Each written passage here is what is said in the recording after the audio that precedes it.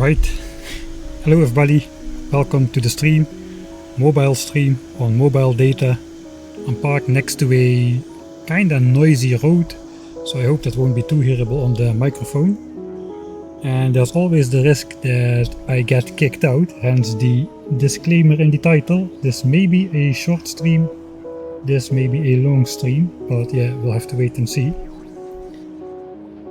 So currently in Austria, and we are traveling around in a camper van, but we generally don't stay in campings. We like to stay just like we are self-sufficient, man. We don't need all this we don't need a piece of grass for 50 euros per night. So but here in this part of Austria they generally don't like campers because a lot of them leave a lot of garbage around, so it is kind of understandable that we are generally frowned upon. But yeah, it kind of leads to a lot of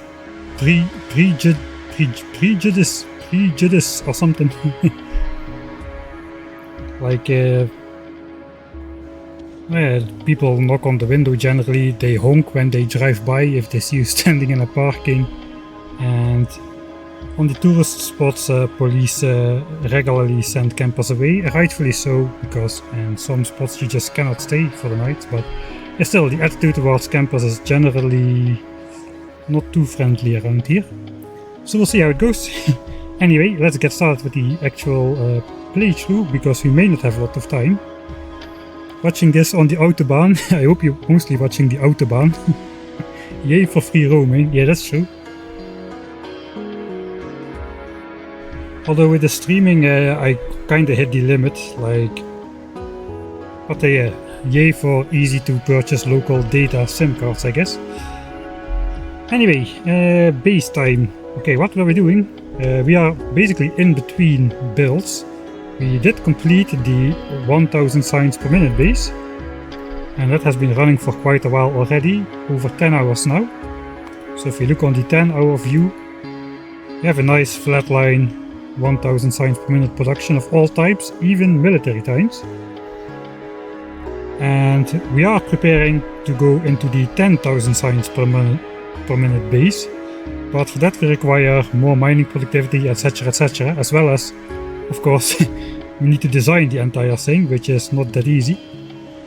But in the meantime we have a list of things we were doing. I'm not sure if it's readable with the rate I am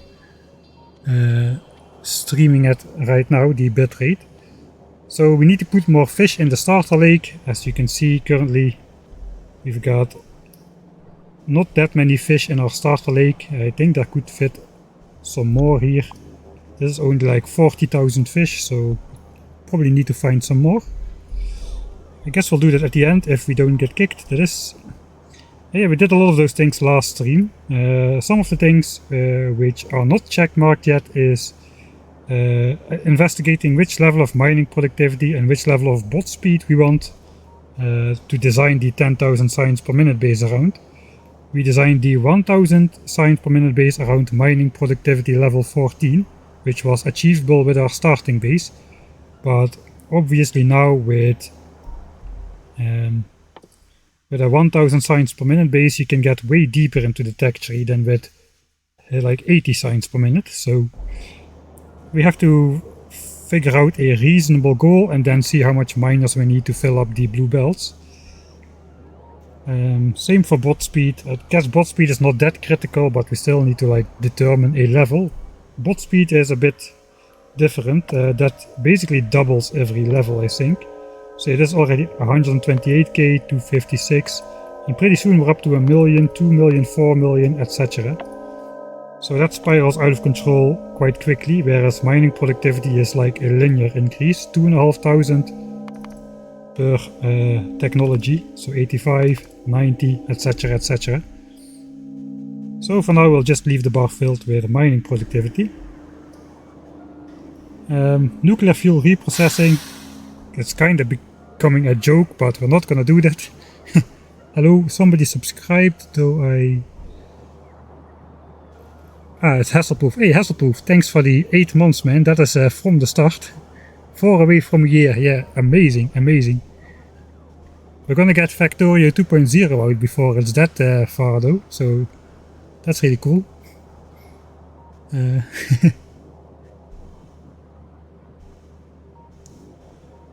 Alright, so yeah, nuclear fuel reprocessing, we need to do that before 160 hours, or these chests will fill up with fuel cells. But yeah, that is still 45 hours away, so we're not gonna worry about that. Maybe ever. Maybe we'll have the entire solar field up before we even need to think about nuclear fuel reprocessing, and we can just leave those 2000 fuel cells in each chest just sitting there. So maybe we don't even need to do it. But yeah, the big thing is going to be make preparations to build the 10,000 signs per minute solar farm, which is gonna consist of 2 million solar panels, as well as nearly 2 million accumulators. For that we have uncovered last stream this entire giant area over here, which should be large enough to fit those solar panels without having to landfill in too much water. We have a bunch of landfill here. It's actually almost full. We are already filling up the last column, so perhaps we should expand landfill storage as well, so this keeps producing. We may also need some speed modules in these miners, as basically the belts are full. Perhaps we need to upgrade... Sorry, we need to upgrade the... we need to put some speed modules in the belts. We need to upgrade the blue belts, since these belts are not fast enough. These miners are not working here at the front, due to the high level of mining productivity. So... I guess we should add that to the list. I'm kinda thinking... in the end I want to do a comparison, a real comparison of nuclear power versus solar power, and see the actual influence on UPS. So that makes me think I need to prepare like 80 gigawatts of nuclear power as well. Currently we've got 16, so that's like 1/5 of that. So this thing is 1/5 of the nuclear power we would need. So this is just like 1, 2, 3, 4 copies on top. So this area here, if I zoom out, this area is the nuclear power footprint, whereas this area is the solar power blueprint footprint. Alright, Tom La Potate, thanks for the 4 months. I get a feeling you're here already a lot longer though. Thanks. Oh, hello Odium as well, thanks for again moderating. Yeah, again, chat is a bit far away on the phone as usual in the van on my single screen setup, alt tabbing along. Anyway, yeah, so 80 gigawatts of nuclear and landfill. I guess we just get started. Load the actual save. We'll add those 2 things to the list.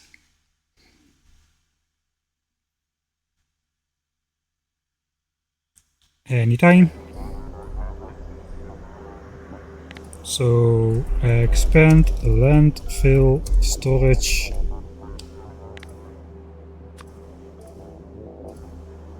And prep for 80 gigawatts of nuclear.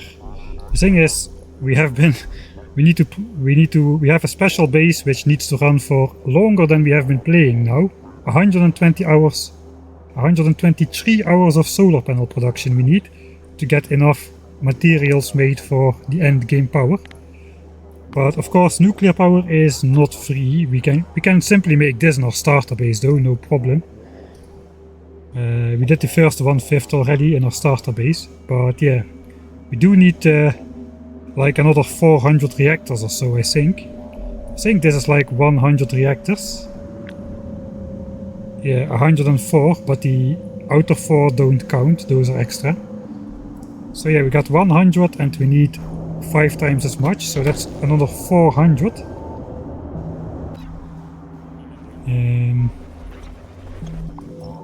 How can we do that? So this thing has been wired up to prepare for 20 reactors at a time. So we've done 5 of those and we've gotten to 100.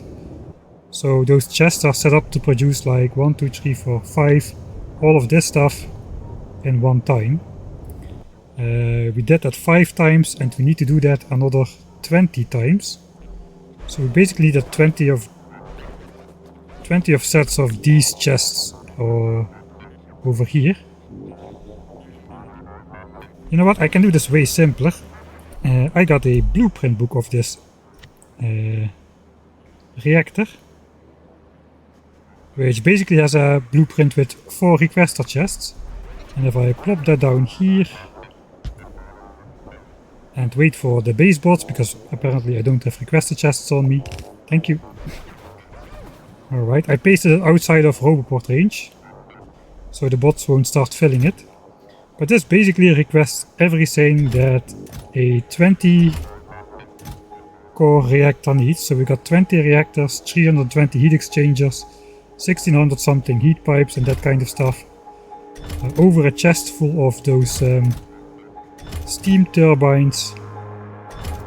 And then we can delete this, because this is just for those 4 extra, for the very first reactor you build. You got the 4 extra ones which are dangling on the outside, which are not connected to anything, just providing the extra heat, which otherwise is not produced by the edge reactors. So we can delete those. And now if I simply copy this, so this is 20 reactors, right?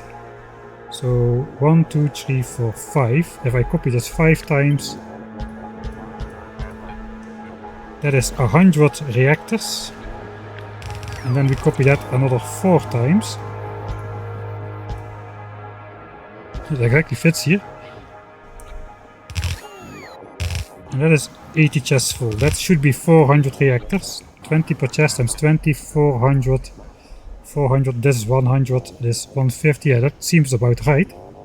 So we just need to fill up all these requester chests with steam turbines, with all of this stuff, this side stuff, requester chests, the Roboport grid and all that kind of stuff.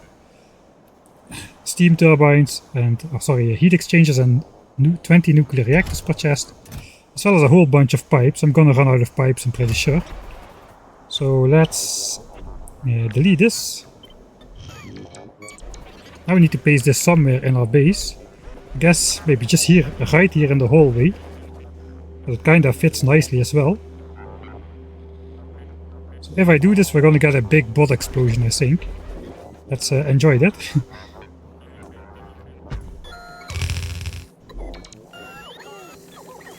Alright, here they come. That's probably not gonna look great in 4 megabit per second upload speed.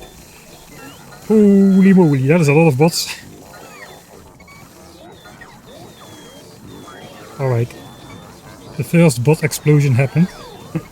So now it's just gonna fill up slowly. So yeah, all of these chests will slowly get filled up equally with all the stuff we need.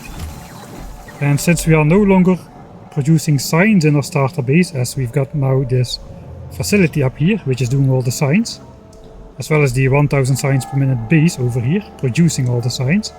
Our starter base is basically free to produce whatever we need for the rest of the builds. So I'm guessing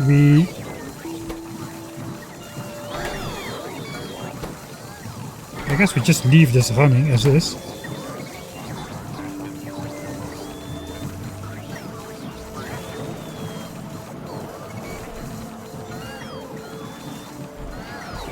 Alright, we're gonna be out of pipes though.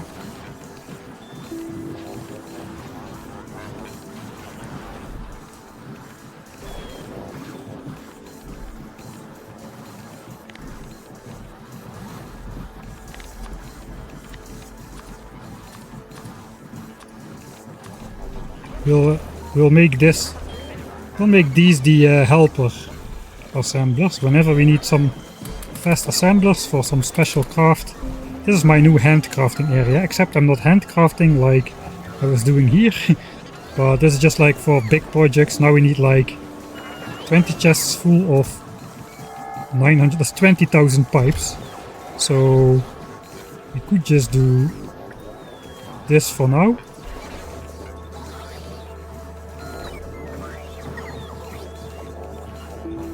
have the bots bring over some iron and have some extra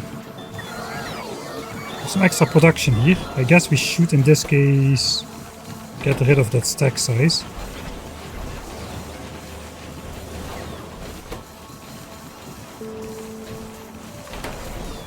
I guess we should also upgrade to stack inserters here.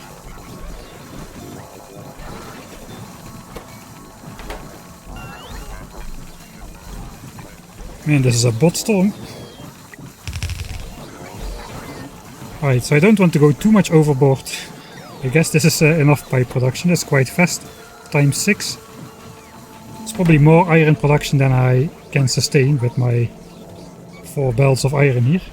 Or 2 belts of iron, I should say. 2 red belts of iron. Pretty early game. But that should be all the preparation we need to do for... That should be all the preparation we need to do for making 80 gigawatts of nuclear power. So the base can slowly work on filling up this stuff over here. Alright, so that's one project out of the way. Let's make a save. Prepping for 80 gigawatt nuclear, just in case I wanna build it. Because yeah, that takes, if I just think of it in a moment, then it's gonna take a couple hours to produce all the materials, so better just spend it now that we are doing other stuff. Bots don't build from requesters, but yeah, I'll probably just change that to storage chest if I will connect this base to the nuclear plant, which I might. Yeah, I might just do that, just make a bot highway which connects to here, and then the bots can simply build a landfill, and they can also build the 400 nuclear reactors plus all the other infrastructure. Simply from these chests. That's probably the easiest option, instead of having to ferry 80 chests worth of material over to there. We can also connect this landfill up. In that case, we've got like 2 million landfill stored up here, which can be used for landfilling in this lake over here, or ocean rather. It's quite big. Right, so then the next project is going to be expanding landfill. Kinda do not want to place... Do I want to place more roboports? I could just copy this one more time. It would be not so bad.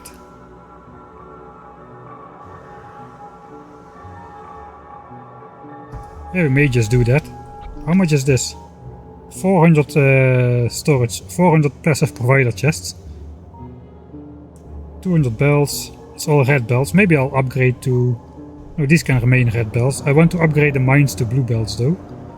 But I do have blue bells in my Spidertrons.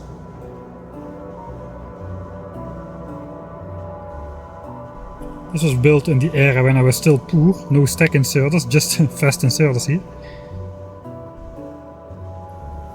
I could upgrade all of these to fast inserters though. Upgrade these to fast inserters and upgrade these to stack inserters perhaps.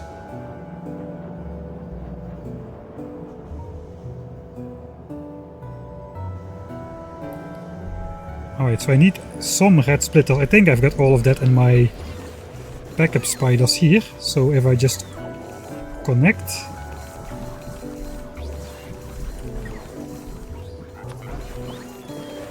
my follower spiders with all the goodies, then we should be good.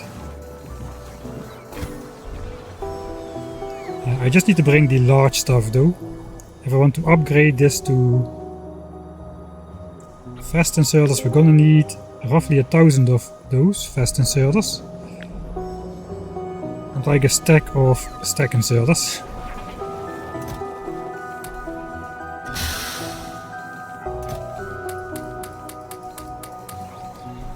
Thanks Matrim Witz for the 5th month subscription as well.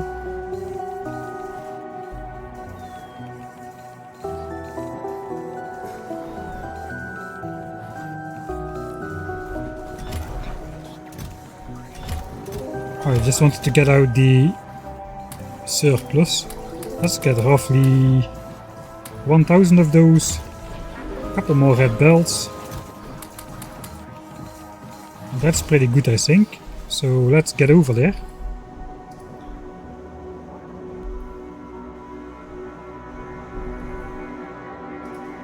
I guess I'll switch off the roboport. I guess while we walk here we can just make another upgrade planner, or basically just change this one. We want to upgrade from slow inserter to fast inserter.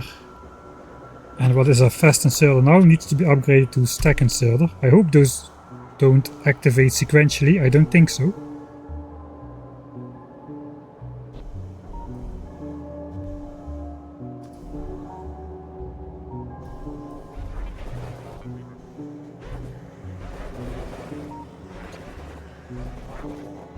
Yeah, let's first do that.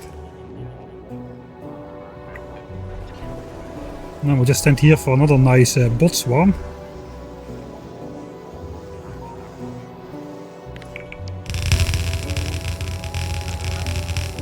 Good evening, looking forward to what's gonna happen this stream.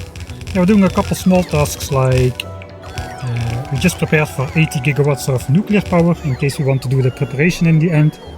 I forgot to take the chests. I probably cannot craft 400 chests by hand. We have passed the stage where I can just handcraft everything we need.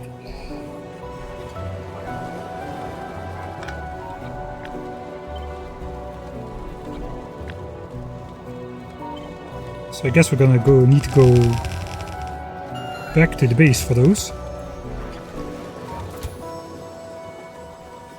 I could send the support spider. Yeah, let's do send the support spider. I guess the rest can go as well. We'll just grab some extra blue belts.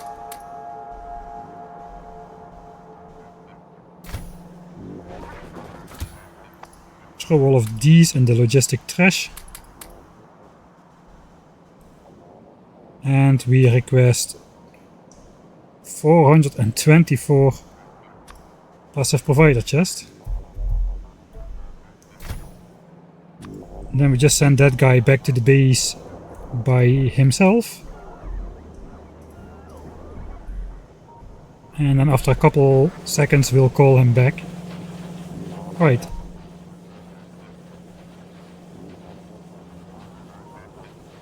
So first let's upgrade to blue belts here.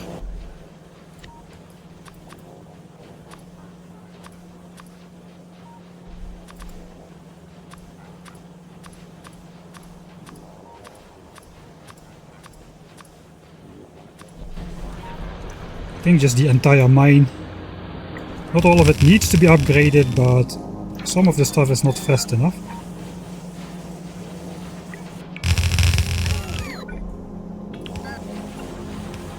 Let's keep all the landfill belts red, just for the contrast.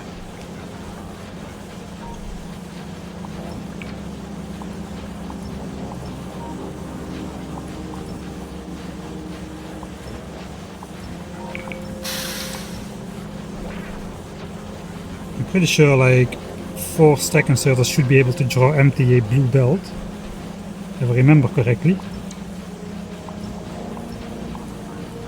Thanks Code Koon as well for the second month and second month. I also think you are longer subscribed already, no?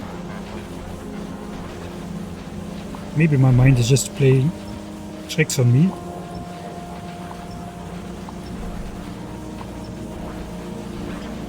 Alright, this is a little bit annoying to deconstruct.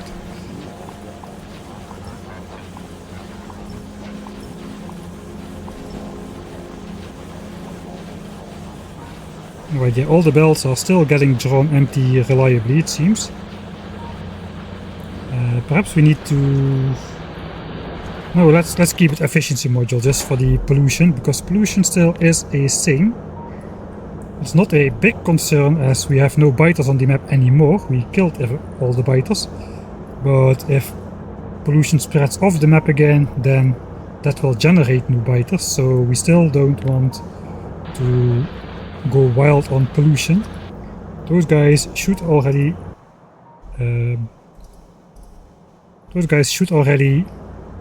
be loaded up with the stuff we need by now. So yeah, let's see. There's 27 million stone left. It started with 44 million, so we have mined up a literal 16 million stone from the patch, multiplied by whatever mining productivity happened to be going on at the time. Now we've got plus 310% mining productivity bonus, which means this bonus bar fills up 4 times faster than the regular production bar. And that basically means instead of 27 million, we now have like over 100 million stone in this patch. So at the moment there's more stone in the stone patch than the stone patch started out with. It probably will stay that way for the rest of the game. How do you clear such a large area effectively? As Spidertrons. We've still got them standing around here. So basically I got like some spiders over here. There's like a leader spider with 2 follower spiders, all with explosive rockets. You can just shift click them through the nests on the map like that. And after that you repair them with a support spider which carries a roboport and repair packs. And that way you can pretty effectively clear everything. I'd say it's the most effective way to clear large areas if you also incorporate the setup time. Like artillery of course is sort of automated, but not really, because you need to move artillery forward like 20 times across this distance before all the biters are exterminated, and also that's gonna cause revenge attacks. So Spidertrons don't cause revenge attacks, so that is pretty sweet about those guys. They also don't generate new chunks if you don't want them to. Only the 5x5 area which gets explored around the spiders will get generated. Alright, that is 500 new chests here. So yeah, since only the terrain the spiders can see gets generated, you will instantly know if there are biters there. For instance, all of these black chunks are not generated even though they're in the middle of this land. These are all worms, they don't matter. All of this does not exist, basically. That's also pretty hard to control with artillery.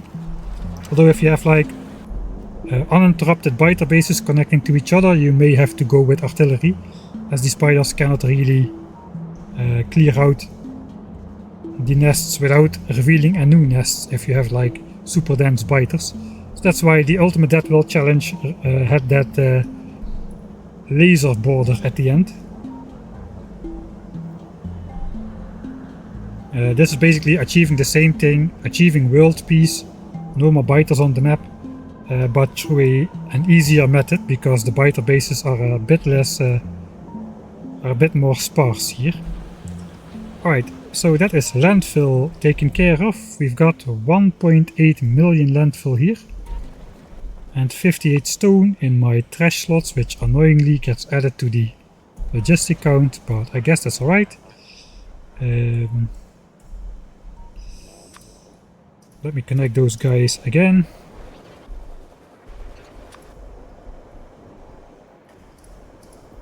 Alright, I think we earned ourselves like 2 check marks already in that case. Expand landfill storage. There's gonna be a check mark. And preparation for 80 gigawatts of nuclear. I think we did all for that as well, so check mark. Yeah, we've got the power plant stuff over here. We've got the landfill over here. And we can easily connect a bot highway to make the bots build everything for us later on. We've also got plenty of fuel cells still. This train again is not even empty. So yeah, that's the difference between the cost of solar power and nuclear power. 123 hours of this production. This is like 22 assemblers with Mark III speed modules operating at all times, producing solar powers and accumulators, powered by a giant independent factory with like 4 lanes of iron, 2 lanes of copper, a bunch of oil processing, And it would be a lot more if we didn't use Mark III productivity everywhere. And nuclear power, we just simply stamp this down, and in a couple hours time this will be filled up. I'm pretty sure.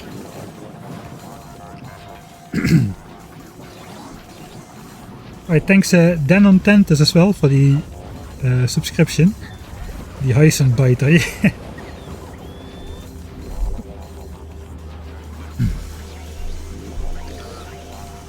I'm so tired of biters in my first late game run. There is a way to deal with that. You can watch the end. I've made a video with the 1000 days thumbnail, surviving 1000 days, blah blah blah, that kind of stuff. The ultimate death will challenge. There's a finale video of that. The first 10 hours you can skip, but the final 2 hours deal with getting rid of the biters on a map with biters. Oh, that is 1 million military signs produced. That's the last one. All of the million check marks have been reached. All between 110 and 114 hours.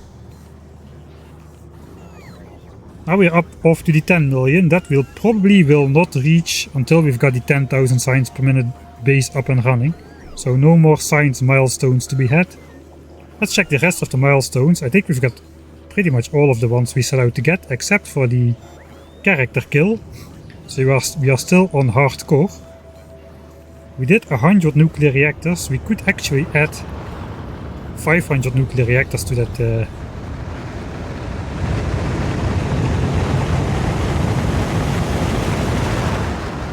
We interrupt this program for a quick rocket launch. We can basically add 500 nuclear reactors to this list as well, since that is what we're going for now. We also got 1 million solar panels. I guess we should add the 2 million, since that is the amount we are gunning for. We haven't got 1 million accumulators just yet though. And biter kills, I hope we are also I hope we also won't get any new biter kills. I hope we won't have to get new biter kills milestones. I do not want to kill 100,000 nests of each type. We are like 47,000 nests deep. So we would need to get 200,000 to get these milestones. I hope we don't have to do that. That's a lot of hours of biter extermination. So yeah, I think we're kind of done with the milestones until the 10k signs per minute base is up. Thanks Rond May as well for the subscription for Amazon Prime. There really should be more types of biters and enemies. I don't know, I think it's kind of nicely balanced as it is for the Factorio base game, as it is not really focused around biters. I mean, I make many of my challenge kind of focused around weird biter settings, like starting with 100% evolution, or you know, making them indestructible and then never finishing the playthrough. But yeah, Factorio is not a game about biters, it's a game about building a factory, and the biter problem is just a small aspect of your factory, normally speaking. Alright. So yeah, if we got 1 million military signs, that must mean, yeah, we are filling up all of these chests with military signs as well.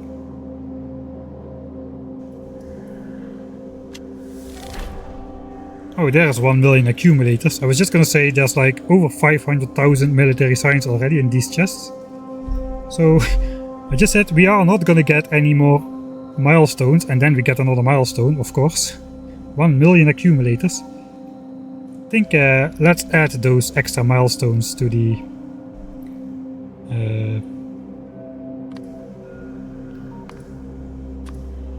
list real quick. It won't take a lot of time. I'll just add 500. Check that off.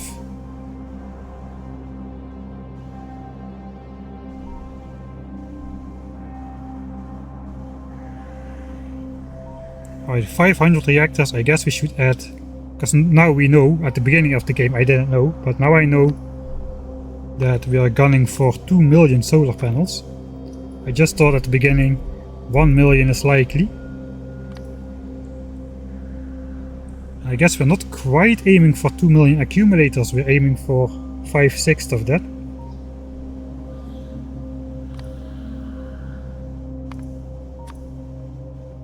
So I guess we're gonna go for 1,666,666 accumulators, because we are producing them in a ratio of 5 to 6. So these should probably trigger at about the same time. And when they do trigger, we know we will have produced enough solar panels to power the end game base, which should be probably another 50 hours from now or so. Right, so now we got those at the end of it. Yeah, I don't think we can add much more milestones. So let's make a save right here. So I got the new milestones saved in case something happens. New milestones added.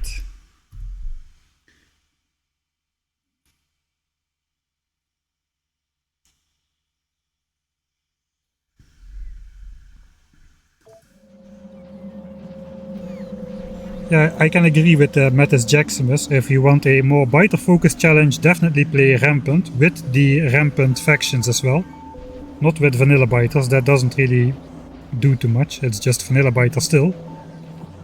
But Rampant biters kinda make it quite interesting, especially if you play on Dead World, and especially if you play without a Rampant Arsenal, which adds new weapons to the game. I guess Rampant Arsenal makes it more fun, but just having only access to vanilla weaponry makes it really quite challenging. Still on my to-do list as well. Alright, what other boring stuff I can bore you with at the moment?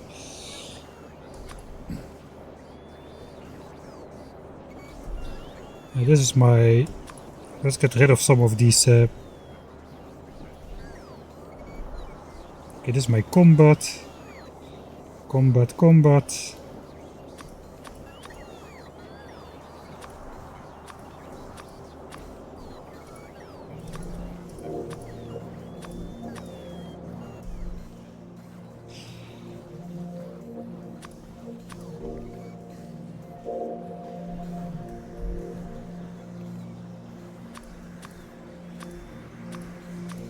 Alright, just organizing a little bit.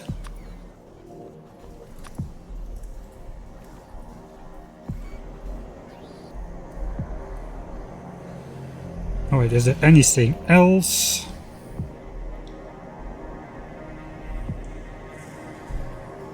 I guess we could kind of figure out the level of mining productivity we would want. We're about to complete 32.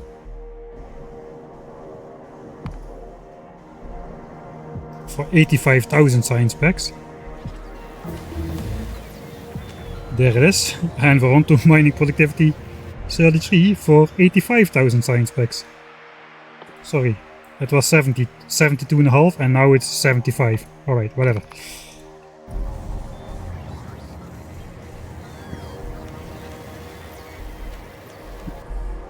I think we'll save the mining productivity question for another time. I think I want to get a focus on how we are gonna get all these solar panels over here and how we are gonna get them built.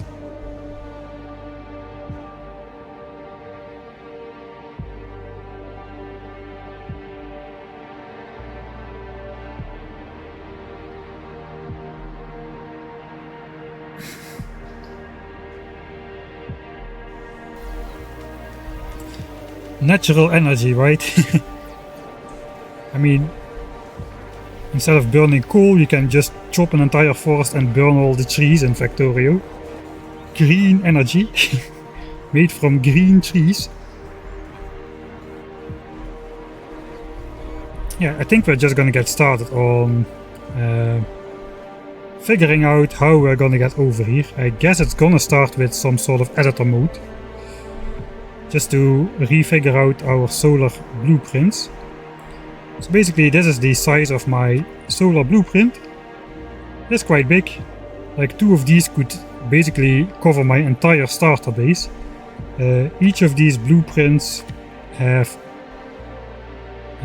2,880 solar panels and 2,400 accumulators, which is a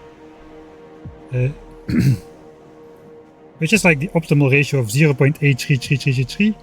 Actually, it does have only 2876 solar panels because I got 4 radars in the blueprint as well, so we can see what's going on the map. If we would replace those for solar panels, then we get the optimal ratio. I think like this we have a ratio of like 0.84.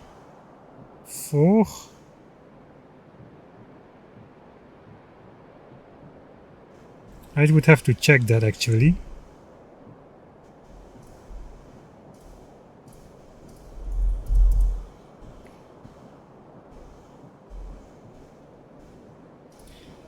Okay, let's just take a quick look at mining as well. I'm gonna switch us over to the browser thing.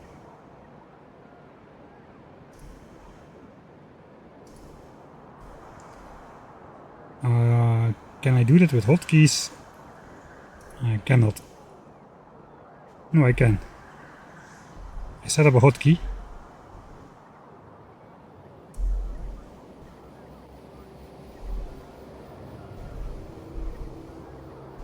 There it is.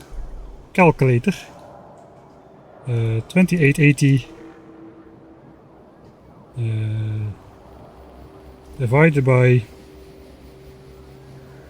2400, a ratio of 1.2. I guess I should do that the other way around. It's like, yeah, it's a ratio of 5 to 6. So that is correct.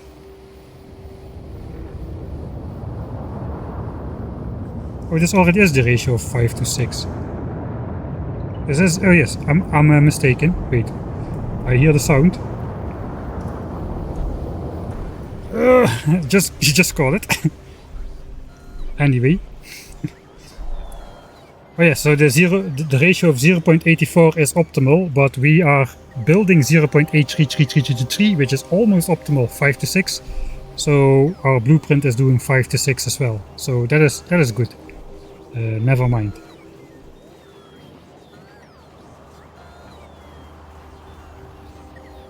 So if we don't replace the radars, we only have this. If we divide this by 100 and multiply it by 84. Okay, it's not close. Okay, let's forget this. We're gonna do the 5/6 ratio.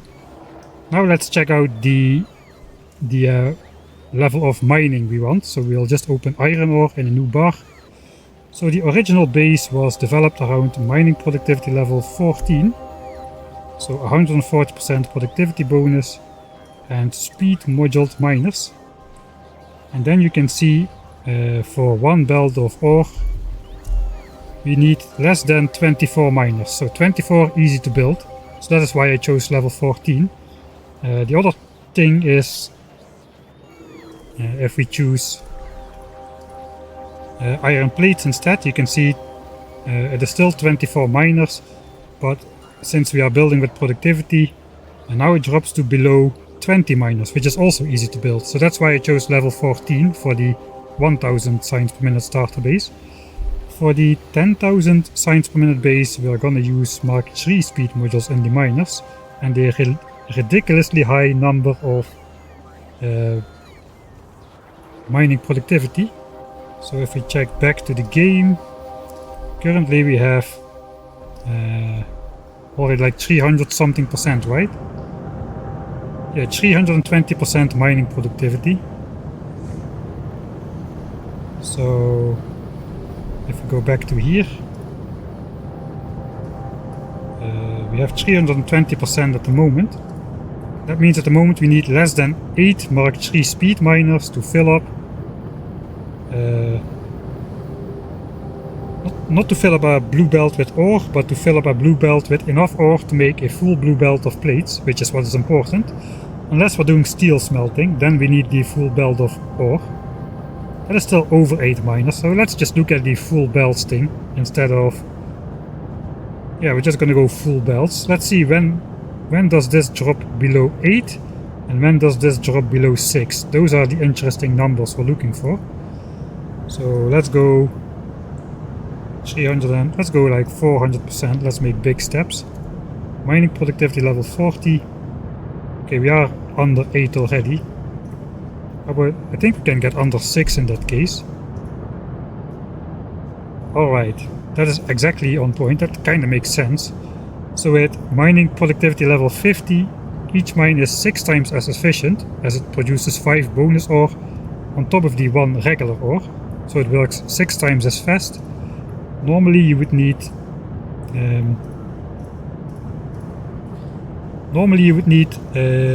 90 miners to fill up a blue belt with ore, but if they work 6 times as fast you only need 15, and if we further speed them up with speed module, each of these miners will become like 2.5 times as fast.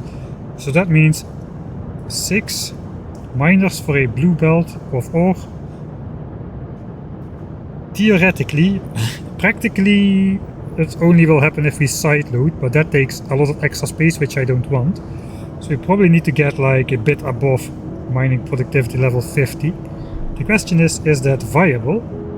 That is just 3 miners per side of the belt. That would be ideal. We could get a lot of belts of ore out of a single patch. So let's go back to the game. How much would mining productivity level 50 cost? Right now we are at 75k. And we are like, every 5 levels there another 10k is added. We are like 20, let's say we are 20 levels away. So it's 20 times 75k plus another 25k per set of 10. So that's roughly 100k per level overall. 2 million signs, that is, I think. Roughly 2 million. I have to verify those numbers, but looks like roughly 2 million science packs to get to mining productivity level 53 or so. So that would kind of do it. So 2 million science packs on a 1000 science per minute base is 2000 minutes, but we get productivity bonus from the labs, so it's actually a bit less. It's gonna be like 1600 minutes or 1700 minutes.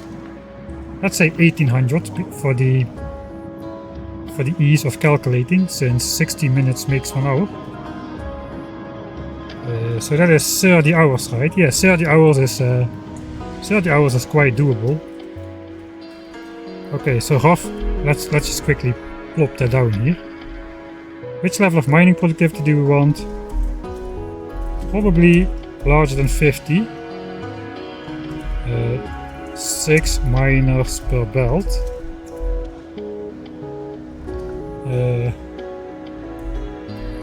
Rough estimation, 20 hours of research.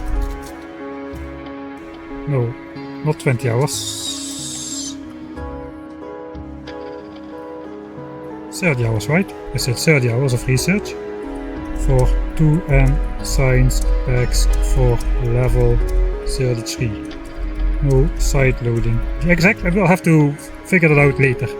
How much we actually need for reliable full belts. Since the productivity bonus can trigger at different times, it could form small gaps in the belt with only 3 points of loading, unless we have a significantly higher level than the absolute minimum, which we theoretically need if we would side load. Which level of bot speed do we want?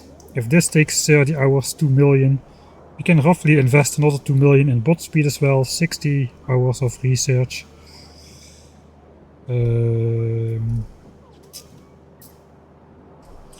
How much time again until the productivity modules are done?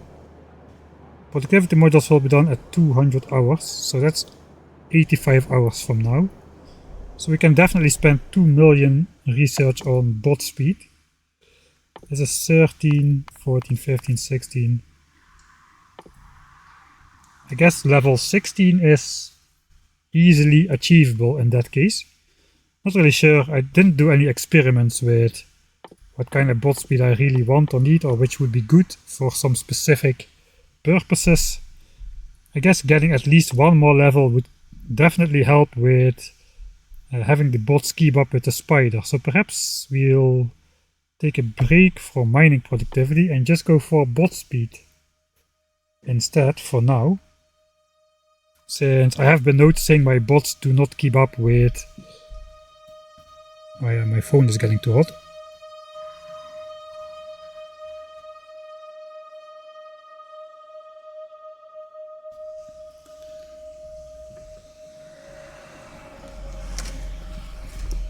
Oh, the perils of advanced streaming.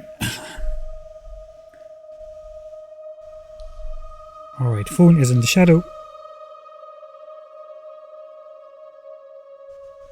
I'm gonna go over chat in a sec. So I notice now the bots kinda have a little bit of a problem keeping up with my full speed spider, so I might want to upgrade bot speed a bit. Probably should have started with that instead of just going blind mining productivity, as now I'm going to need this.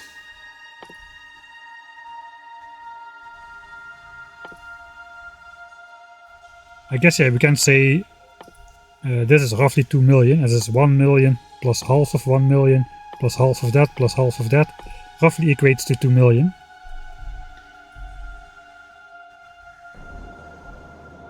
So which level of bot speed do we want?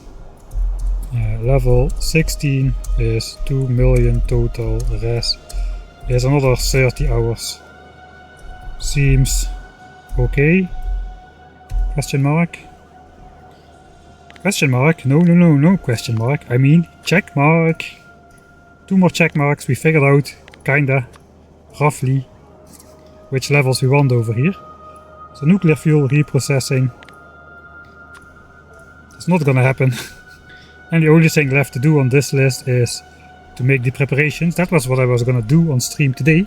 So I have postponed it to the maximum, but now there's no more escape.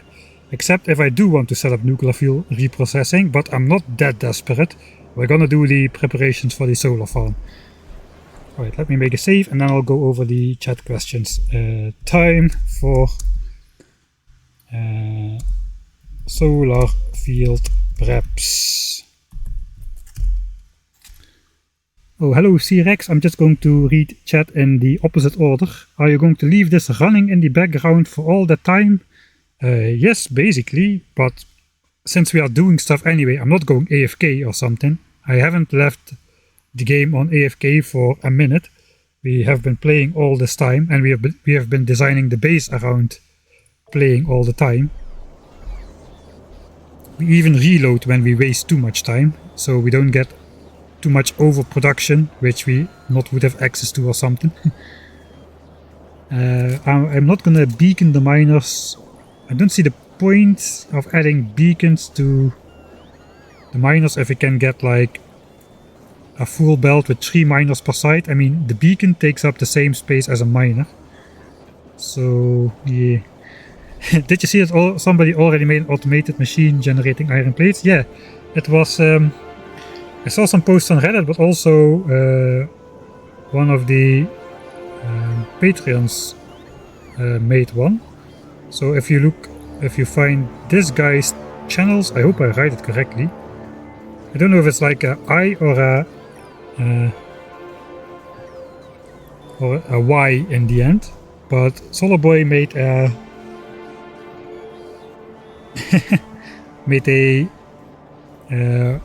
made a factory like that as well, or like he automated the rocket launches with the recursive blueprints mod, as well as some other people on Reddit.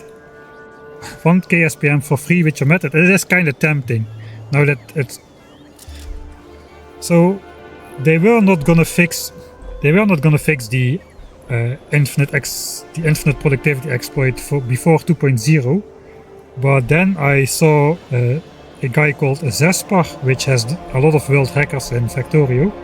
He beat the wave defense world record by over a minute using the rocket silo exploit in a very sloppy playstyle, not optimized at all. But already with that sub-optimized playstyle he beat it by over a minute, and it's like a 40-minute world record or so. So it's quite significant. And one of the Factorio devs was in the chat, and it was quite painful to watch, he said. So who knows, it may still get patched out before Factorio 2.0.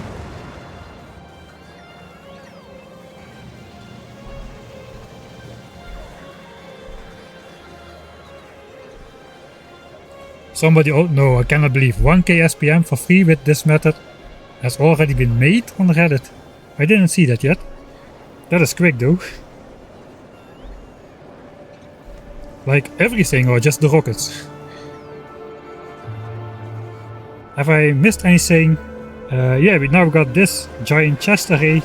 I've decided to match the 80 gigawatts of solar panel production with 80 gigawatts of nuclear production, which I'm just simply gonna do for my starter base in a couple of hours, just to make a point. A separate base with over 120 hours of specialized solar panel production, or just making 80 gigawatts of nuclear power in the starter base, right? And we expanded landfill production. It's not really that interesting, but here it is. Now we're gonna go do the interesting stuff. So yeah, let's make another save. Did I do anything? I don't think I did anything. I said I was not gonna waste time, so let's load that.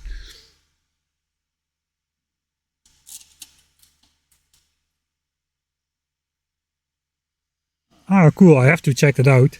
So bigger roboports and the recursive blueprints, I guess. If recursive blueprints will be added to the base game, that's going to open up so many possibilities for like vanilla play. Perhaps it's better that they don't. Alright, I'm gonna make a separate save. Editor mode. It is a good force of habit. First make a separate save and only then enter the editor. Alright.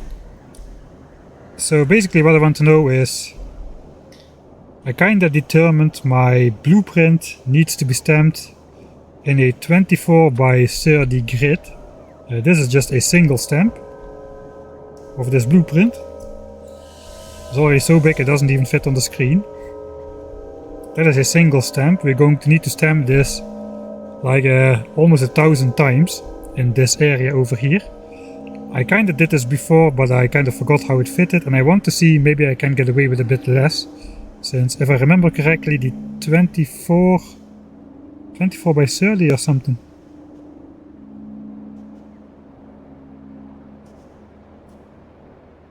Yeah, 24 by 30 stamps equals 2,073,000 solar panels, but by now we have learned we probably need less than 80 gigawatts, less than 84 gigawatts.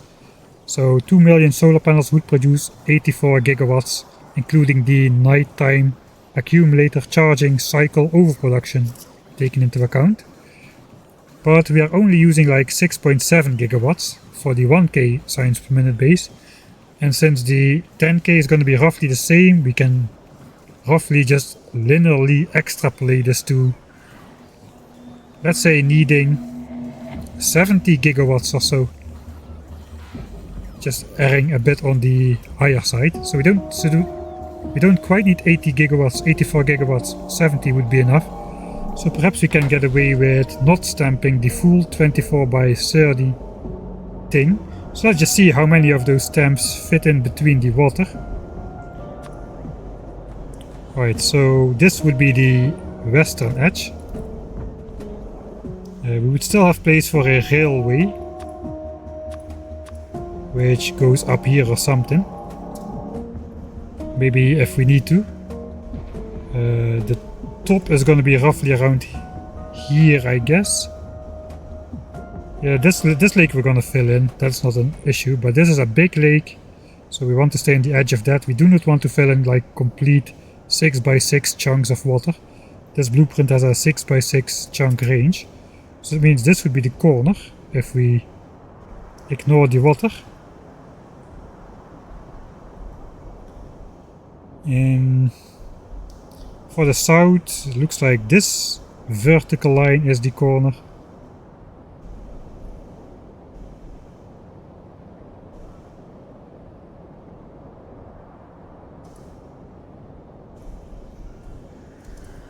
So over here we would have to fill in a bit of this lake. I guess that's okay, it's also kind of small. So how many vertical ones is that? We've got 1, 2, 3, 4, 5, 6, 7, 8, 9, 10. Now we got 1, 2, 3, 4, 5, 6, 7, 8, 9, 10. That is 22. So my original plan was 24, covering like a little bit of water up here and a little bit more water down here, which is doable, but maybe not necessary. But how far is it to this side? I guess this is the hard lake edge we are going to aim for. So that is 1, 2, 3, 4, 5, 6, 7, 8, 9, 10. Okay, that's a bit too zoomed out. 1, 2, 3, 4, 5, 6, 7, 8, 9, 10. 1, 2, 3, 4, 5, 6, 7, 8, 9, 10. 1, 2, 3, 4, 5, 6, 7, 8. So that is 28 by 22, which roughly fits in between these 4 lakes. 22 by 28 instead of 24 by 30. Does kind of sound like that ratio of decline from 84 gigawatts to roughly 70. I think that should fit. We could obviously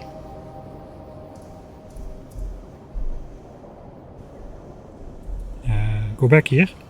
So my original thing, 34 times 24 stamps of 2880 solar panels, indeed slightly over 2 million.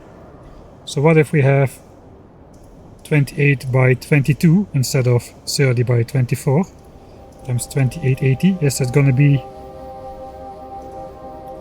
1.7 million. I don't know how many panels I need though, but since each panel produces 42 kilowatts on average, it produces 60 kilowatts, but including the night cycle, it's going to be 42. You can count on 42 kilowatts per solar panel. So that is, I guess it's gigawatts, 74 gigawatts. It's divided by a million. 74.5 gigawatts. Yeah, so that's like 4.5 gigawatts more than the high end of the current projection.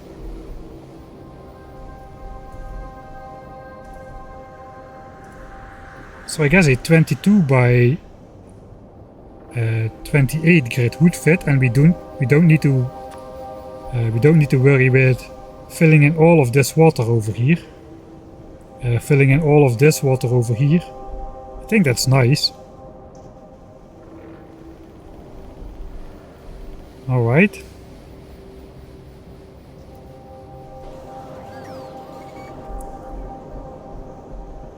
So I guess we need to figure out how to build it. The most optimal way to build it would obviously be to bring a train into the center.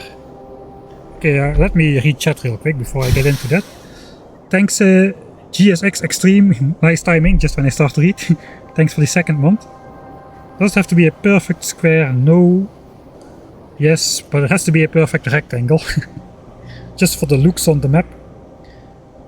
I mean, I kind of designed this blueprint to kind of look like a solar panel as well. So it looks like a solar panel from the map view, if you use your imagination a bit.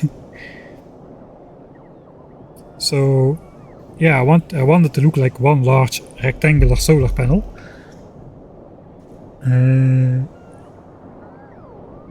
You're going to do this as a large robonet. I haven't decided yet.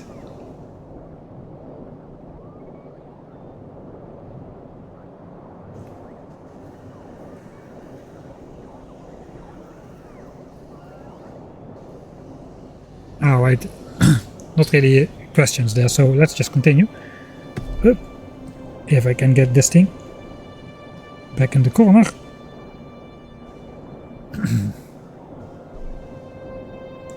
Thanks for the hydrate. As you could hear, that is probably necessary.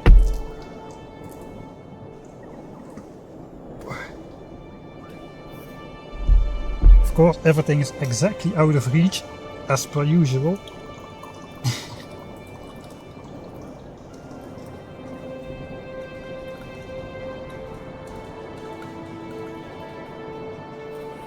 Alright, the coffee has been poured. Cheers. I do not want to do a circle of solar panels, not even a pixelated circle. No, I'm just gonna go with stamp, stamp, stamp and be done with it. Let the bots deal with it. Right, so the most efficient way to build it for the bots would be to bring in everything by train to the middle. Are we gonna have an actual train base? Initially I thought, let's just make a Roboport highway all the way out here and just connect everything to just start building it from the edge, you know, and have the self-expanding Roboport network just cover all of that stuff. But that's probably going to mess up my base bots too much. If I need the bots in the base, all of them will be busy over here. I could do a neat trick where the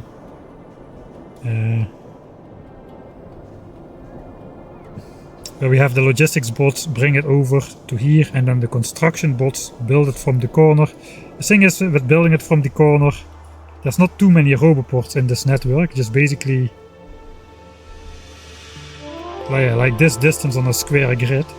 So that's gonna lead to serious congestion. It's probably just better to bring everything into the center and just build the blueprint like out in a spiral, so the bots can just fly out in all directions and not clump up in any one area too much. So yeah, we gotta find the center. That should be pretty easy with a 28 by 22 grid.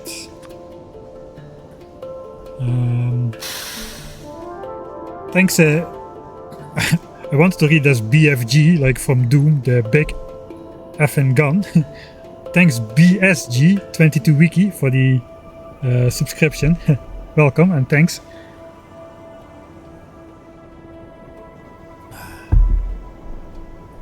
Alright, so this is the bottom line. So I guess we just go up like down 11. This is 1, 2, 3, 4, 5, 6, 7, 8, 9, 10, 11.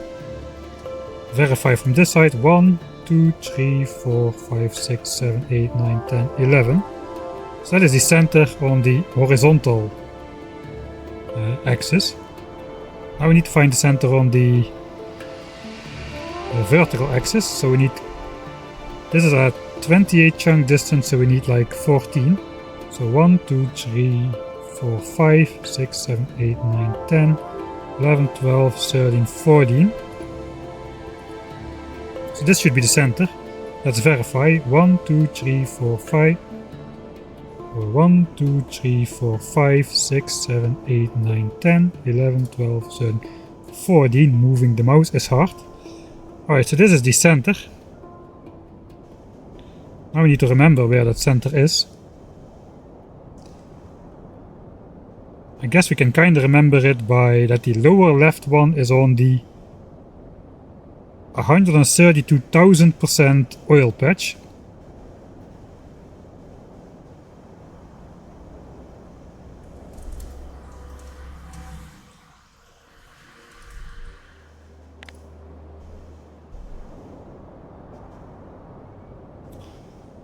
Yeah, I think we'll just head out to this area in person and stamp down maybe the first blueprint ourselves or something. I think we'll build a train line out here.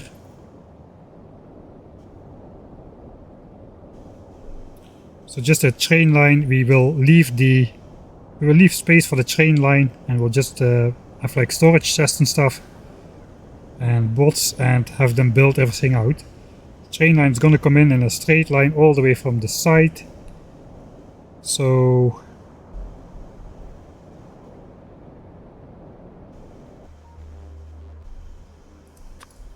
how much space do we need for a train line?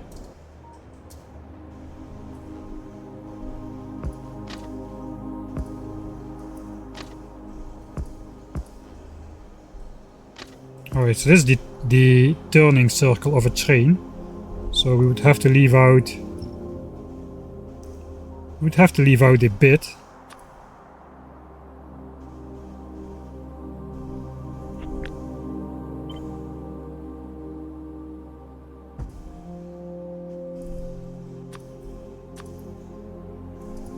Okay, so these blueprints are just the power grid and the Roboport network without the solar panels.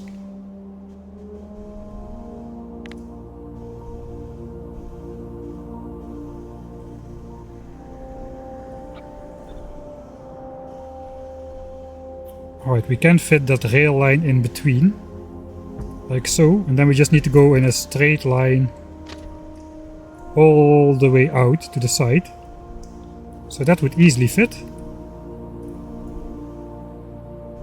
And then we can just paste the blueprint on top later on, let the bots build that, and we'll just reserve the inner area here. We'll keep the roboports, but we'll get rid of everything here and we'll do bunches of storage chests in the middle. And we can slowly build out the entire 2 million or like 1.7 million solar panels from here. Yes, trains. Somebody's happy about trains. I guess more people are happy about trains. I don't do a lot of trains, but now we're gonna build one. Have you ever looked at the mod Warp Drive Machine? No, I haven't. I think I'm a little bit done with mods containing Warp in the title after after I finish the Factorio series. I've been working on Factorio for almost a year now, including all... Probably for a full year already, including all the preparation I did before the series even started. So I'm probably gonna do something else. Like Factorio 2.0. Right, so we got our train line here. I bet we can just use... Alright, so hear me out. This train brings our solar panels to the base, but it doesn't need to depart all that often. It needs to wait for 6,000 solar panels to be produced. So it's sitting in the station for quite a long time every time. We can probably use this very train as well to bring solar panels out to all the way over here. If we just extend this rail line further, all the way out here, and then I can still get away with not building rail signals. So we got here an unsignaled rail crossing, which is very safe most of the times, except when it's not. So if you actually look at this train and the mouse over on the right, you can already see it has 2 train kills over here. Train kills 2. That was not me, since obviously we didn't trigger the character kill achievement just yet. But this train already killed this train twice. It deleted like a full wagon of uranium fuel cells out of existence. Once or twice. I think once it was an empty wagon, but the other time it was a one with 2000 fuel cells, so that's not great. But yeah, if I use a different train, we are gonna have to signal everything basically, because once you place one signal, you gotta place them all, or it just won't work anymore. This train will occupy everything, since all of this rails is then the same block suddenly. But if you just simply use the same train, like the same train, to bring those solar panels out here, we could get away with that. Alright, so what do we need to remember? We need to remember this oil patch 132,000 was in the lower left of the center 4. We need to remember 28 by 22 instead of 24 by 30. And we need to remember to use this very train. So I think we're done with editor mode in that case. So let's go back to the this one. The actual save game. The actual playthrough, the actual universe, not the parallel universes.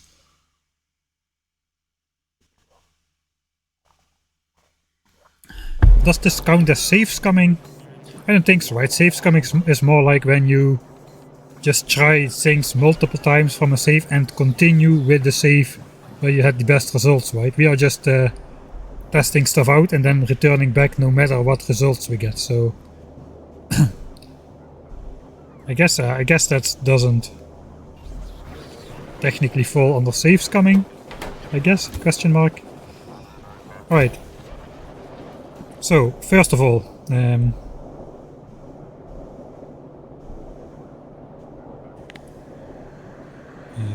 solar field size 22 by 28, not 24 by 30, for 74.5 gigawatts of power from like 1.75 million solar panels, something like that it was. I will verify this off cam, and if it's really off by a lot, I will replace that. I guess we'll make a new list. Let's just go down a bit. This is more like info. We need to figure out the center chunk. 130 something oil. This one. So if I look the blueprint, this is it was these 4 squares. So this roboport here is the center roboport. Which means, yeah, the chunk grid should align here as well.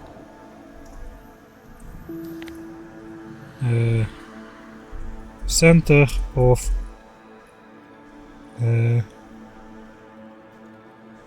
power grid.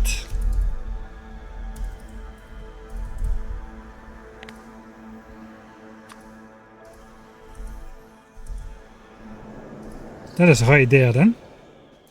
Alright, so now we know this is where we need to come in with the rails.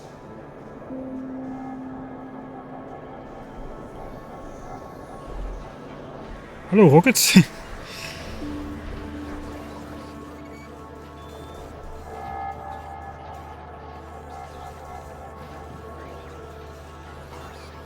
Yeah, mining directly into trains can be good as well for UPS. I went with the approach of just like purpose builds pretty close to the production area, like green chips. We've got like iron mine, copper mine, giant belt array, but not too long, going into smelting, going into green chips come out, immediately going into red and blue chips, and eventually leads to this from like over 40 belts of input. So that is the approach I'm gonna try in this playthrough, since everybody does train bases and city block stuff. Right.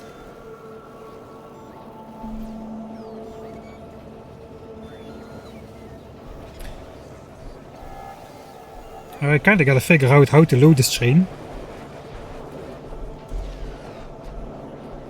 Okay, this is dangerous. I'm walking around near train tracks. This train is not gonna come very often, but this is gonna come sometimes. In fact, I actually may just call it over right now. Yeah, let's just manually call it over. It does first need to go through the dumb turnaround though, or it will end up oriented in the wrong size. So we have to go through this peculiar shaped rail track to this train stop to turn the train around to point the proper end into the base. You should always enter with the proper end into the train tunnel. Anyway, let's look at how we can load this train. So this train has a... Hey, how am I gonna do that? We have like inserters picking up stuff out of the train, like solar panels and accumulators and modules. Now we want to load those same wagons with stuff for the blueprint, for the solar blueprint. So let's actually check what we need.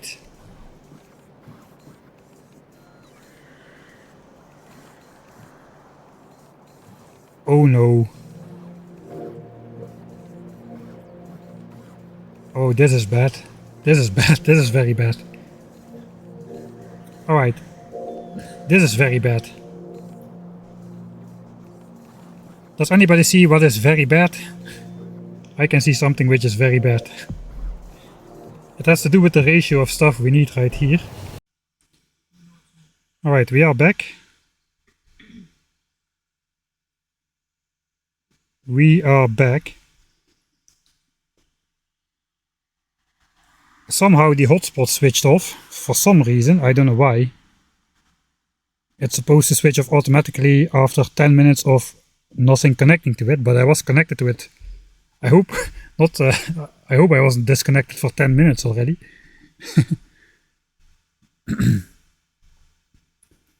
Alright. Can anybody in chat confirm we are back, or am I just talking to myself still? Let me try to test myself.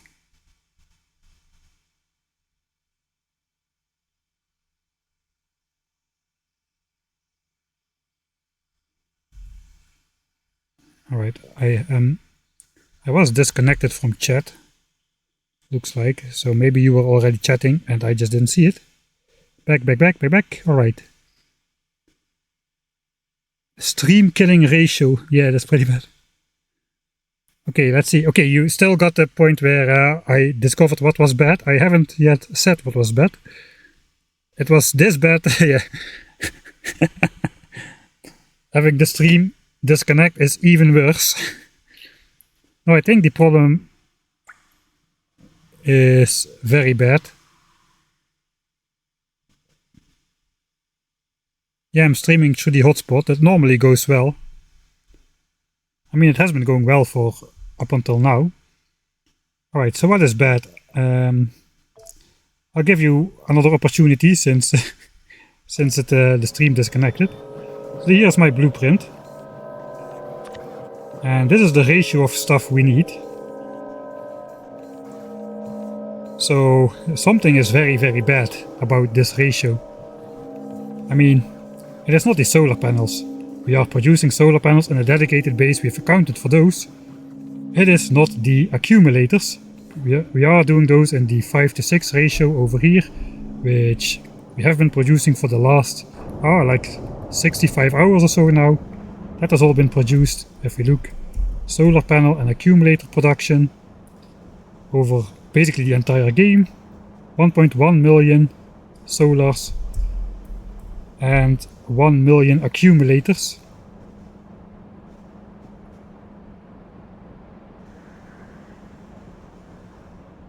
So yeah, that is nothing bad there. Lights, yeah, lights are not really required. Lights are also pretty cheap. So that is also not it. That is also not it. Roboports could be it. If you look at the ratio, we need like 2 million solar panels. Let's say 2 million. So that means we need like 20,000 roboports in the grid. That is bad, but not that bad, because we've got like a lot of roboports. We've got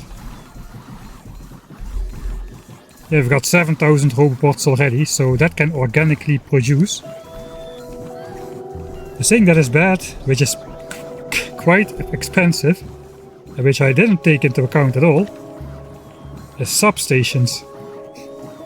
If I need 2 million solar panels, and I need like roughly 1 substation for every 10 solar panels, I'm going to need 200,000 substations.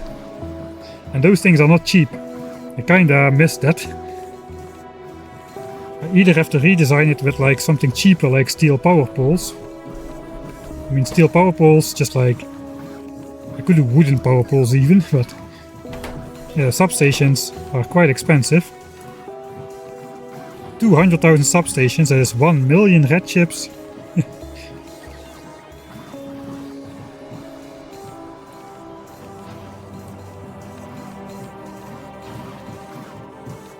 $2 million steel, which is like 10 million iron, and another 5 million copper. And I haven't really been storing those up. I've got like 3 chests full. I got like 6,000 basically. I guess I have started producing those again by accident because of this nuclear plant stuff, which since we are requesting 196 substations per chest here for the endgame nuclear reactor, 80 gigawatts. We need 200,000 substations, man. Either that or a complete redesign of the solar blueprint.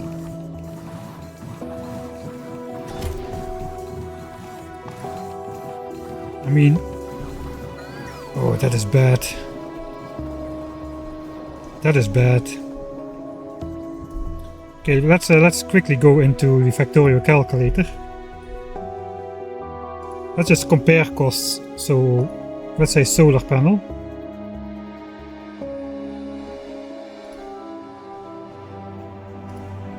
One solar panel.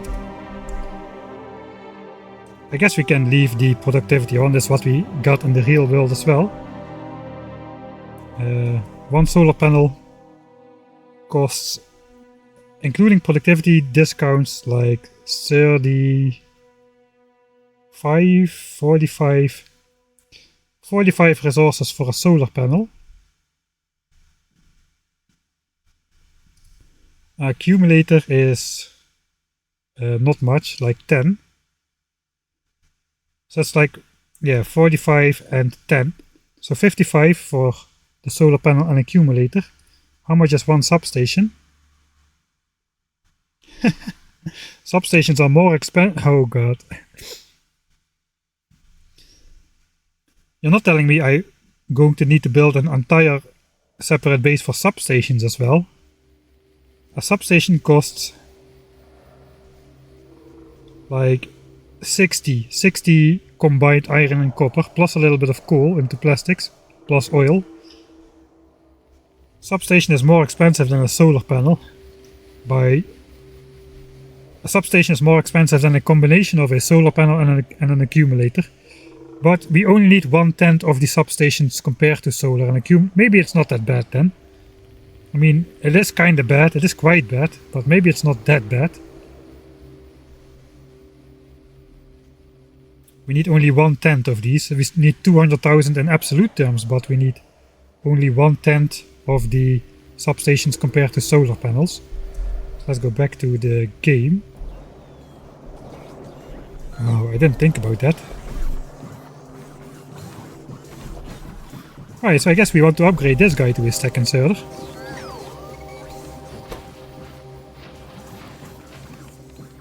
That's gonna take a while. This thing has produced like 8,600 substations. That is like 4% of the 200,000 we need.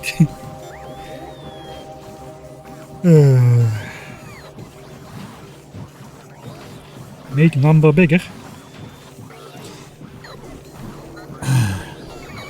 Alright, but since this base is largely switched off, it is no longer producing science.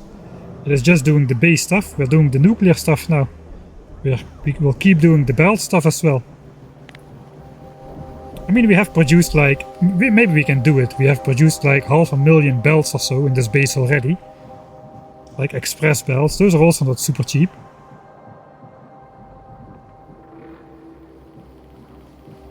They're still like a lot cheaper though.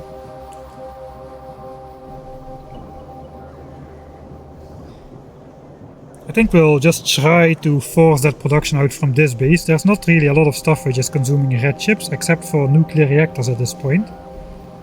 So the red chips for the substation should come in quite okay. And I guess copper is now heavily consumed by nuclear reactor stuff here.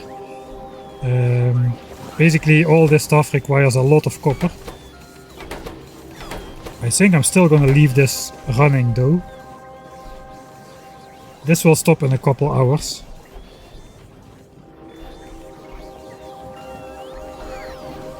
I could just do this.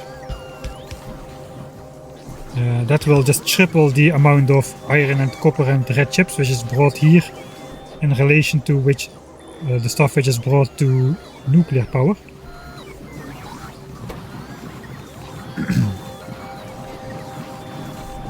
I guess we're also just going to copy this. I think we found another production chain.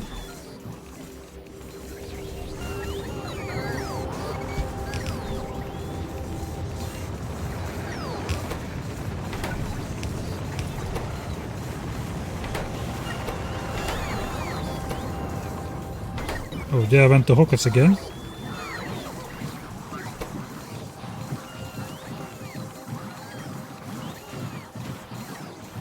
Oh, that is more like it.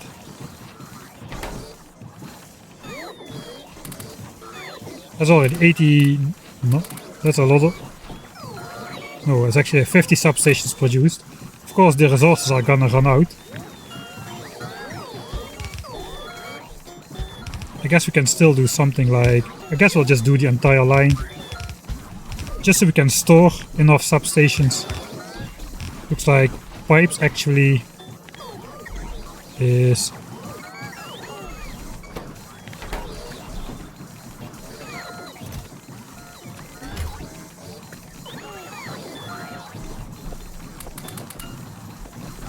Pipe is ready to get replaced. Looks like all the pipe chests are filled up. So we can redistribute those pipes to this area again. I guess let's do that.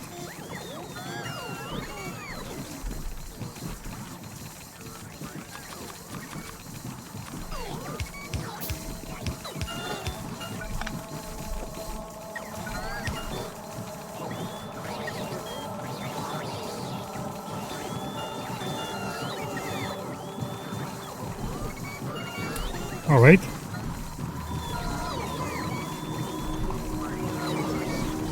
And then we'll just copy this, flip it on this side. Again, it's not that I have this amount of production, but this will lead to most of the red chips being brought to substations and only a little bit of the red chips being brought to nuclear plants. Since this is gonna drain out my red chips quite fast.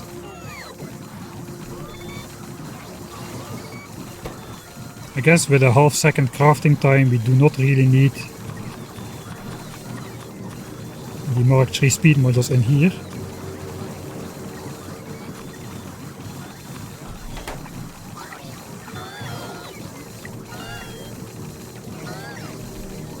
This is where the module inserter mod comes in. Since it is just impossible to automatically get to 3 efficiency modules. But with the module inserter mod you can configure the configuration a bit better and the bots will just take care of it. So now this looks normal again. I guess steel throughput is going to be the big bottleneck actually. So all of these chests are empty. We've got a red belt of steel coming in, so that will have to do. Alright, all of these can store 2000 substations. It is 36 chests, so that is 60... It's like 70,000 substations. Okay, that's quite... If we can fill this up, I'm happy, but it's gonna take a very long time.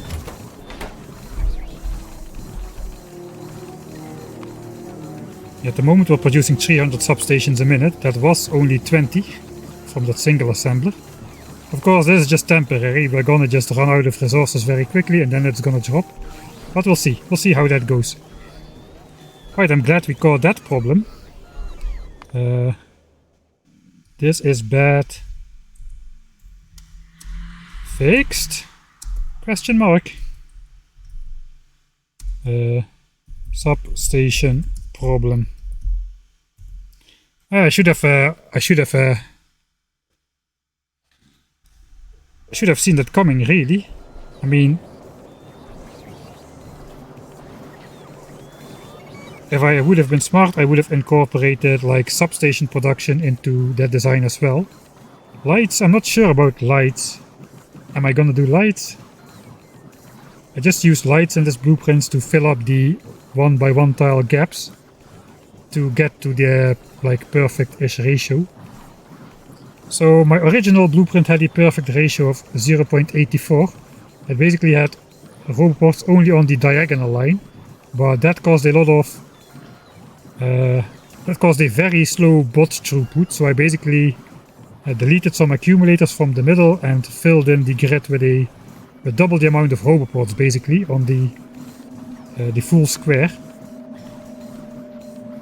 And that got us to the 0.833333, which we are actually producing, so yeah. 2 hours of steel, really? A red belt of steel, 1800 steel a minute. 1800 steel a minute is roughly 120,000. Yeah, actually, yeah, it's not too bad. Alright, I think it's good. This is way more steel production. Here we have a full red belt of steel production going on for the starter base, whereas the dedicated one has like only 2 belts of iron into steel. Granted, with productivity, like a double productivity bonus, but still only 2 belts of iron. So we're definitely not making a full red belt of steel here. So that's a good... so basically we are producing enough steel for substations here. Red chip production... Are all of these assemblers active? They are. Cannot really see how much that produces, since we're also producing a ton of red chips over here, obviously, for the 1000 signs a minute base. But the entire starter base is working to provide red chips, so that is good. And copper, I guess, yeah, copper is copper. We just have 2 lanes of copper coming in. 2 red belts of copper, 1 red belt of steel. 2 belts of copper and 1 belt of steel is the right ratio, so hopefully advanced chip production, red chip production is fast enough as well. And that means we should hopefully be able to get away with producing the 200,000 substations in our starter base here. Looks like at the moment copper is the bottleneck because of the nuclear power plant thing. Everything is copper staffed basically. So I guess that's okay. I could do some artificial copper enhancing by... I'm not using a lot of green chips right now, so I could just store this copper up in some passive provider chests over here. That would bring a lot more copper to the base.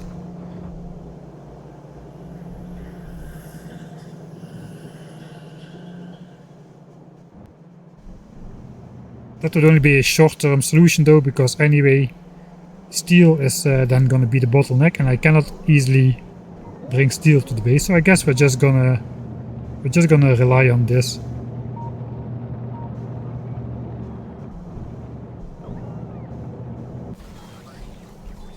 Yeah, we'll just leave it be. I think it will be alright. Right, I kinda do need to make sure this does not fill up, or we'll have a gap in the solar panel and accumulator production, which I do not want to have. So these chests can contain 2400 items, there's currently 350 inside. Alright, so crisis maybe kinda averted. I hope. Now we just got to...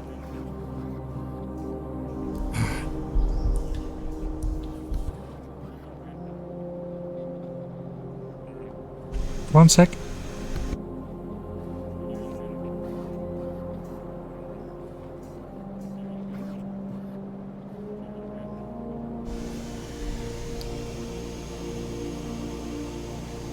Alright, good night BSG, thanks for the subscription, and good luck on the final shift, hopefully. Third shift, I hope not in a row. If I stream tomorrow, it seems, I don't know, it's maybe 200,000 substations. So 2 million, so basically 1 substation for every 10 solar panels. 200,000, yeah.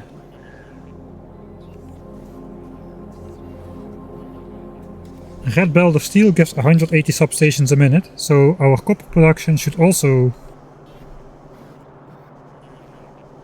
Our copper production should also be able to provide 100 substations a minute. Then it's just a question of red chips.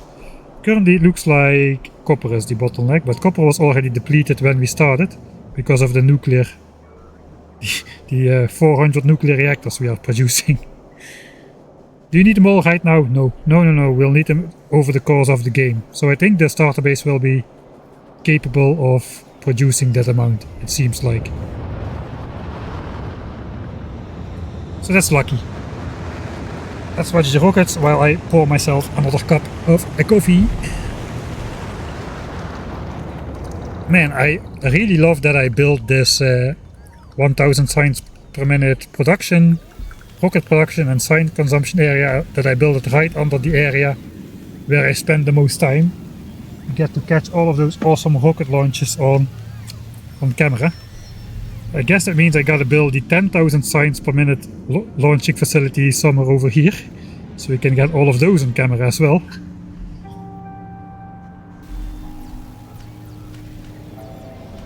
Alright, we gotta load this train somehow.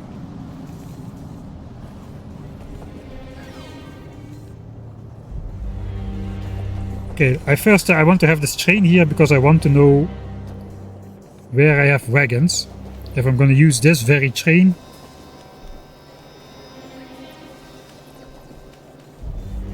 We gotta bring stuff over in sort of the right ratio.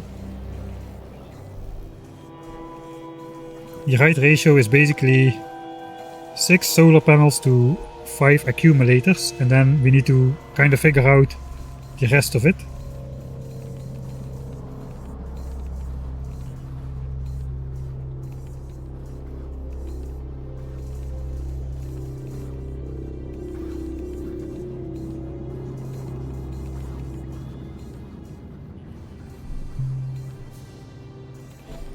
Right, so I have got this stuff.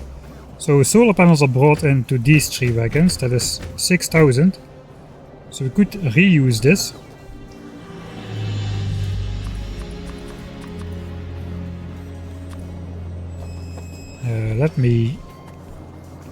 Could actually fit requester chests on these sides. Okay, I'm kinda brainstorming without really being able to put it into words. So we want to load the same train, but we don't want this train to get unloaded again. This normally contains solar panels, so I guess that means we should be requesting accumulators to these chests. More than 50, but for now we'll just do 50. So this should be accumulators, and we should upgrade all of these to stack filter inserters. And if we then set those stack filter inserters to only accept solar panels, they won't unload the accumulators. This is overly complicated. There is no reason to do it like this. It's just that I want to use the same train for a stupid reason, so now we're doing it like this. And then I could do the same trick over here with solar panels.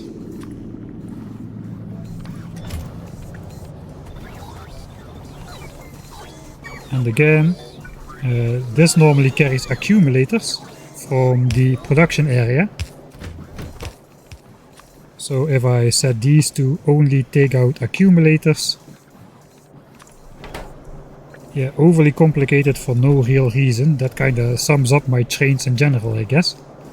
So now if I place stack inserters here, this will start filling solar panels. Those will not be taken out. And we don't need to set any like inventory slots on these. We can just let the train fill up naturally. Okay, then there's the next problem though. I want 6,000 solar panels, which happens to be exactly 3 wagons. But I only want 5,000 accumulators.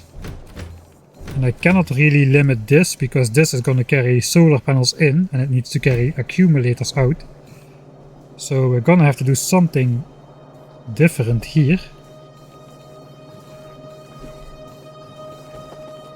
So basically I want like 2 full wagons of accumulators and I guess 1 half wagon. So somehow I need to fill up half a wagon with something else than accumulators. Simultaneously. So I guess roboports only stack to 10. And we need a lot of roboports there as well.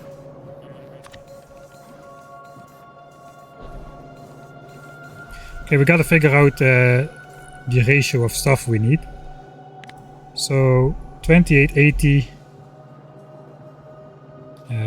to 2400, 2400 accumulator, solpan, 2400 accumulator.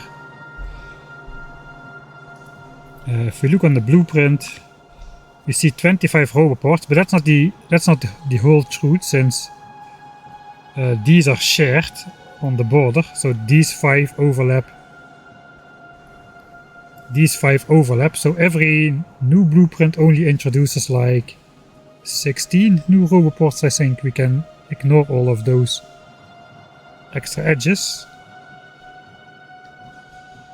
20, 16, maybe 20. Let's go with 20. It's 9. Yeah, it's 9 dedicated, but it's 16 shared. So 16 shared and 9 dedicated equals 9 plus 8, I guess. So that's 17. The net number is 17. 17 roboports. 17 roboports.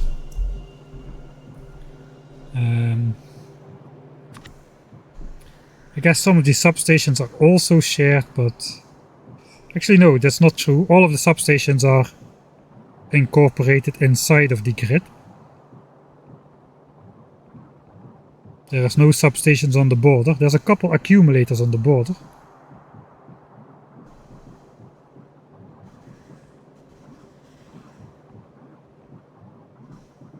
But I think I accounted for that. Yeah, there's 2416 accumulators in the blueprint, but 32 are on the border, so they only count half. So that means we have 2400 net accumulators per blueprint. All of the solar panels fit inside the grid as well. So I guess substations is 256, like in the list. Unfortunately, I was hoping I could apply the roboport trick to the substations as well. And I guess lights I'm not gonna sweat, it's just 128 lights. Lights cannot be shared actually,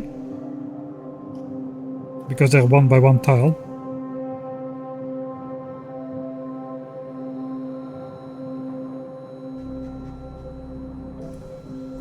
Alright, so only roboports gets reduced.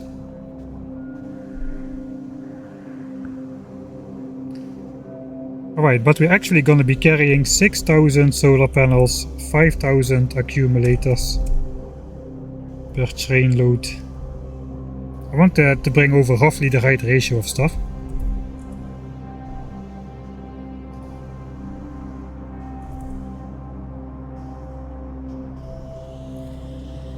I think maybe my phone hotspot switched itself off because the phone was getting too hot.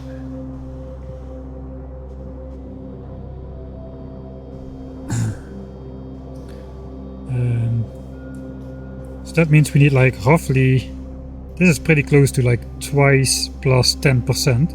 So 36 roboports. 36, let's say.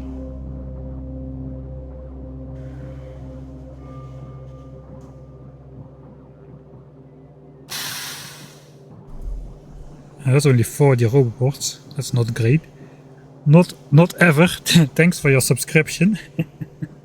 Not ever will I subscribe to Michael Hendricks. Except it's the second month. Not ever will we let Jeff Bezos keep his money in his pocket if we've got an Amazon Prime subscription. Thanks man, love your stuff, thanks.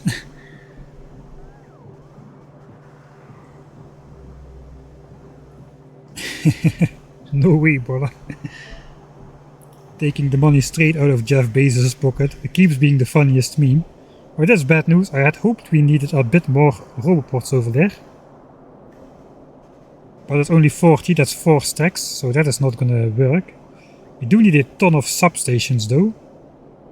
So 512 is double, plus 10%, let's say 600 substations.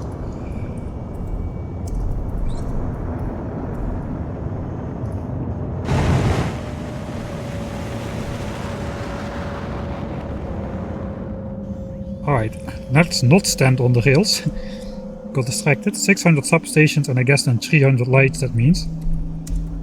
So that's roughly the ratio of stuff we need to bring over per train wagon. Do we have enough space? Because next to these 6 wagons we only got 2 extra ones over here. So we do have enough space, I think. I guess theoretically I could set those to stack sizes of 10. And if I do this...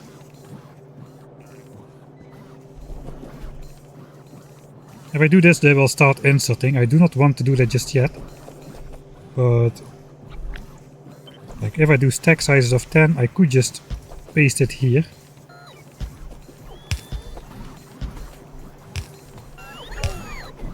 So later I can just cut this line and paste it up here. For now we'll store those inserters down there. So with 10, if they grab 10 each, they grab 40 at a time. And this can fit, like I said, this can fit 2000 accumulators. And indeed these do not take those out. Let's bring those back. 2000 items, 40 per swing, so all of the inserters will end up in a rest state without keep hovering over the train when we're gone. Not that that's very important, but we may as well do that. Alright, so we can do that. We can do that 2 times, but not 3 times, because we only want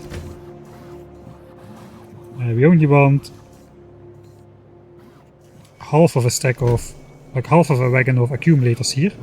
So I guess these should request something else.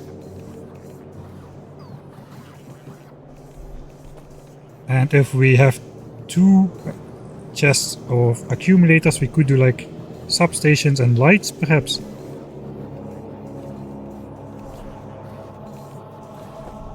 How many substations do we need? 600 substations, 300 lights.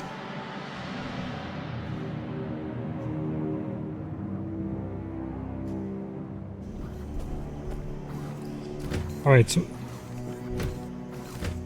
so just for a visual representation, what we want is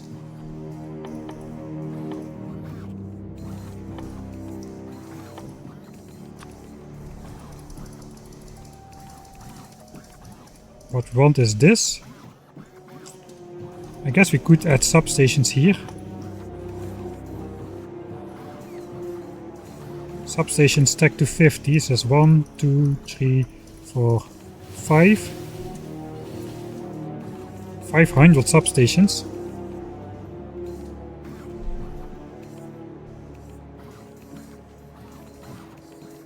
And radars, yeah, you're right about radars, they also need to go somewhere. This is 600 substations. I could maybe fit everything in here. Lights. To 300 lights. I can fit everything except the roboports.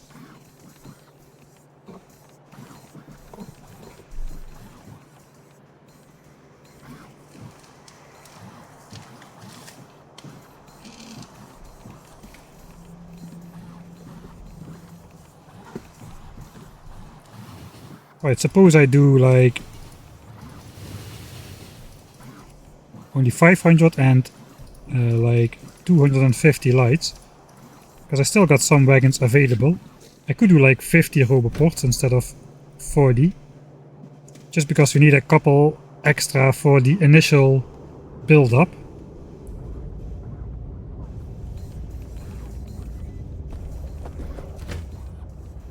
So that's 5 stacks of, I think I'm gonna do that, like maybe I have 1 stack of radars actually. We can do radars in here as well.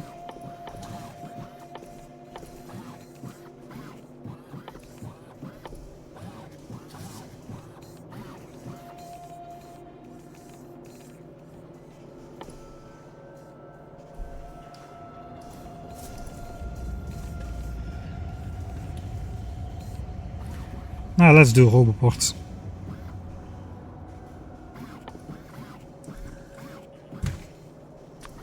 Let's do 50 roboports.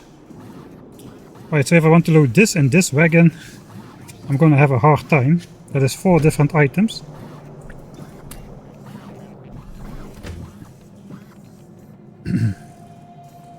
And pretty sure I can do this somehow. Alright, so let's say stack size 10 for these. And they need to fill 1000, that is 1000 swings. 500 swings for the substation. So if I request substation to this chest, we set this to 5. And theoretically, then this and this should fill up at the same rate. 2 stacks of substations for every stack. Sorry, 2 stacks of accumulators for every stack of substations. Lights is half of that again.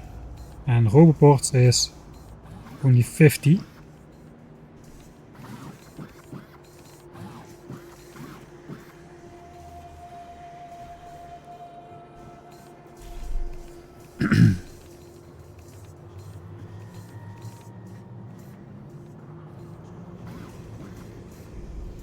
You really should just get another train. Yes, I should.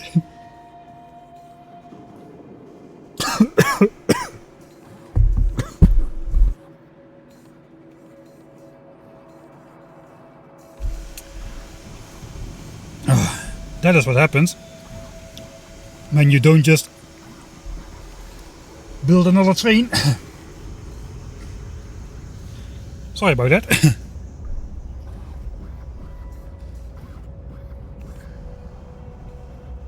Right, 100 swings.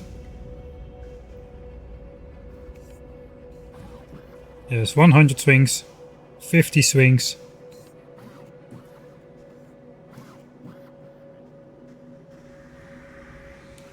Swings of roboports. I think, yeah, accumulators is just not fast enough. We need like 2 chests of accumulators.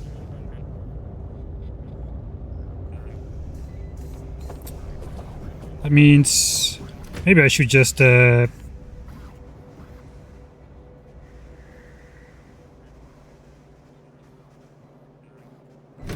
we gotta get another chest of accumulators. There's just no avoiding that if we want to keep this. So then we have like a stack size of 20 for 1000. So that's 50 swings per inserter. This is 50 swings. We have to upgrade this to 10 then. Then this will be 50 swings. Then we can do lights. Lights can be 5. Lights can be 5. Let's request lights. And then in the end the roboports, 50 swings, it should be 1. And that should fill up this train exactly like this. Is that gonna happen though? I guess we'll, before we rely on this, we'll try that out in editor mode. So it's a little bit annoying that I need 5 chests instead of only 4, but I guess we cannot really divide 1. We cannot really divide. This is an odd value, so we cannot like halve this properly.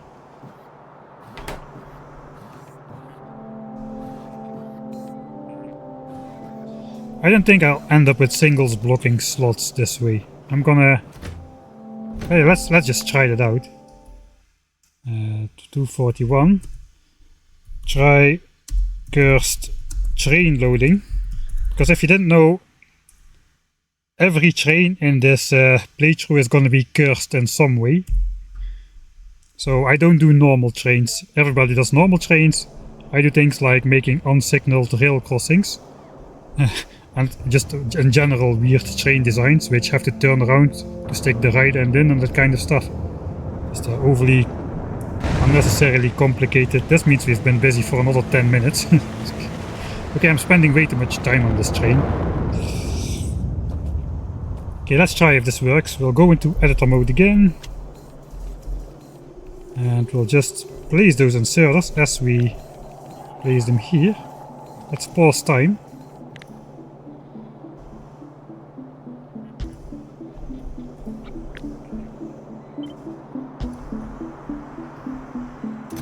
Okay, so basically I have to to up these values. So we have enough in these at all times.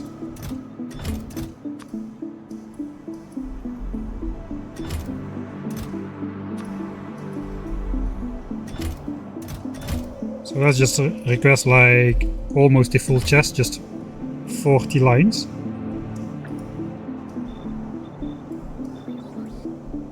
And here as well we'll go with 2000 solar panels.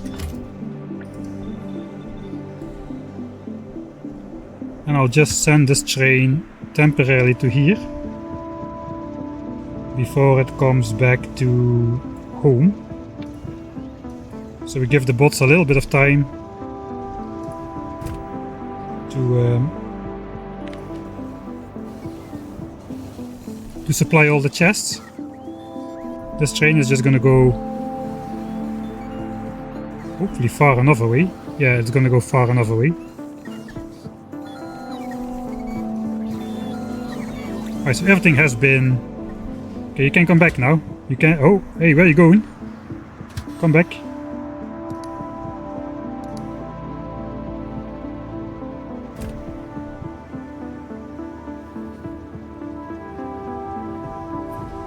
Alright.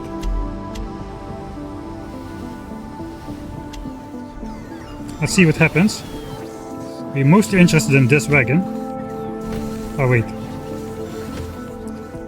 I still need to delete the filters, which I did. So it's good the train departed immediately.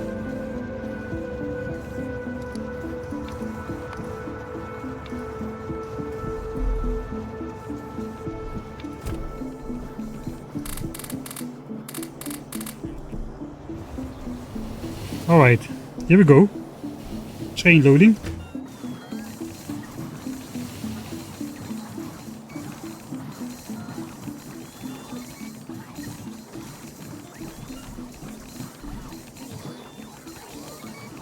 Five stacks of roboports, 5 stacks of lights, 20 stacks of accumulators and 10 stacks of substations.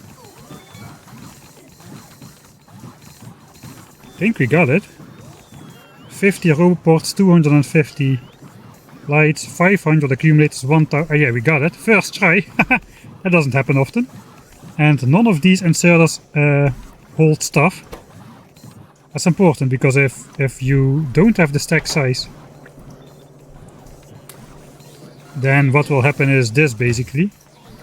So now the inserters are busy and they end in a non-resting state.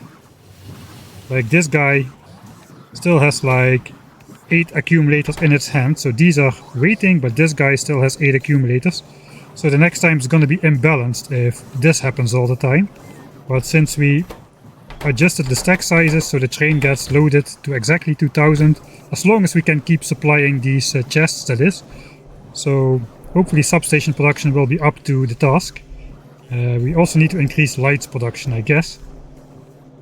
But that seems pretty good, so we can simulate coming back into the station by just emptying this out, and this should again be a perfect... It should be perfect every single time, I think.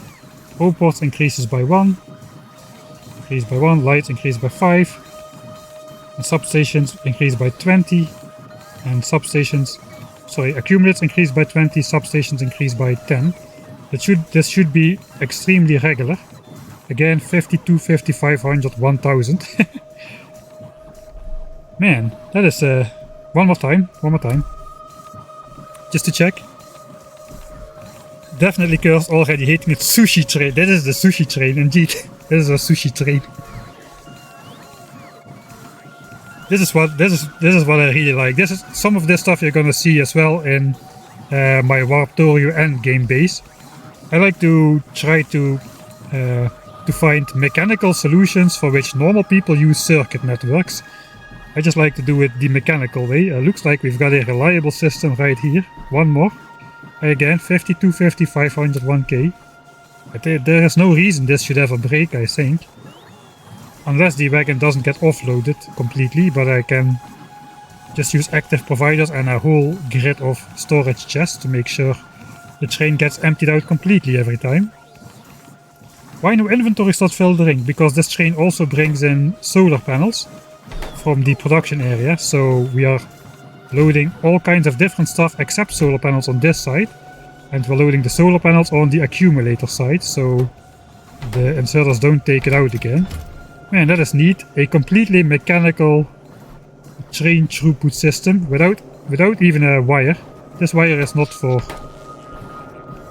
that purpose. This wire is just to mouse over to see that we've got 40,000 productivity modules stored in these chests.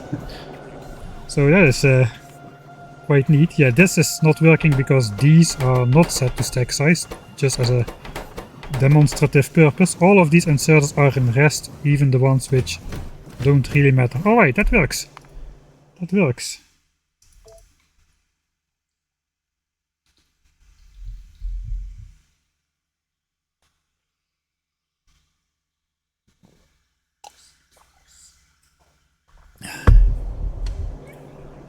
This is not an outpost, this is the main base, but these solar panels and accumulators are coming in from an outpost. We are producing those over here since 65 hours ago.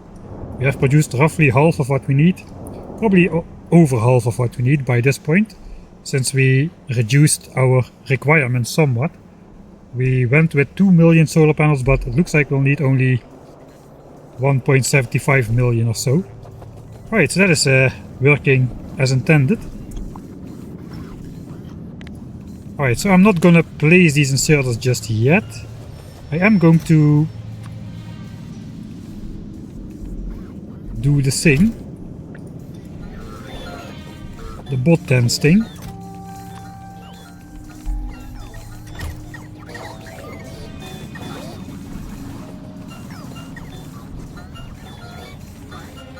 So we can watch the bots go crazy for a bit.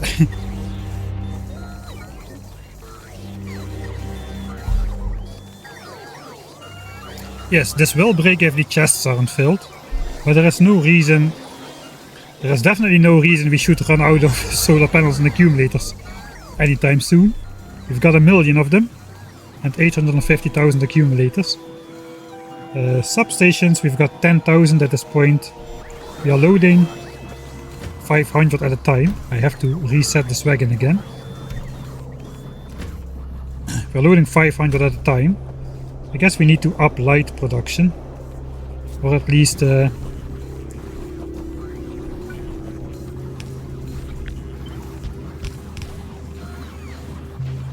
least do this, I guess. I'm not really sure I should be including lights in my build, really.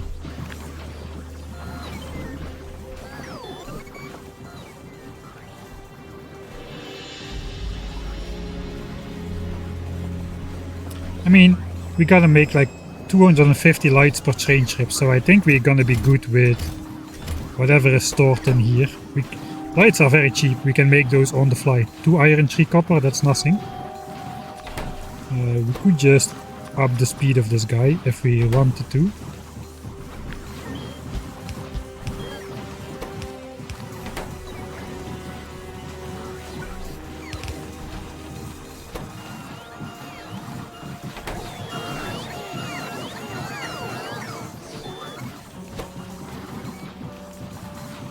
That light production should be plenty fast enough, so we don't need any other shenanigans. Then the question is substations, right? Let's check how many substations we have produced already. 100 per chest about.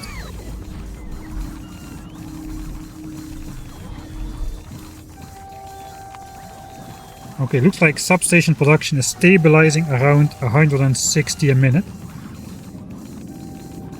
We need 200,000 of those, so that's roughly 6 minutes per 1,000. 6 minutes per 1,000 is 60 minutes per 10,000. That's 20 hours. Okay, we're gonna produce all the substations we need in 20 hours. That is a relief. 200,000 substations in 20 hours. At 160 a minute. Am I off by an order of magnitude here? I may be off. Since somebody else said it would take 2 hours only to produce substations from a full red belt of steel. 1800 a minute.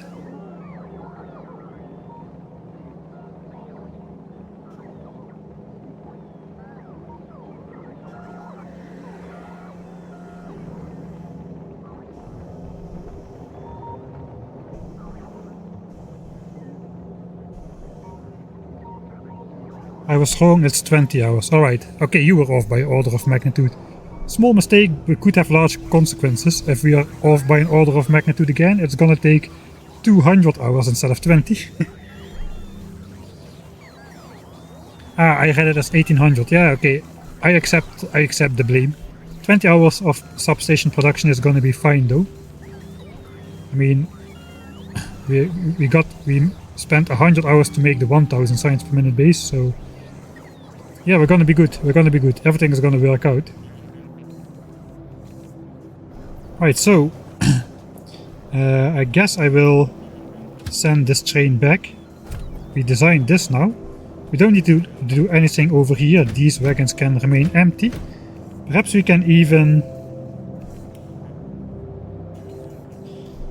use these wagons to bring back stone and coal and trees. All of that is going to be just deconstructed by the bots.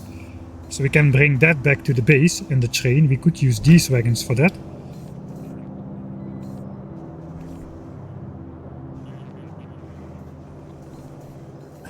So yeah, we still have 2 wagons then to play with.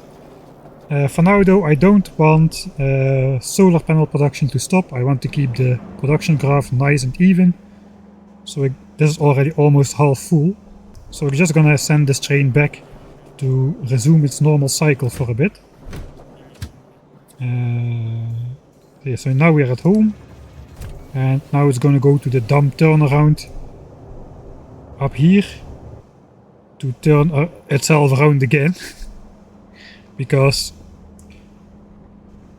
I did model production on this side and solar panel production on this side instead of the other way around, so that is why the train has to turn around. Kind of annoyed by this 5 chest thing, but yeah, just gonna have to live with that.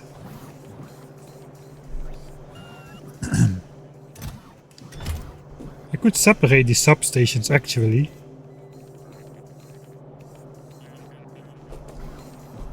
Like I could make like 6 chests on every side.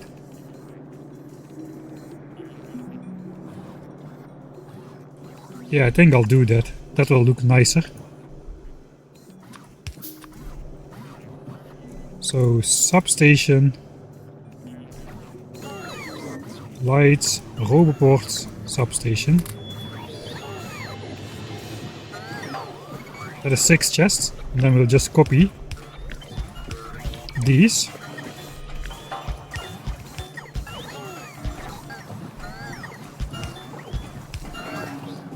And we have like 6 chests of loading everywhere. I kind of have to redo this then. So 1 was for the roboport.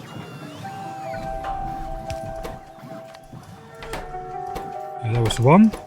5 was for the lights.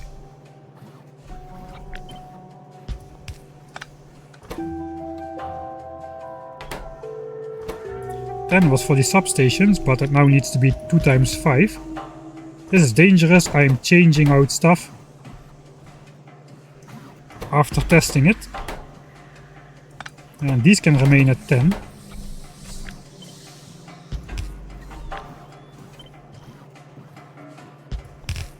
So that would have to work like that. And this is actually not good, because 60 does not divide equally over 2000.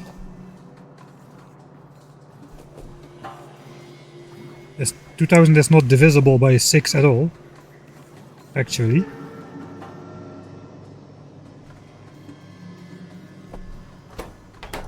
Currently we're doing 40, we could be doing 50. So again, this is dangerous. But 50 is like 1 stack at a time. That would look neat as well. We could basically give these like a stack size of 5. And this is a stack size of 5. Then we have 2 times 5 plus 4 times 10 is 50. So this is basically one big inserter which inserts one stack at a time. And everything still should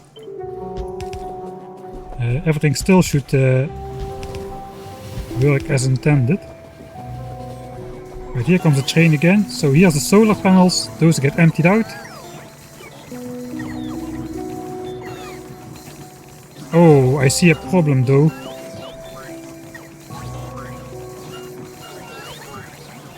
I see a problem. This is going to be full of solar panels when it comes in. So basically I have to change this train's schedule. So basically the train comes, let me put a cargo wagon up there.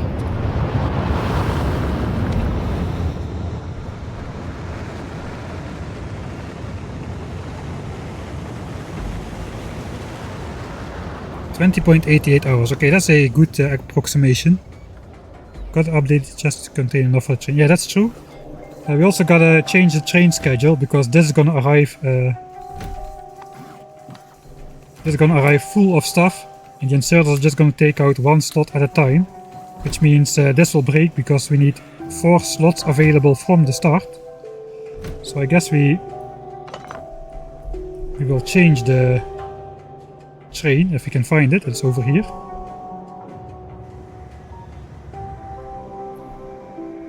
Okay, if we change this train, so basically let's try that out. So equals or is bigger. We did a full train, but we could do like 2/3 of it. Then it will go like 1.5 times as often, but the wagon will be 2/3 empty, and then the stack inserter should be fast enough to empty out everything. You can see I did not do the regular loading thing over here.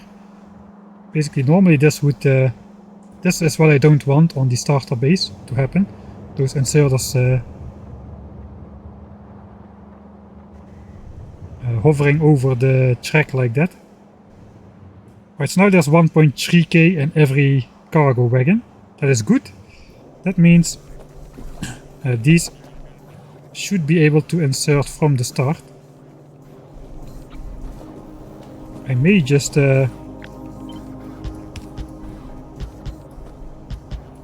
copy this as well then, just for the regularity. And then it's for sure fast enough because these have stack size 12 and these are like limited in stack size. So it should get unloaded. It should get unloaded and loaded at the same time without using the circuit network. How funny is that?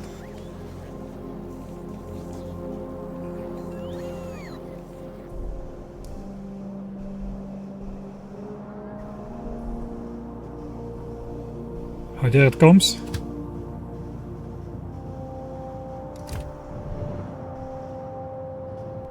That's kind of an unsatisfactory view of the train. Let's not get crushed. Let's stay at the top here. No, let's stay at the bottom. let's not cross.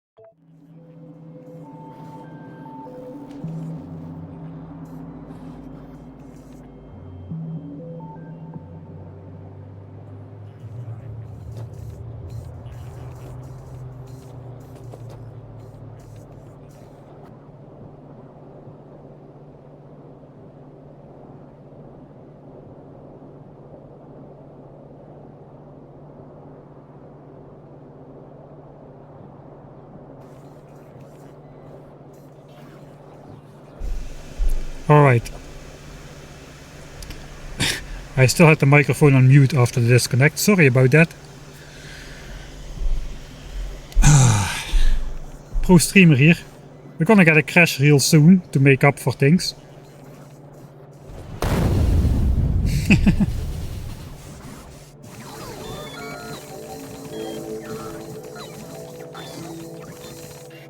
Question is, are the bots gonna try to place back that cargo wagon or not?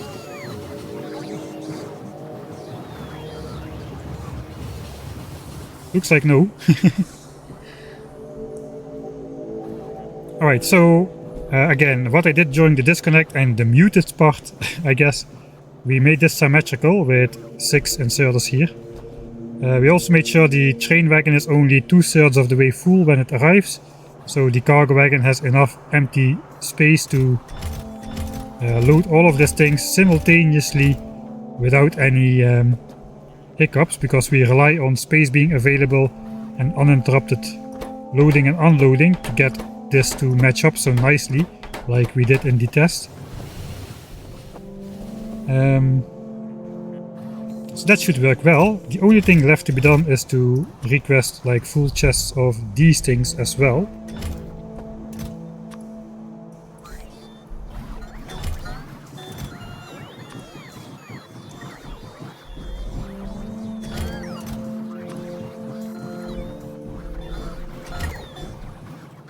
Right, all of the chests have 2000 items in them.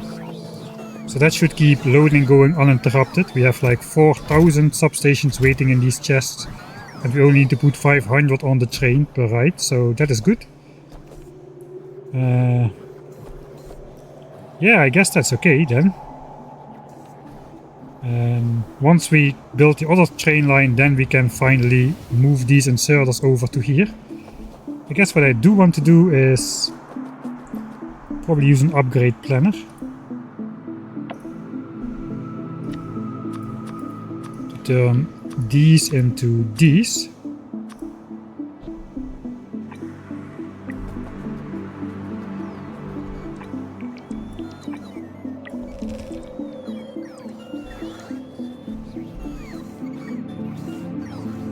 That means the top row of chests will be prioritized for loading. Man, those bot swarms are pretty.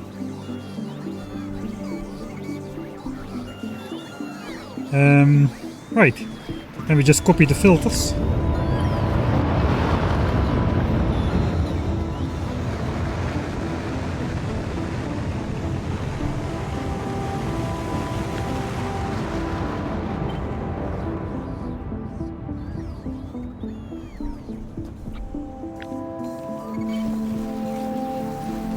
So that only solar panels get dumped into these chests.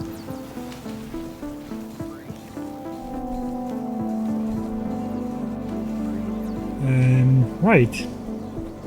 I think that we're ready to go build the rail line. So it looks like 243 solar loading done.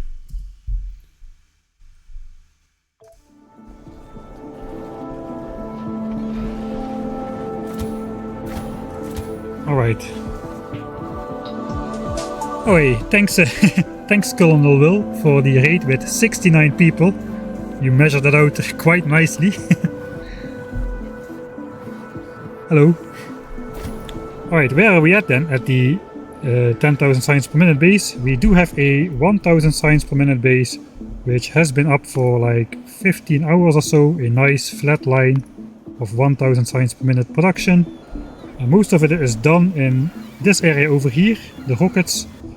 Actual signs is being produced over here, with the entire base feeding into that. We are currently in between builds. The next build is going to be 10,000 signs per minute, for which we have this giant area reserved.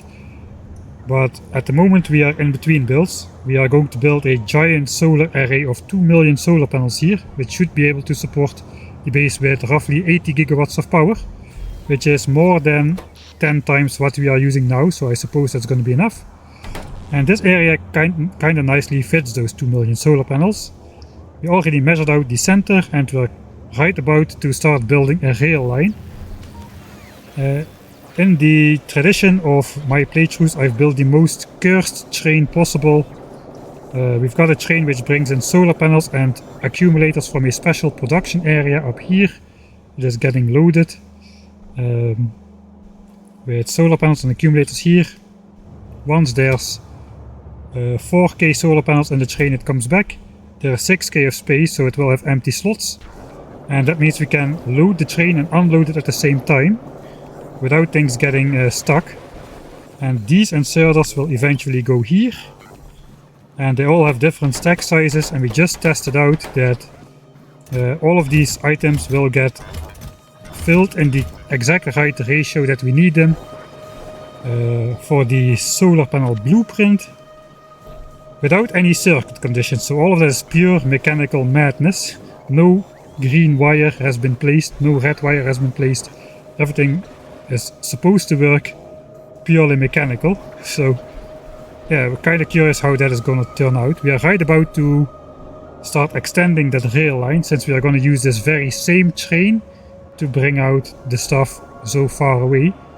So it delivers stuff from the production facility to the main base, which is sort of a buffer storage area where we currently stored 1 million solar panels, etc. And we are going to be bringing that out over here. So that's the phase where we're at. Could filter the train to correct items. Normal people could do that, yes, but since these bring in like a full wagon of solar panels and we are loading everything but solar panels on these wagons, we cannot really make inventory slots in the actual cargo wagons. Because if we made all of this solar panels, then obviously these cannot be loaded with accumulators, roboports, substations and that kind of stuff. So we had to find a way around it. Not because we really had to find a way around it, but you know, because every train in this playthrough needs to be cursed in some way. So this is a nice way to make this train cursed.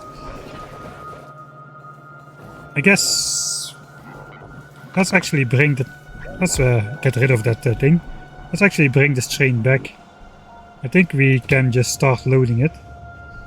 So it already was cursed, since we first need to turn this train around here so it has the right orientation to end up in the main base. When is the next VOD of the series coming out? On YouTube twice a week, Tuesdays and Saturdays should be the case usually. But now the train comes back, I have to add another condition to it. Let's give it like an infinite amount of time passed, so it will just wait here forever once it's back home. Meanwhile, I'm gonna need a ton of rails. I'm also gonna need to get rid of all of this stuff again.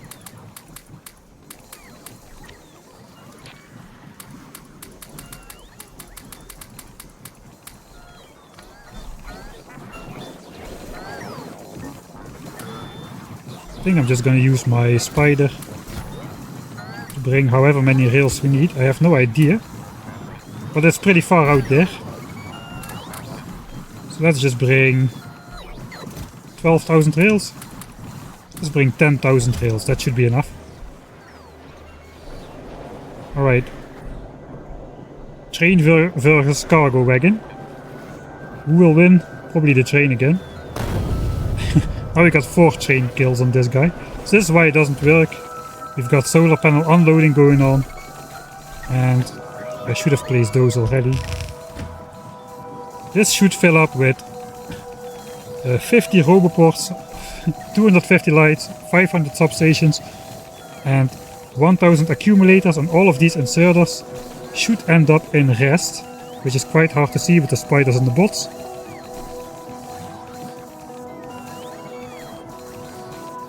Alright, so if I mouse over now, we've got 50 roboports, 250 lights, 500 substations and 1000 accumulators, exactly as it's supposed to be.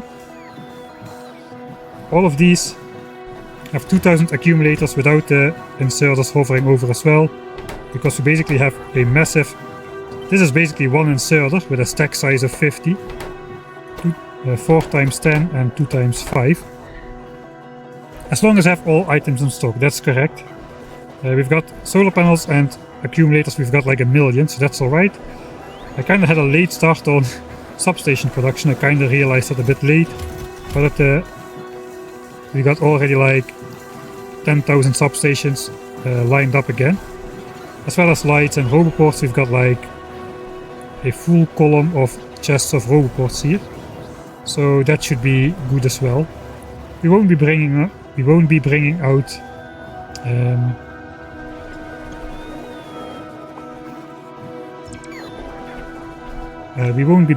stuff that often. I think production will outspeed consumption, or at least placement. So now we're loading this, and then we should have the exact right ratio on the train of, I guess if you hover over the wagon we can see it. We've got the 6:5 ratio of solar panels to accumulators, 6,000 to 5,000. We've got 1 substation for every 10 solar panels, which is about right. As we need, yeah, slightly less than that, but we will be building the power grids before the actual stuff here.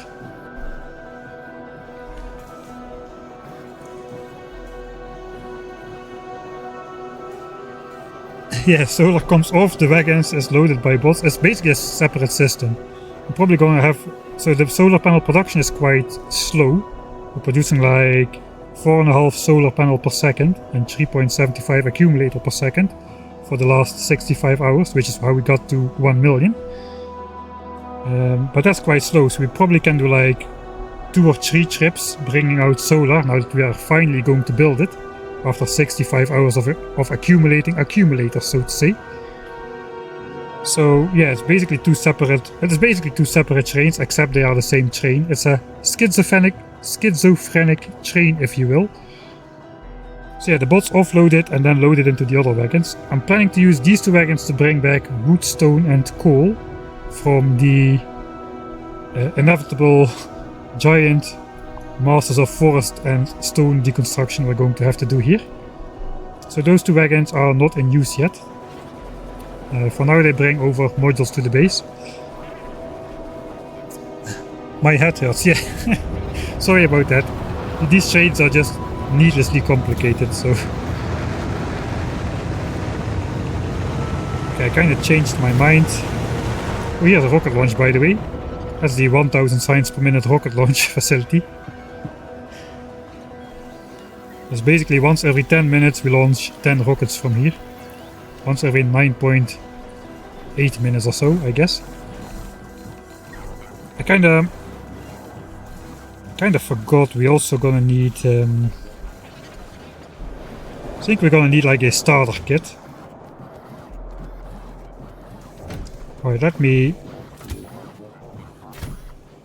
I changed my mind. Let's move this in the trash slots. Maybe we won't need that many rails.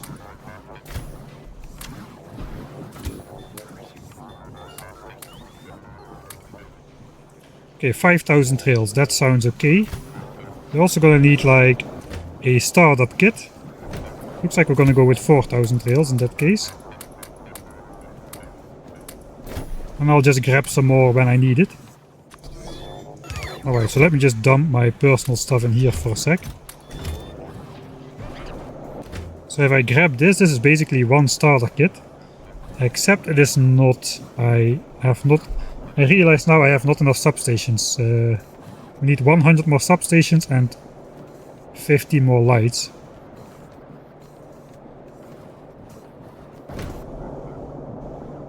It didn't fit in the wagon. So yeah, we need 150 more of each. I guess we will be using this front wagon then. Alternatively, we could just replace one of these fluid wagons, which we don't really need. I guess we can replace this one with a cargo wagon and then just load that in there. Alternatively, we could do something like just reserve most of this for modules.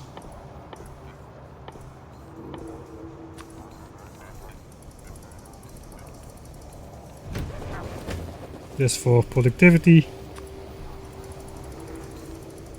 And I guess eventually we'll have like slots for the garbage, which we are planning to bring back to the base.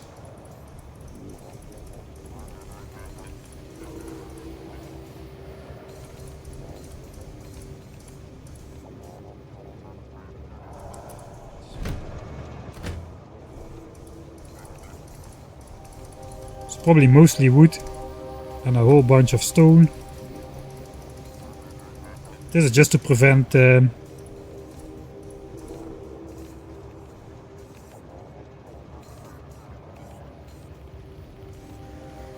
guess we need coal as well.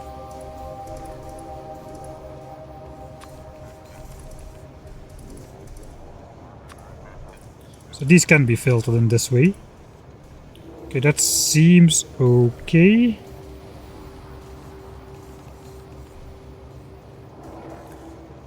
And then we can basically have the missing 2 stacks of light in this wagon. And the missing, the missing 1 stack of light.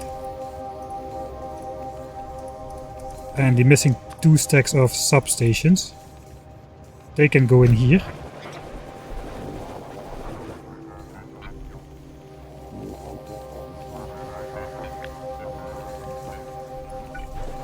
Alright, now I want to know if I do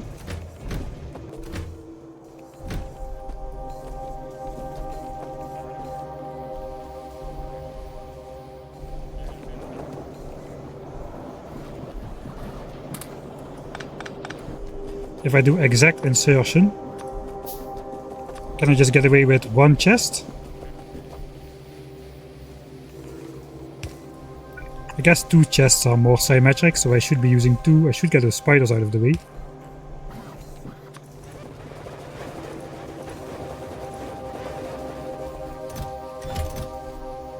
So I guess we will just request like...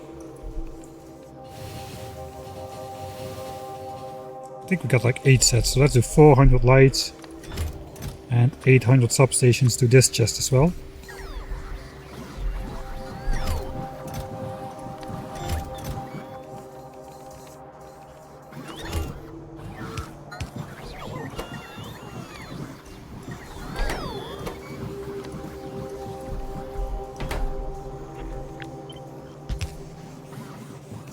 Ah, right.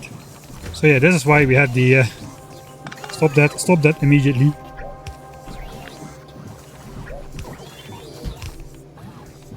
So this is why we had stack filters inserters on the other side.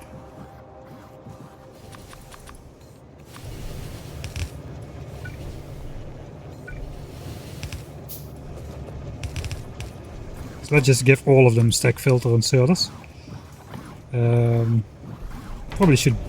I probably should blacklist these items since we're gonna be bringing out wood and stone and coal as well. We could make these into active providers. And then we can just send the stone, coal and wood out to the bot network. And this will get emptied immediately.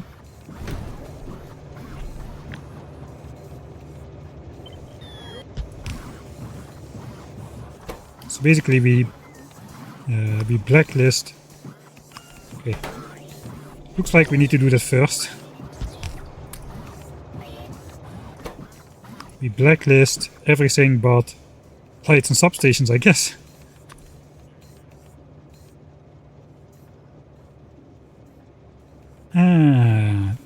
That is actually not possible. Okay, we do need white lists. These only do like 1. I guess we could use filter inserters instead then. Filter inserters have like 5 slots. So we can blacklist lights and substations. Kinda looks annoying in the mouse over though.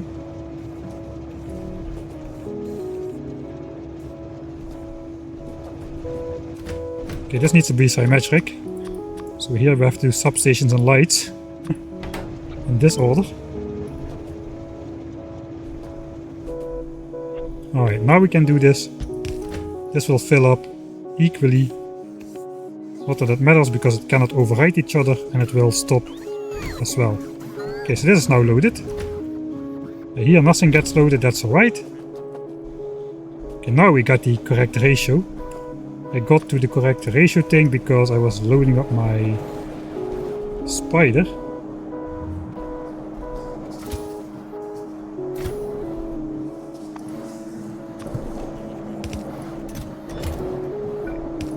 And I wanted to get a head start, which is why I wanted to do this.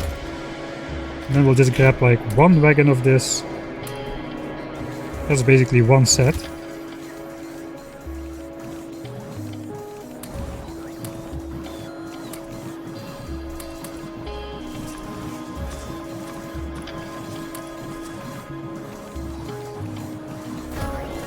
And I'll wait until it fills up again. Again, we should have exactly 50 row ports, 250 lights, 500 and 1000. So that's correct again. Let's grab one more set. So we start ourselves off with a little bit of capacity to build the skeleton for the solar field, which basically consists of the power network, the row ports and the radars and the lights, I guess.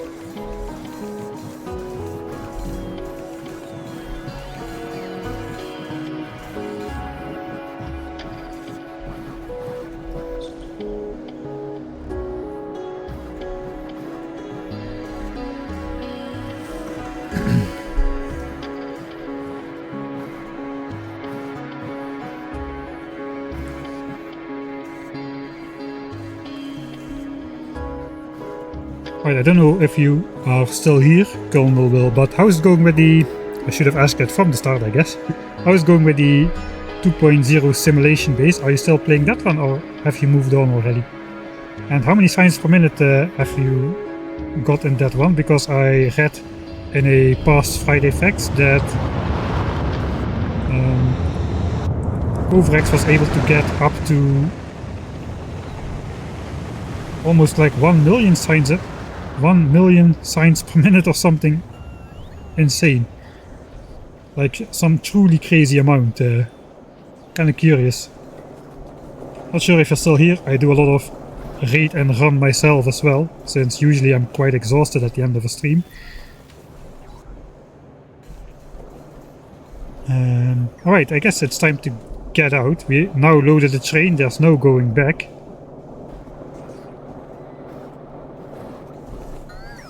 So let's hope this does not fill up in the meantime. We gotta keep an eye on that. If this fills up, we gotta send the train back somehow. Let's get a move on. Let's get a move on.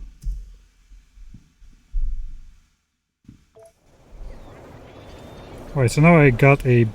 Oh, I gotta get my stuff as well. Okay, it does fit in my inventory, though I don't have a lot of rails anymore.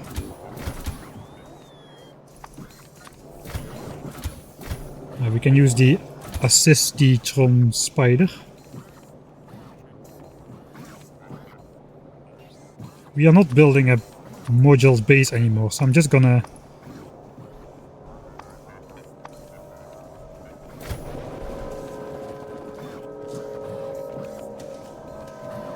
Wait a second. Wait a second. I do not need all these accumulators. Forgot about that.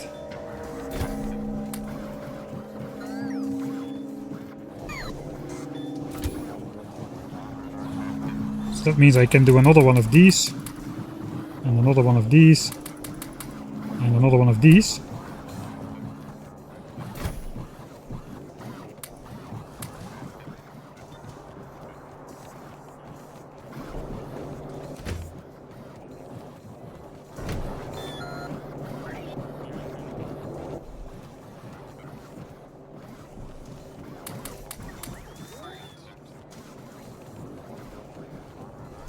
That should be the ratio we need. With 4000 rails, I guess I can grab another 4000 rails myself.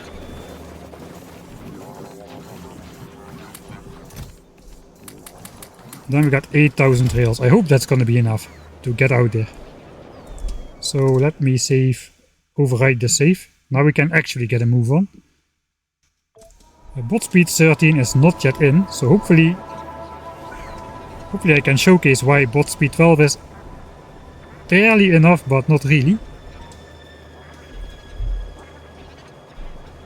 Here comes the science train.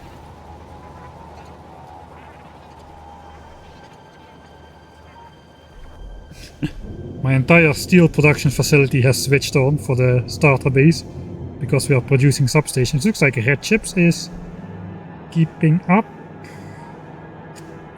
No, we are losing red chips. Yeah, we are losing red chips. But not very fast, so... okay, so first of all, this rail needs to go this way as well, because we have to go...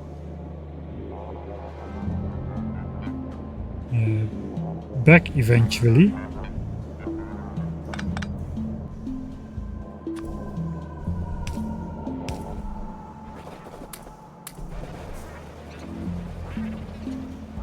Okay, let's not go back all the way for that.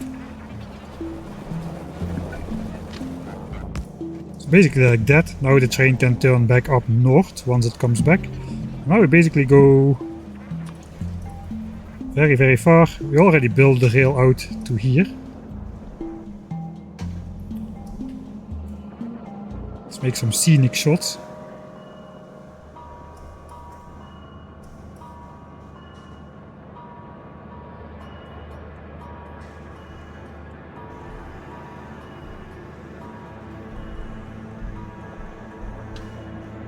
We're even going straight through the copper mine. Because there's no way the rail cannot be straight. And I guess we can just slowly start bringing this train over as well. I guess we just gotta set this to end inactivity. But for now we want it to go to a temporary stop. We want it to go, I guess, to the end.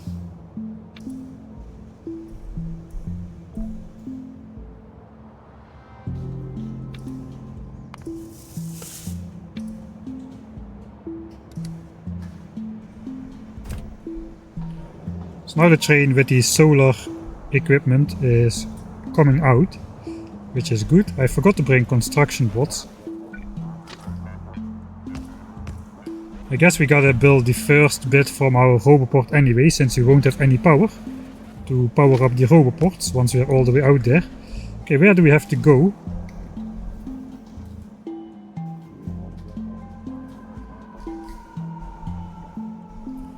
Kinda have to go next to the water here somehow.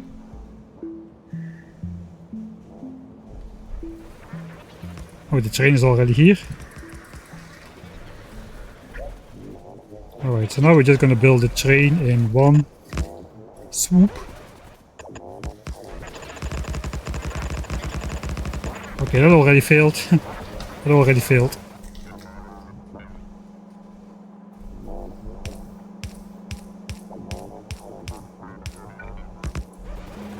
Gotta get through the steel. Alright, so you can see the bots. Actually, they are... Okay, again. That should be the last of it. Yeah, now we're getting in uncharted territory. So let's do this. Oh, that's connected. Is it connected? We can check very easy. We'll just give the train the stop, and if it drives, it is connected.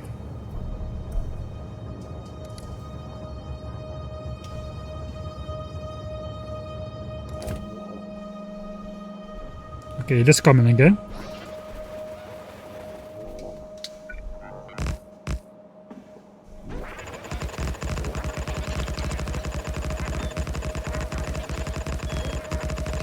Right, so the bots are keeping up, but sometimes they get left behind a bit, so it would be better if they were slightly faster.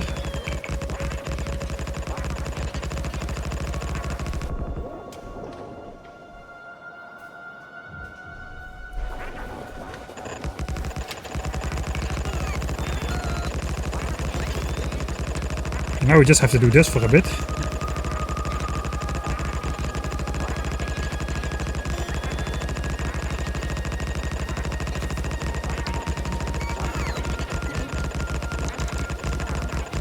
It does seem like the bots are not getting left behind. They are catching up. They are able to charge. I've got the fastest Spidertron possible with 5 legs, so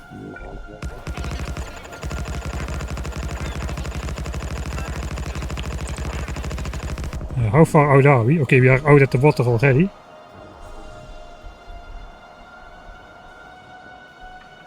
Kind of want to aim it as close to the lake as I can.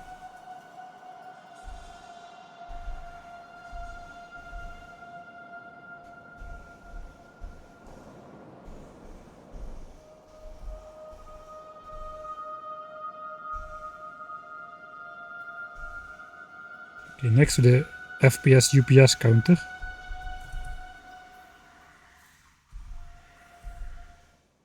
Okay, that means it's in these two, so we have to move out one, I think. Yeah, we have to move out here to exactly miss the water.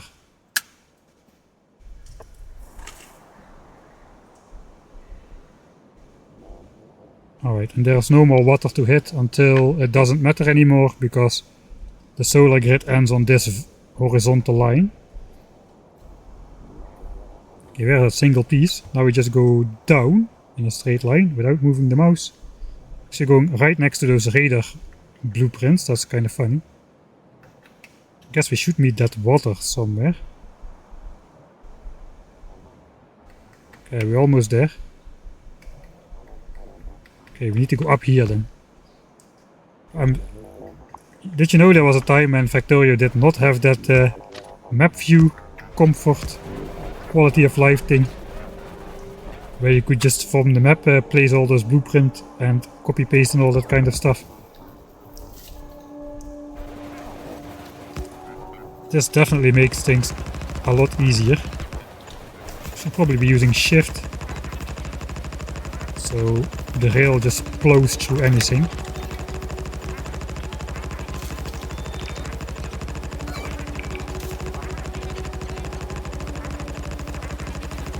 Peak gameplay. Odium did hydrate. Yeah.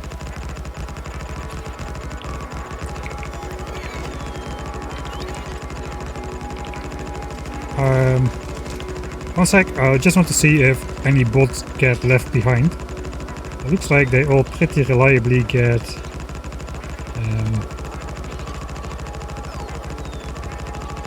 come back into my armor.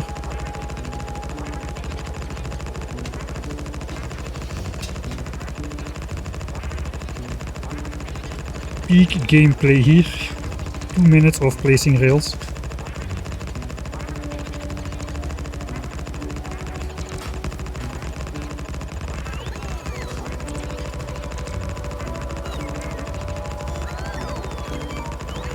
Yeah, I think there still is like a small risk of leaving a bot behind if we build from our armor, especially if we build a little bit away from a straight line.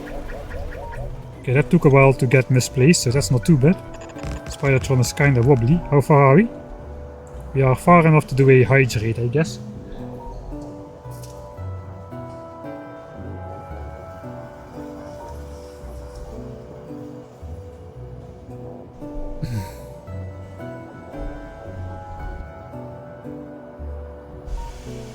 Thanks.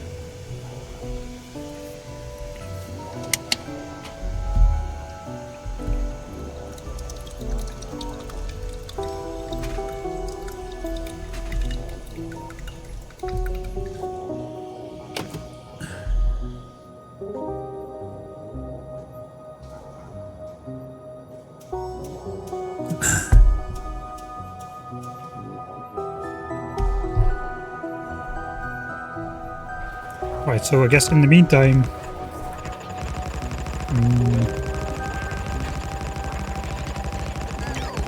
yeah, not much really in the meantime. There is no meantime.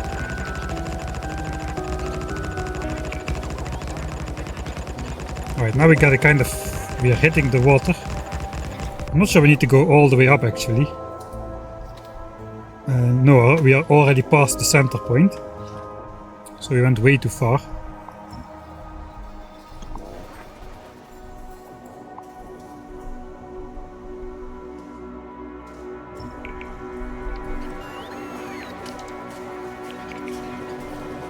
Easy dip.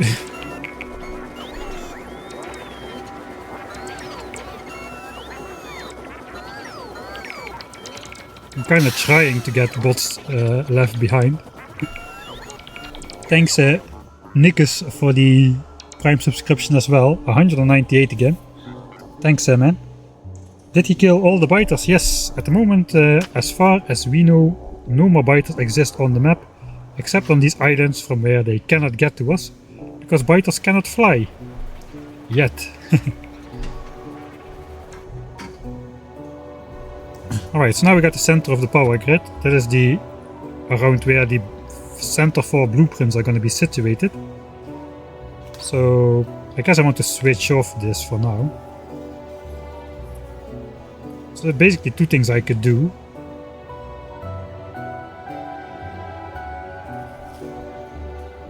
Yeah, basically I gotta go in this horizontal out to where I am now. Place this. Place this. This is then the center line.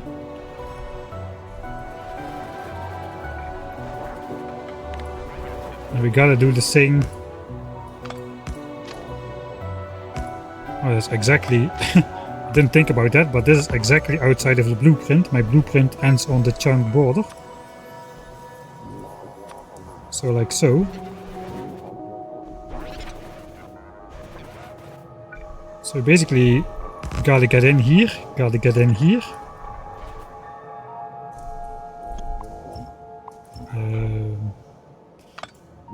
We need to know that radius so we can turn around at the end. Like so. And we gotta just connect like this.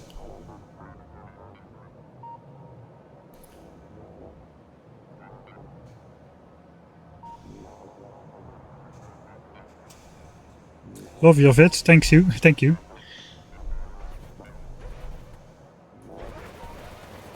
Alright, but this only needs to happen in the end. So for now I cannot really use my bots since all of this is here. Yeah, this is quite large. I think I kinda want to make a...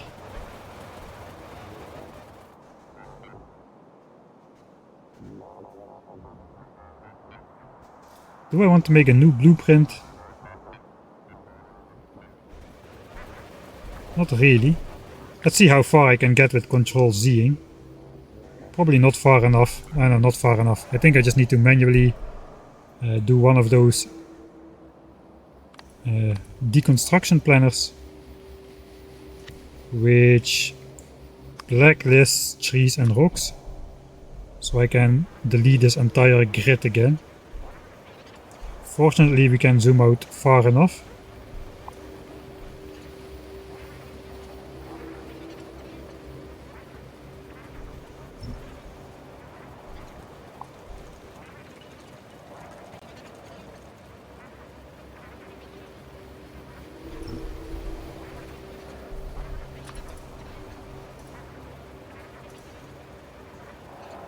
Okay.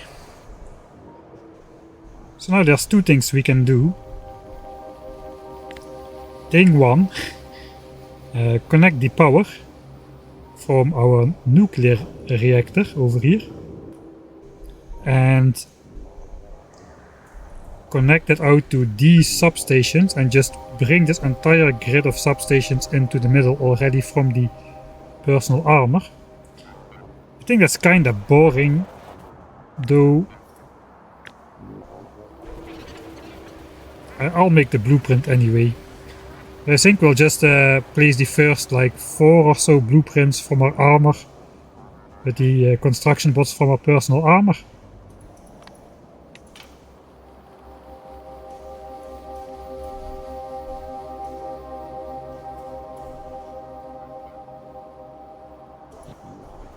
Right, so this would fit if I do this, we can just plop it out there. So if I change my mind, I have the option. Now we can get rid of these things.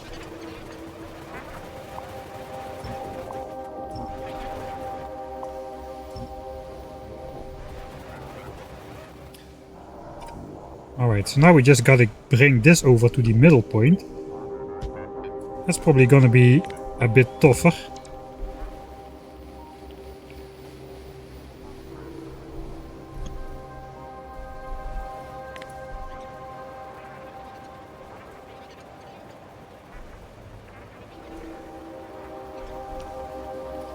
Okay, there's a bunch of stuff selected for deconstruction, so I got it unselected, because that will influence the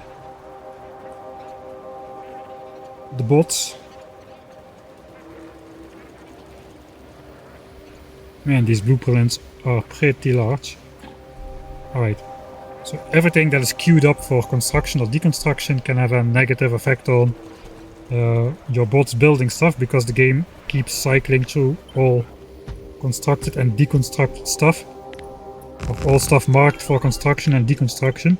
So if, for instance, all that stone which was lying on the ground, like a couple hundred entities, that can really mess you up. Right now I'm gonna wish I had bot speed 13, we're almost there, but not quite yet. That's a nice pattern. I wonder if we leave bots behind if we go full speed like that. It's the day the stars align.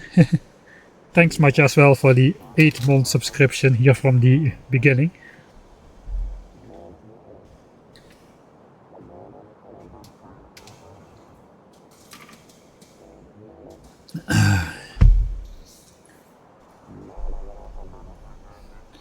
Right, so what are we doing?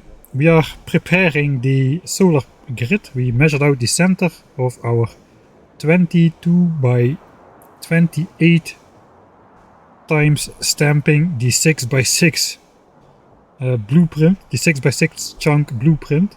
So we kinda are coming in the middle. We're gonna go all the way out here, and then we have to set up a train station to deconstruct stuff, or to unload. So first we're gonna try to leave behind bots by just walking at full speed to the right. We're about to complete worker speed 13, and we can basically try to see what kind of difference that'll make. As for now, the bots are exactly fast enough to keep up, it seems, but perhaps some of the more distant ones will get left behind. Yeah, okay, it might... Basically my... the limit is my charge speed of the bots here. So perhaps if I add some more charge ports, that's gonna drain my battery a bit. If I add some more charge ports, that could work.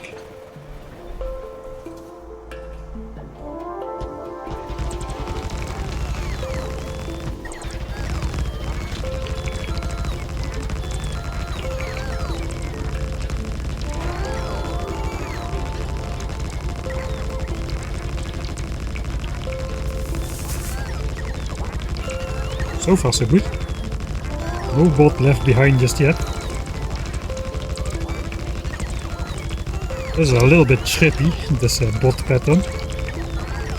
Okay, it looks like it works, but now my batteries are dead. Ah, it's okay, we still have like... I think 35 megawatt of battery inside these like 16 roboports, so we are not out of battery power completely just yet.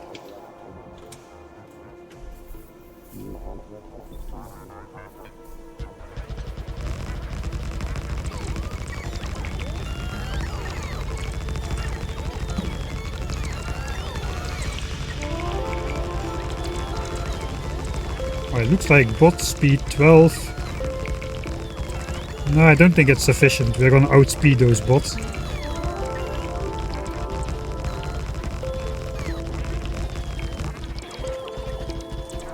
Okay, I'm out of rails. Yeah, we are officially outspeeding bots, so yeah, okay. Bot speed upgrade, not useless.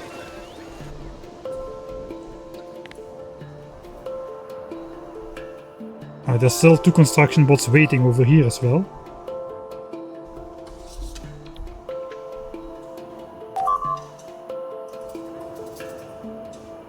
Did you achieve temporary quantum peace? It appears so. It appears so.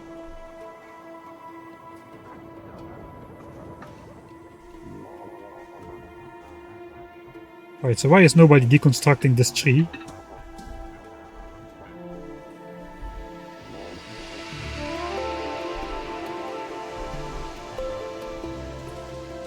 Or this tree, or this tree. Perhaps this bot is tasked with deconstructing this tree and it is now slowly trying to come back and recharge. Let's see.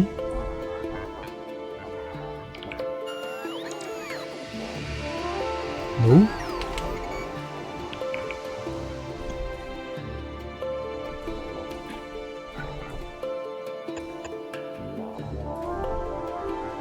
Oh, I know what's going on. This is what's going on. Alright, let's get rid of that.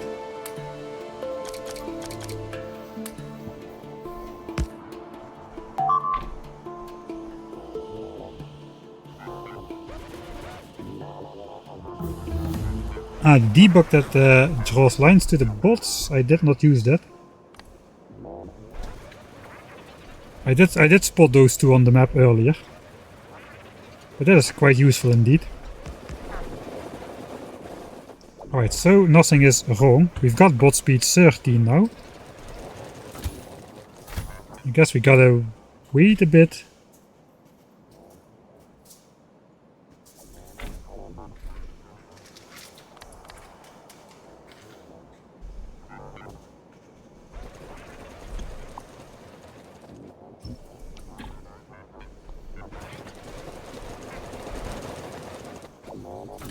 Let me grab all of the rails. Let me grab some of the rails. I can get rid of this stuff from my trash slots because all of these spiders, they also possess trash slots, so we can store some more stuff in there as well. Oh, I forgot to empty out this spider.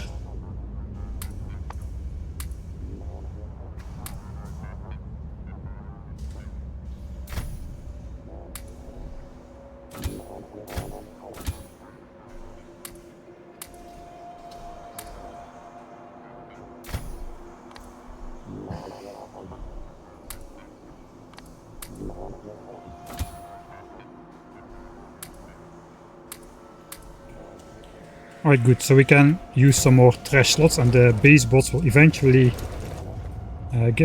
deal with that.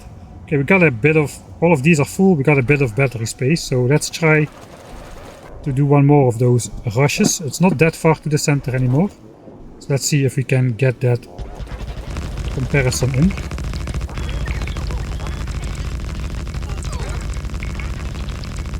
Right, the absolute difference between bot speed 12 and 13 is not that great, but it does kinda appear that the relative difference between the Spidertron speed and the current bot speed is significant.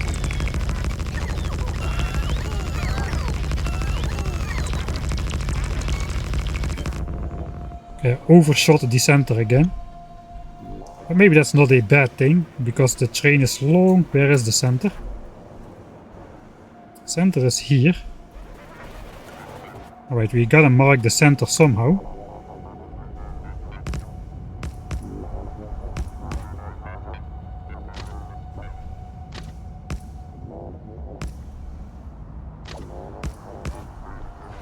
X marks the spot. Alright, so this is our center. I guess then we bring the train over here.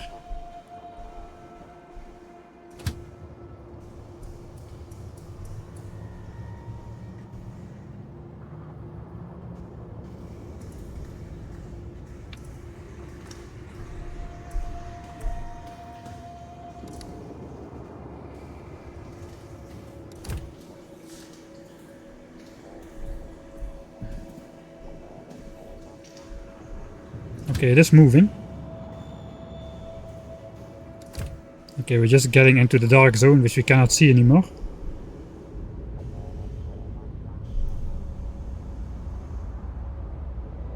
Alright, we are kind of protected against biter expansions due to our new radar grid. So we got rid of the internal grid, which lights up the entire base, but we put down like sort of a semi-wall to get vision on any enemy expansions, because they cannot expand from one dark area to the next one due to the maximum expansion distance. They have to make a settlement somewhere where we can see it. If there are biters on the map and they are going to expand into our borders, we will spot them. Except here where they could settle in the pollution outside of the range. But I'm not too worried about that. So where is the train? It's taking its sweet time.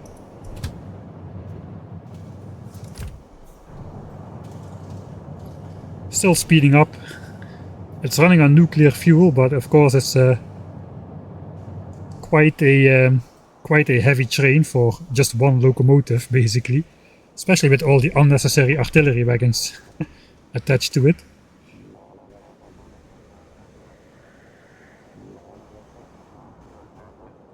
Why aren't you building this solar grid with bots from afar? That's what we're going to do. But since this is so extremely extravagantly large, we are going to build a separate bot network here and bring in the resources for the train for the solar grid by train, and we are going to build everything with bots eventually. Well, let's set it to manual mode now. Now we gotta figure out where the train stop is gonna be. Oh, that was a quick zoom.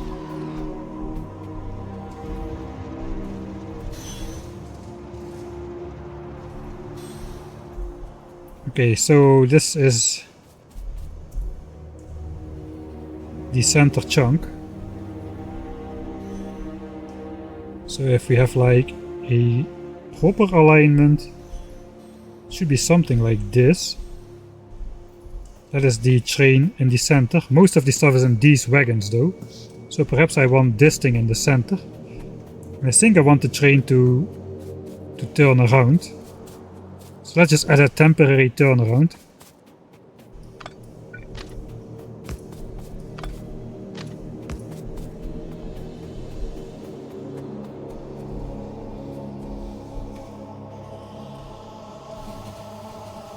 What am I doing with the artillery? Exploring the voids on the giant lakes, because those lakes may not seem that big, but they were too large to be explored by radars, even with radars on both sides. Right, so perhaps I do want the train stop somewhere like so, if I can. That should be exactly symmetric.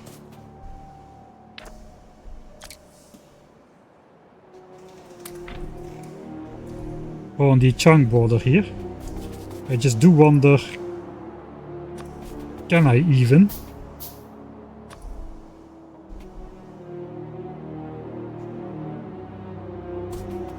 It appears it's gonna be like one tile off. I cannot change the length of the train because yeah, it's set up.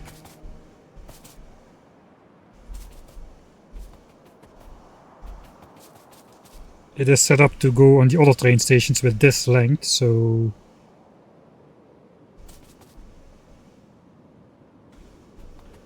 I guess we do it one tile to the front then.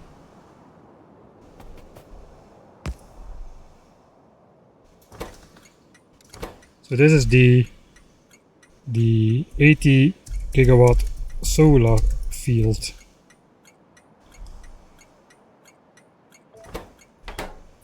So now we can add that to the train schedule. It should go here after it visits home. I guess we just wait for inactivity.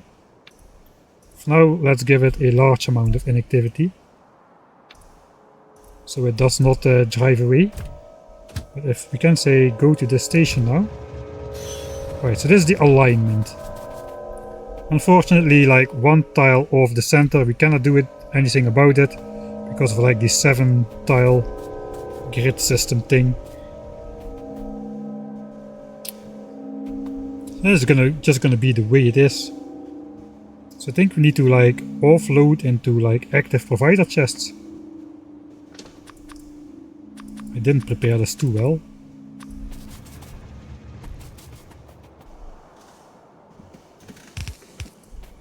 And I guess here it does not matter how we offload. We just need to offload, and this will be brought to storage chests by bots. We need like a massive amount of storage chests to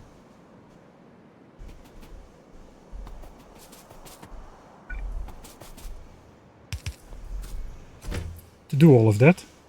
I guess we also gotta set up some like storage chests, or like I guess storage chests for stone, maybe even buffer chests.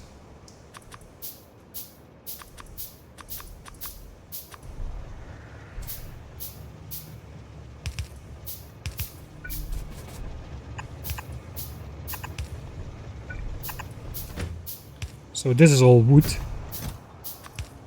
So all the wood that gets deconstructed should go to here.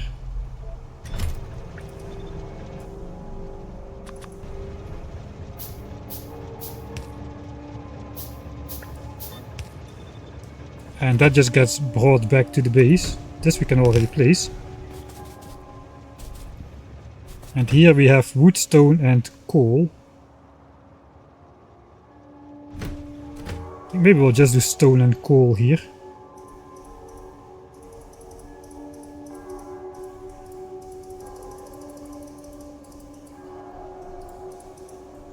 Something like this.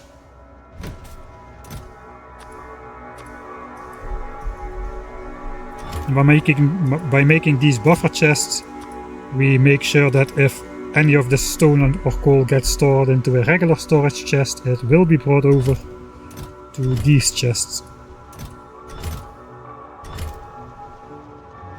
by the eventual bot network. So this goes like so. I guess this goes like so.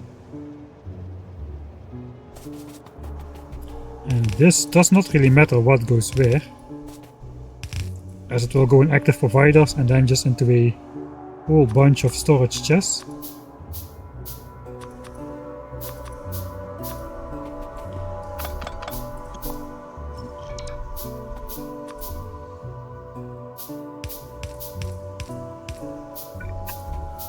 For now we can do this.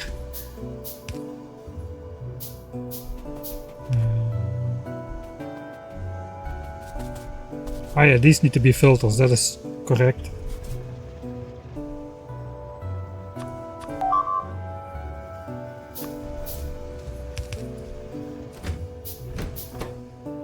So I guess here we just whitelist these and these. So what? That's kind of a funny system.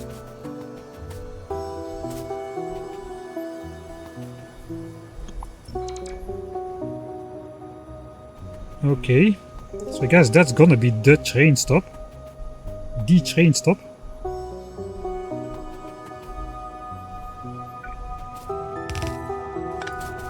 I do not have any logistics bots on me though.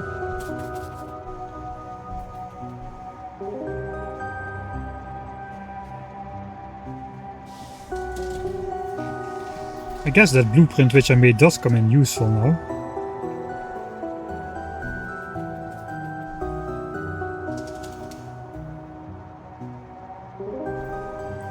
Let me switch off my... We gotta get the alignment right here.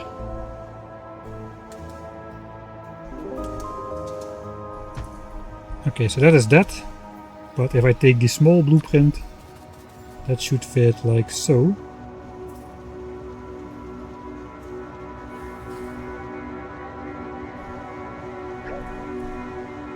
And I can just do this.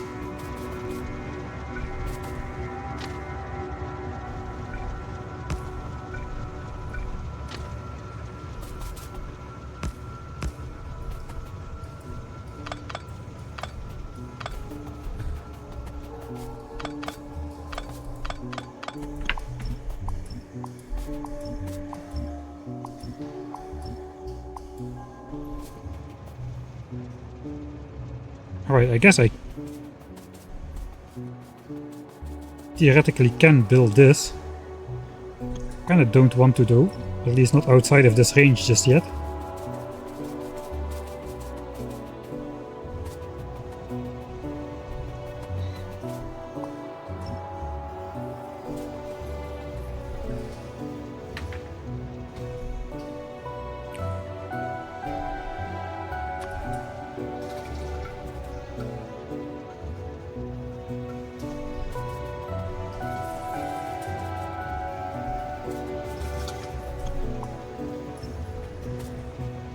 Alright, so the power grid has to be placed inside here.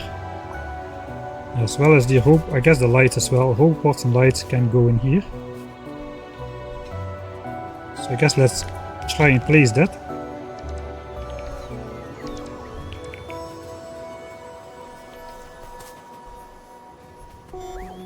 I guess here would be a roboport as well, so perhaps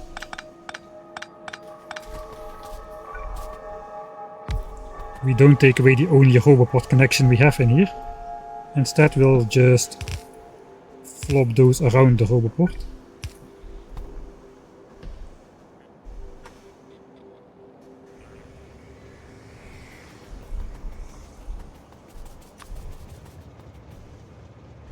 I guess this covers the entire area, these two single roboports. How is it going with the loading? 1.2k, okay, it's halfway full. Production is still ongoing, but we cannot spend forever. Let's switch off this again.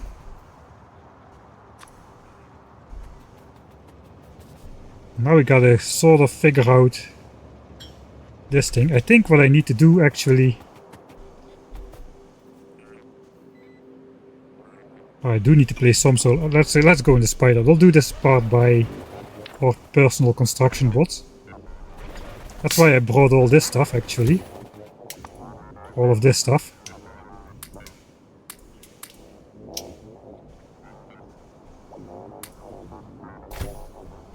Right, so I can place these grids independently.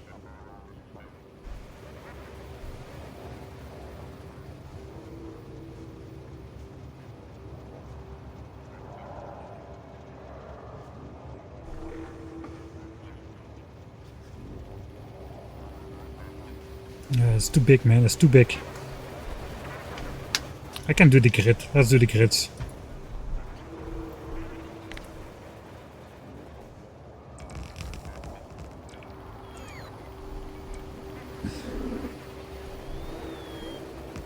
So there's already so many entities that the bots don't fly out immediately anymore, apparently. It takes the game a little bit of time to cycle through everything, so I should not be placing too many of these at the same time.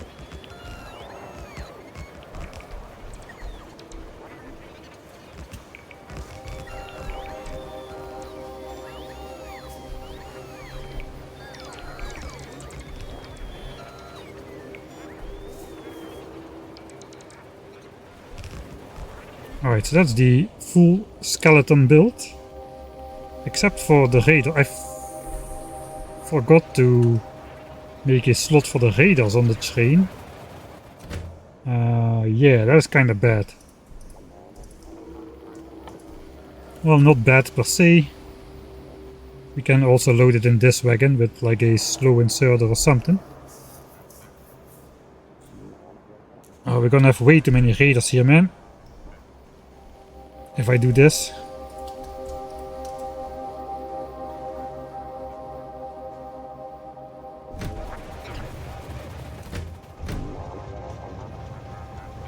Where is it going? Was that 555 seconds already? Man, these things take a long time. Now I lost chat as well.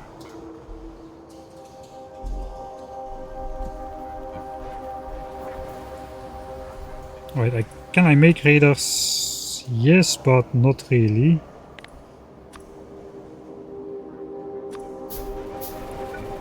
I would like this one to be placed.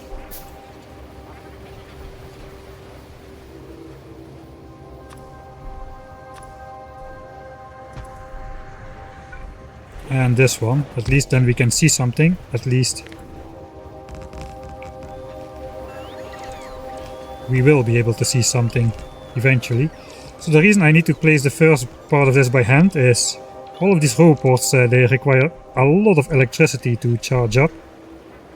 And in the beginning the solar field is not gonna produce that much electricity. So that is kind of bad.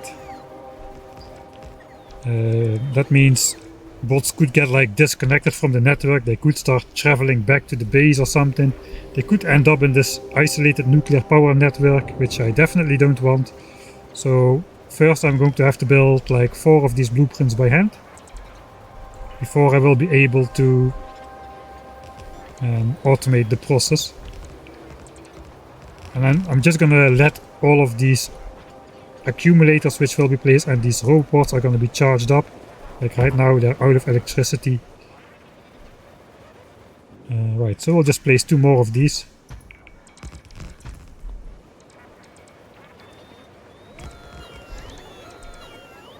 Could you read train contents to stop radar insertion? I could, but I'm not going to. Everything is gonna be mechanical madness on this train, I decided, for no particular reason. So yeah, circuit network solutions are pretty commonly seen all over the place. It's pretty easy to automate these kind of things with the circuit network, but I guess now we are kind of making a point of it to not use the circuit network and still get away with like simultaneously loading and unloading a train with the perfect amount and ratios of stuff we need to build this entire grid eventually. That's gonna be pretty cool if it works.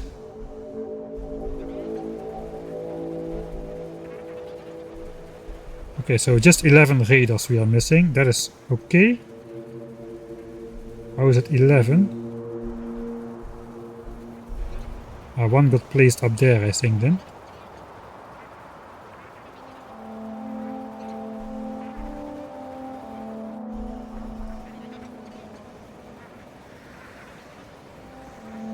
Alright, it's jumping. Okay, okay, the robots don't have accurate stuff on there. So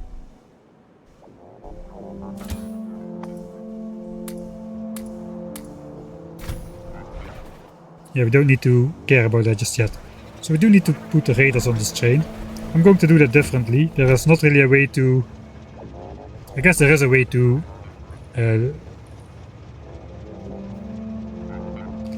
let me finish my thought. We need like 8 or 10 radars per trip, but a stack of radars is 50. So basically I'm just going to reserve one of these spots for radars, the last one, and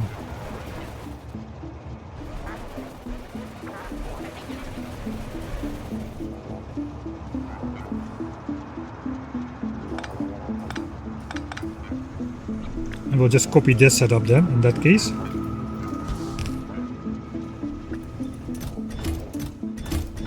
Except we set this to radar.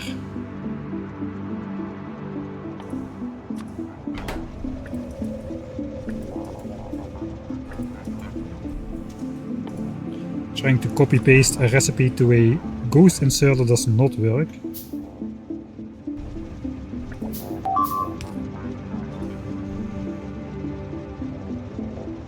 No, I'm just going to do this.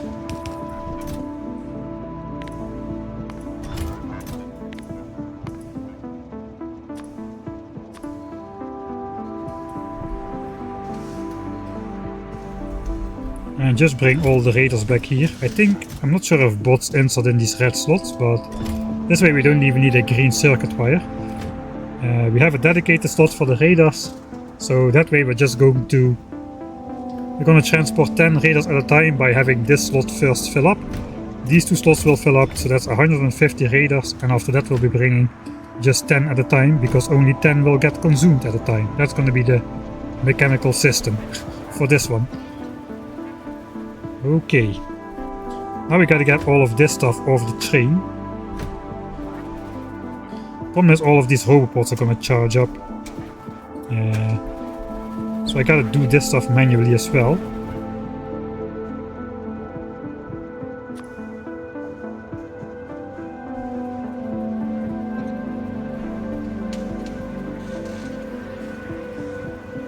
Alright, so I guess I gotta switch off my bots.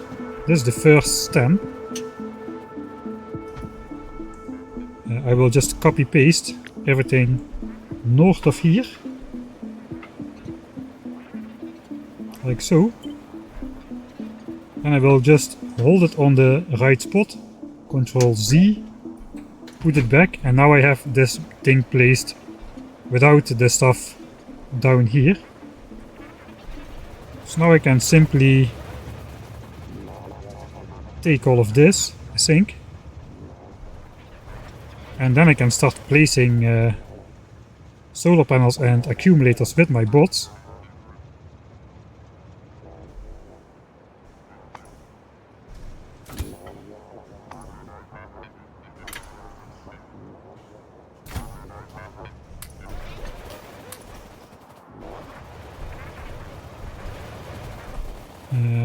Don't have enough capacity, I think, to fill everything at a time.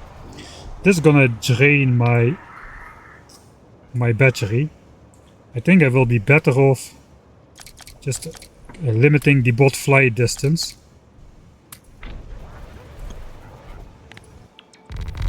Oh, there comes another bot. Where did that guy go? Or come from? That's a great question. Perhaps I should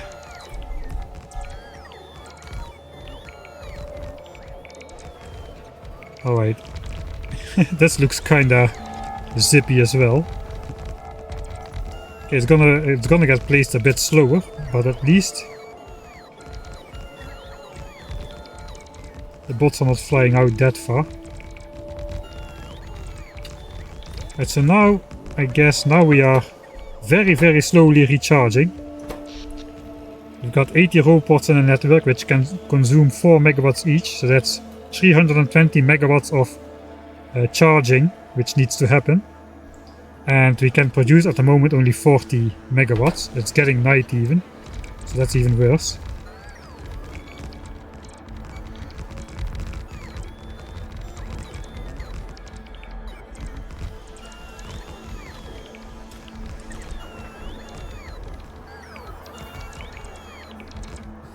Yeah, making the wire condition would indeed be simpler, but for some reason I decided to not use any circuit network or circuit conditions or green wires or red wires on this train in general, because it's something you would normally use it for. And I kinda am in a weird mood today. I guess not only today. It goes hand in hand with the fact that every train needs to be as cursed as possible.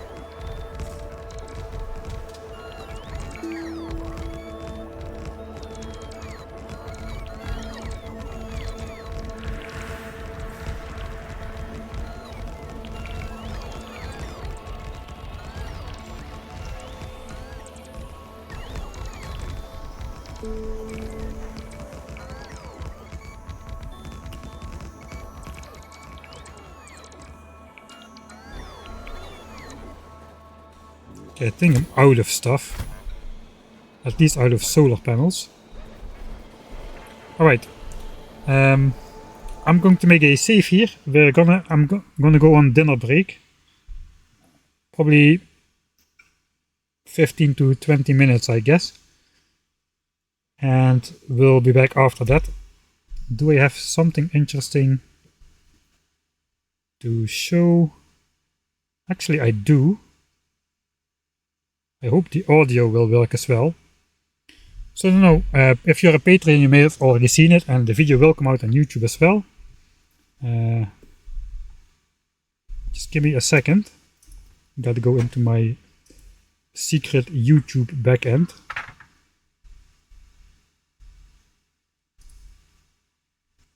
I have a nice 15 or 13 minute video which we can play in the background. Thanks for the hydrate. I'll make sure to open a nice Radler with my pizza, because now we're in Austria, and in Austria you need to drink Radlers.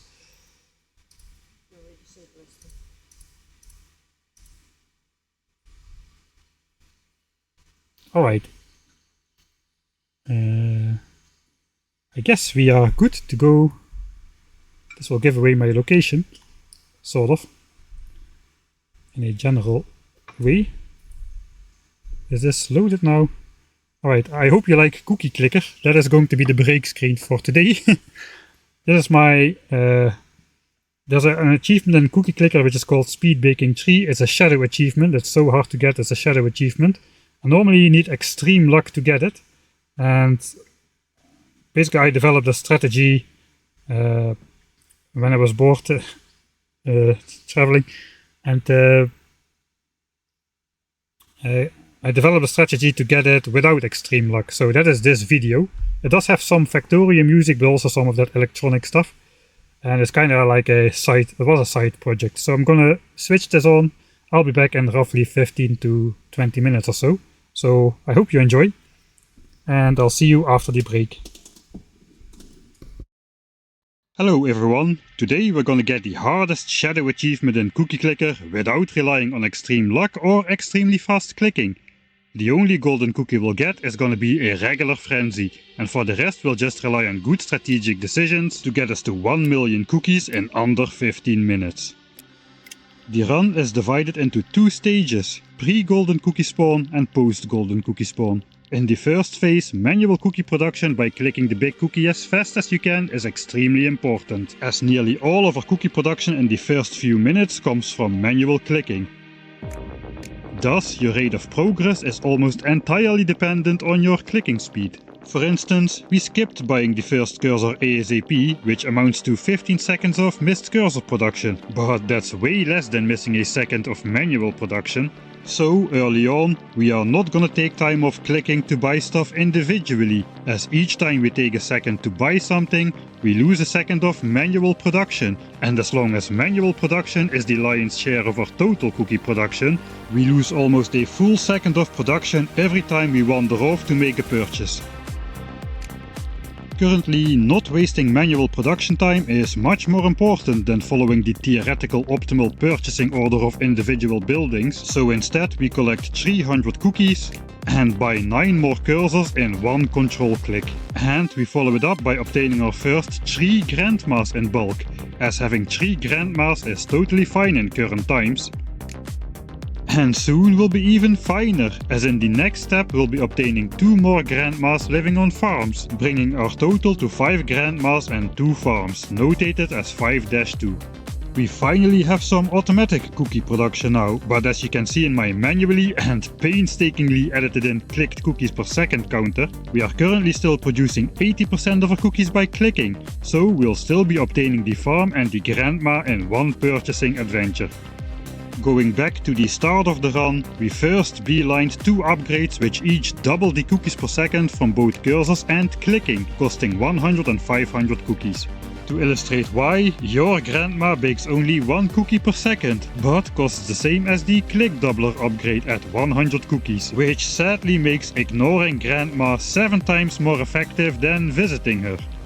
The second doubler costs 500 cookies, but was already worth 14 extra cookies per second, which still makes it almost 3 times as effective as elder napping grandma to start off your elderly workforce.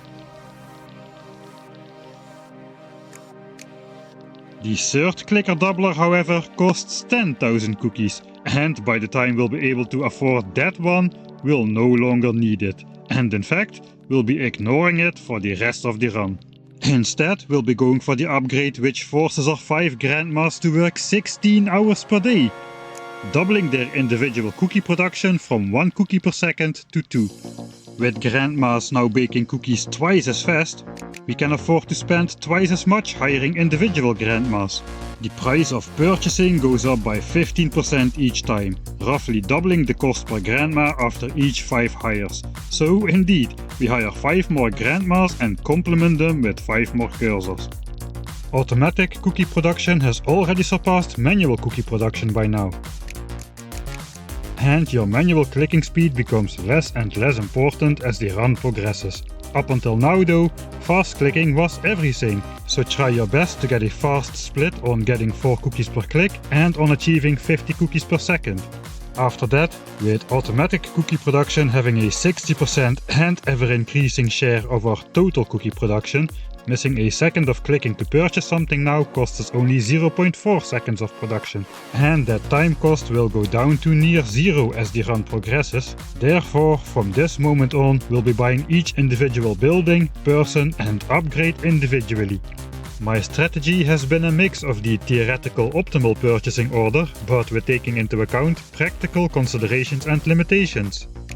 Like implementing the early game bulk buying to reduce the time spent not clicking when clicking was extremely important. By now though, both the effect of missed clicking time has been greatly reduced and the time between individual purchases has been significantly increased. So, except for tiny deviations to make the order of execution easier to remember, we are following pretty close to the purely theoretical optimum from here on out. I have thrown together a crappy spreadsheet to find the purchase with the highest ROI, a unitless number where it simply means bigger number is better number. So that means after purchasing Farm 4 and Grandma 12, now the expensive Grandma doubler has gained enough momentum from the 12 Grandmas that it's the superior choice by far. That will double the Grandma's base cookies per second to 4, which means the next 5 best buys are Grandmas, and so on.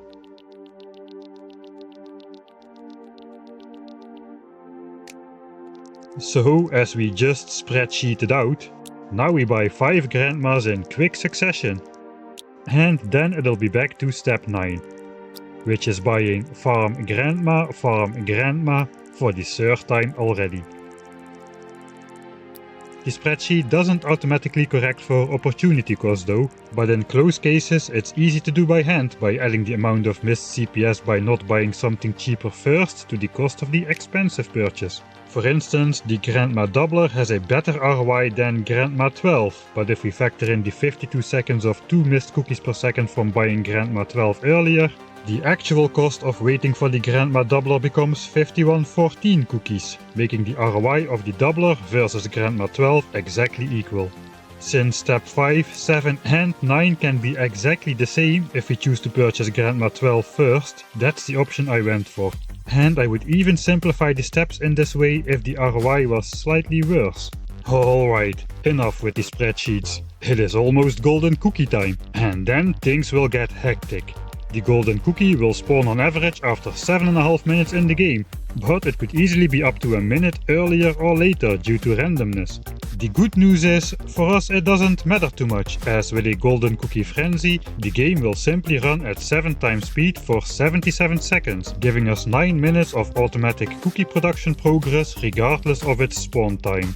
A later golden cookie is slightly better though, as we will stop manual cookie production during the frenzy. Both because manual production doesn't benefit from a frenzy yet, and because we'll be too busy trying to play the game at 7 times normal speed. Our time will be better spent trying to purchase stuff at the earliest possibility, as also every second wasted will be frenzied up to 7 seconds of missed increased production. This can easily cause a compounding snowball effect, which delays progress significantly. So, learn the next part of the strategy well so you can perform it flawlessly. Fortunately, most of the purchases are expensive upgrades, which gives you a couple seconds to operate your brain between purchases. The bad news is, about half of the runs end here.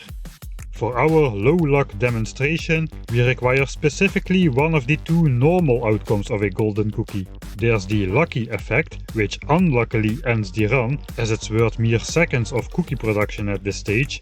And there is the frenzy we require, which gives us an extra 7.7 minutes worth of cookie production on top of what we already make. We will get a frenzy about 42.5% of the runs here. But the rare click frenzy or cookie storm will also work, boosting the overall success rate somewhat. During these 77 frenzied seconds, our cookie production first got multiplied from 200 to 1500 cookies per second, and by the end of the frenzy, we will briefly rise to over 9,000 cookies per second, moments before the frenzy ends and normality restores. On a side note, on average we clicked only 6.66 times per second during the 8-minute opening of the game. That's fast but achievable. Anyway, the usual opinion seems to be that farms are bad in Cookie Clicker, but to get to speed baking 3, farms are the key to success in combination with grandmas, thanks to this one incredible upgrade they don't want you to know about. Farmer grandmas, the only synergistic upgrade we will have access to for this run, which not only increases the just doubled farm's CPS by roughly another quarter according to how many grannies you have, but also doubles grandma's CPS yet again, which we then stack up further with another regular grandma doubler. Nice. And that's it. We are done. If you have got all the upgrades with 31 grandmas and 18 farms before the 9.5 minute mark, you've made it in style, as you don't even need to click the cookie anymore, and all the remaining upgrades can be done at a leisurely pace. If you're between 9:30 and 10:15 or so for the split, then keep clicking, and first buy the 10,000 cookie ambidextrous upgrade for 8 cookies per click, and control click 10 more cursors to get 25 of them, which also unlocks 1000 fingers for later. Then resume with the program as described. We are under 9:30 though, so we can flex hard, bruh, and just sit back and relax while making the final purchases as soon as they become available. First, we buy 4 more sets of Grandma, Farm and Mine, which takes almost 2 minutes, and then we wait over another minute to get the Mine doubler at a whopping 120,000 cookies. You know the drill. After buying a doubler, we buy 5 of the relevant buildings, except when we buy only 4, like this time. If you are still clicking, however, we buy only 3 sets of Grandma, Farm and Mine. Then we interrupt the plan and go for the 100k cookies costing 1000 fingers upgrade, followed immediately by buying 15 more cursors for 40 in total. Only then we go for the 50k cheaper plastic mouse upgrade, which despite having a larger influence on actual clicking, brings no increase to automatic CPS like 1000 fingers does. Obviously, should you have gotten a click frenzy golden cookie earlier, which makes each click worth 777 times the usual, then get all the clicking upgrades immediately and quickly click your way to most of a million. We have almost arrived at the 15-minute cutoff for now, and while Factory would be a solid choice from a pure ROI point of view, there is just too little time left for the long wait to pay off. Close to the 15-minute mark, it is better to skip waiting for the Factory while the last seconds tick away and just continue on the cheaper buildings which pay back less cookies, but hey, at least they do it before the 15 minutes are up.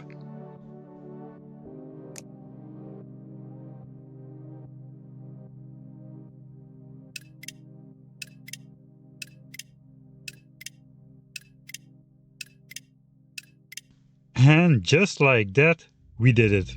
Speed baking 3 in 14 minutes and 52 seconds on just one regular frenzy, without extremely fast clicking and without extreme golden cookie luck like getting a click frenzy or cookie storm.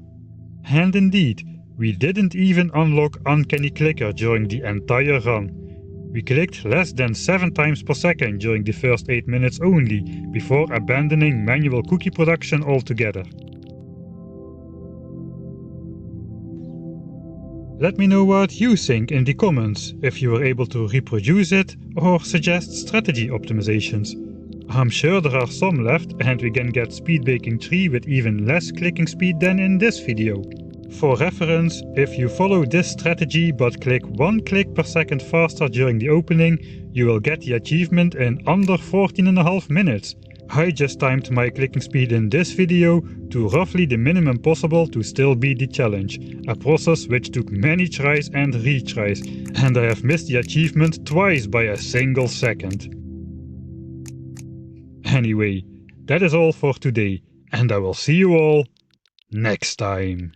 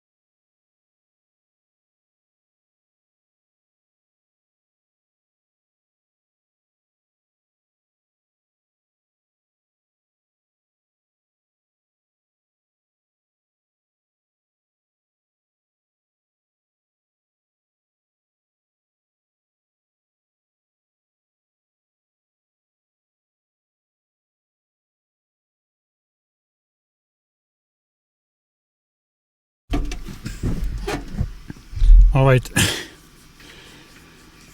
So now that everybody knows about my viewing preferences due to the YouTube recommended videos after I played my own one, let's get back into the game. So yeah, that was my cookie clicker speed baking tree strategy. Mike failed his dinner. Mike failed his dinner 100% speedrun. Not enough infinite productivity. The dinner just kept growing with the infinite productivity exploit.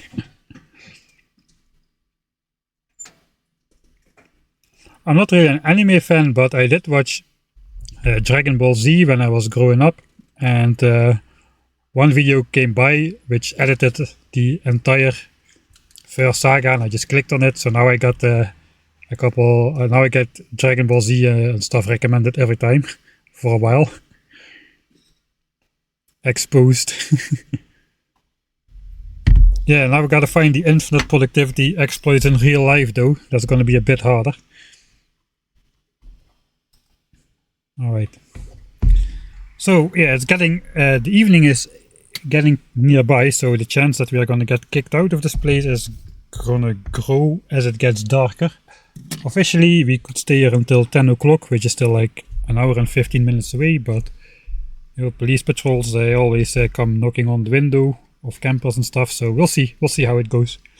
But I hope to get this part of the base finished. I hope to get this like automated in the next hour or so. We're quite a decent ways on the way, so yeah, I think we'll get there.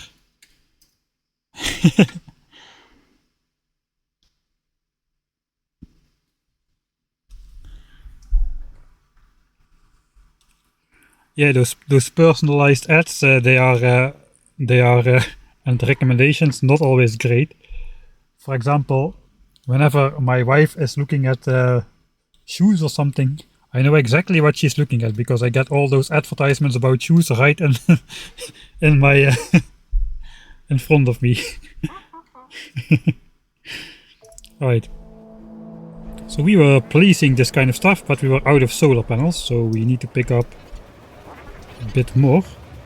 You can also check if this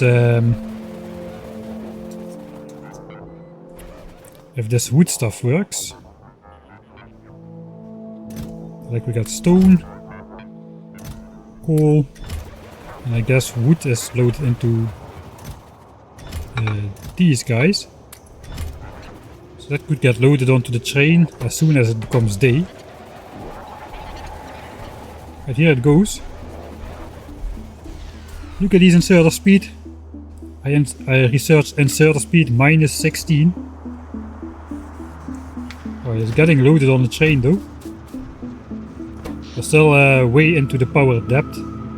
All those roboports still need charging, although they are like 50% charged. It's getting in the yellow. So I think we are gonna be decently well to take construction bots here on our second attempt. This is already fully emptied out. I guess we'll first place solar panels and come back for the accumulators later. We first want to just charge up whatever we have now. As soon as this starts flickering, then we know all the robots have been charged. So yeah, we are still into large power depth. It's really gonna take quite a while for this power network to grow large enough.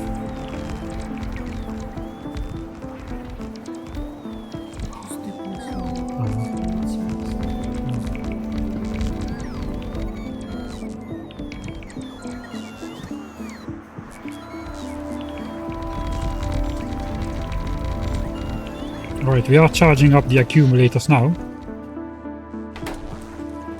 So that's good.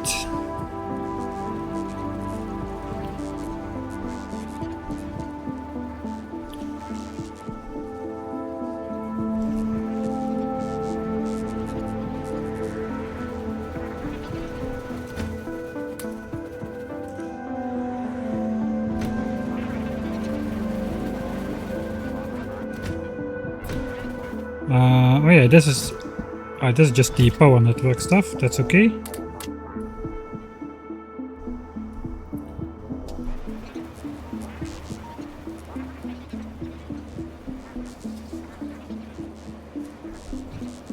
Looks like this was mostly placed.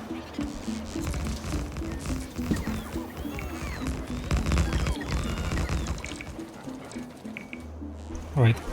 Again, all that's left is raiders.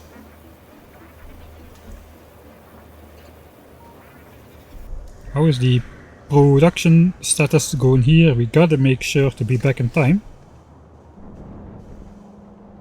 1.5k, okay, we still have some time. It's like 2/3 full.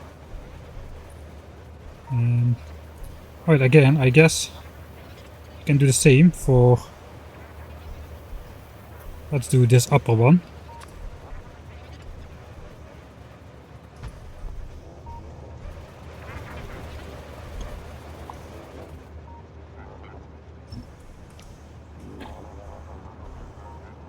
Alright, that should do as well.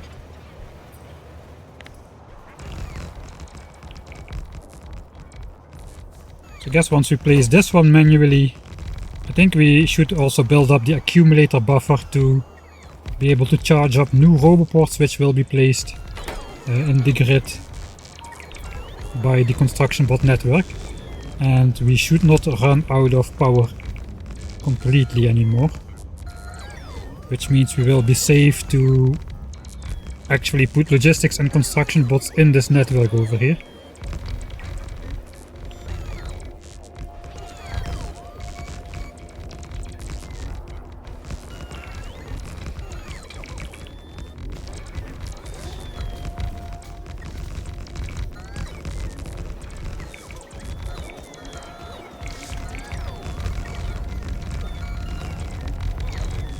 Alright.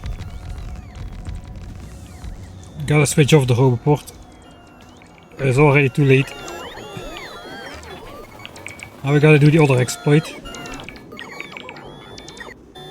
of collecting bots to reset their battery status.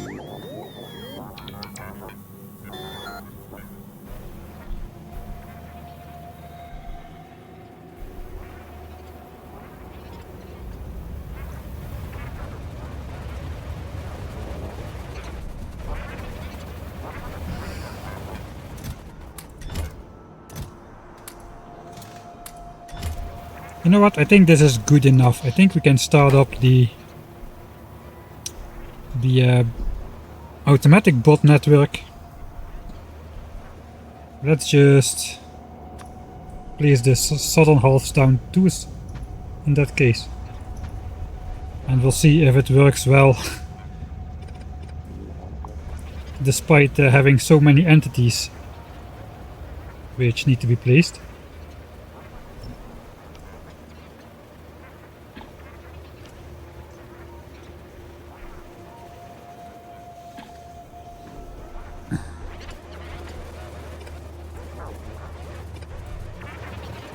Okay, so what do we need to take on the second trip here?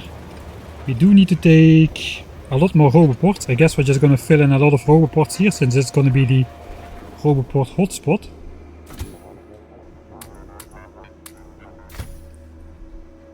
I guess we can already do something like that. Will this work? I guess this works. Okay, we are not overloading our network by placing a lot of roboports immediately. 4,000 panels is going to be equivalent to 240 megawatts of maximum production. So that's already okay, even if but yeah, if all the construction bots are going to be charging, that could take a while. Alright, so the rail line is not yet finished actually. Or is it?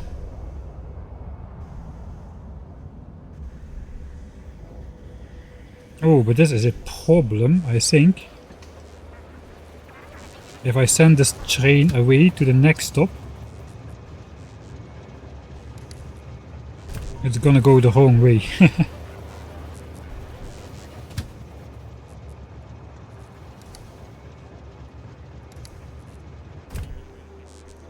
It's gonna go the wrong way.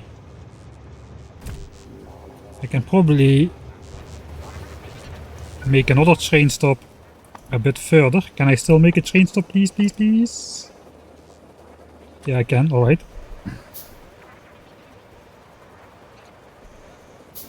Is Mike lagging? I am not lagging at the moment, but maybe I was.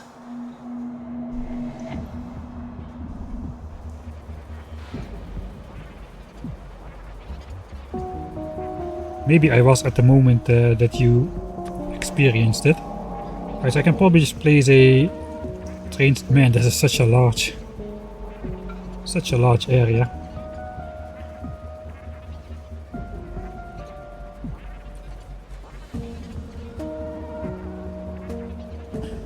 Haven't noticed. Yeah, the audio usually keeps going even if the video drops out. The audio drops out last moment. I think it's prioritized in some way. Man, this is. Am I all? I'm not halfway. This is. Now you get a sense of the scale of how large the solar field is gonna be. I'm walking out from the center to the edge, and it is taking nearly forever.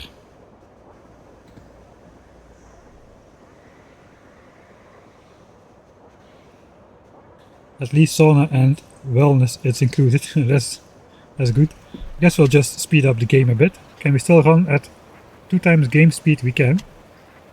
That's approximately the limit. Not bad actually. 140 UPS with a 1000 signs per minute base running. I'm happy with that. Alright, this is going to be the temporary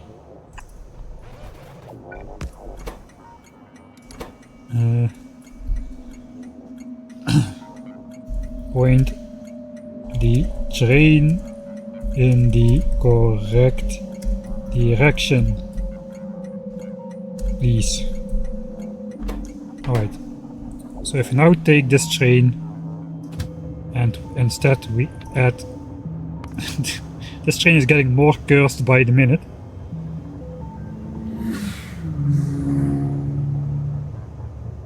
Alright, okay, I notice a problem.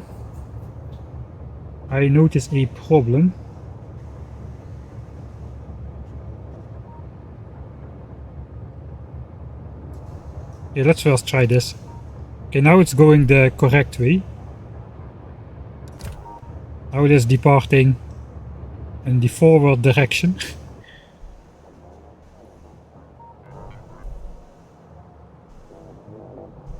The problem is the unloading of the wood and coal.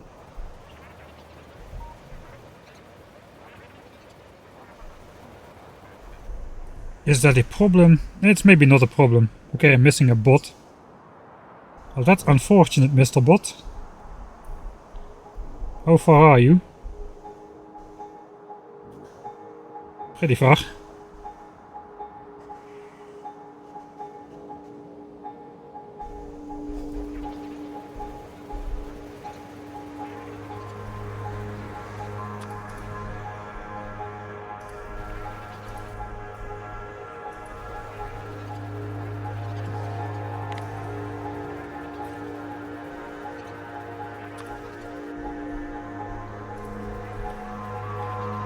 Let's get a nice shot of the train overtaking us.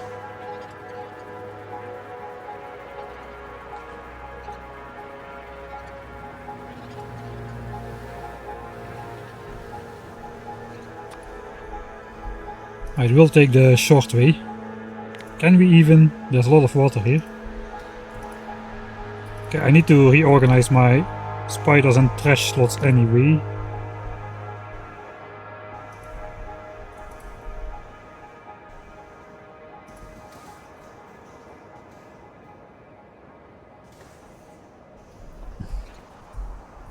Right, so this train has been going forward, so nothing should change. It was going forward.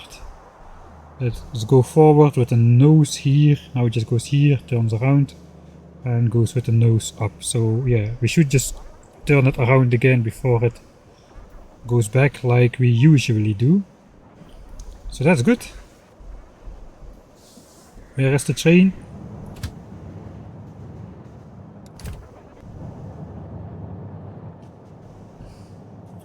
No, there is no problem with unloading actually. Why?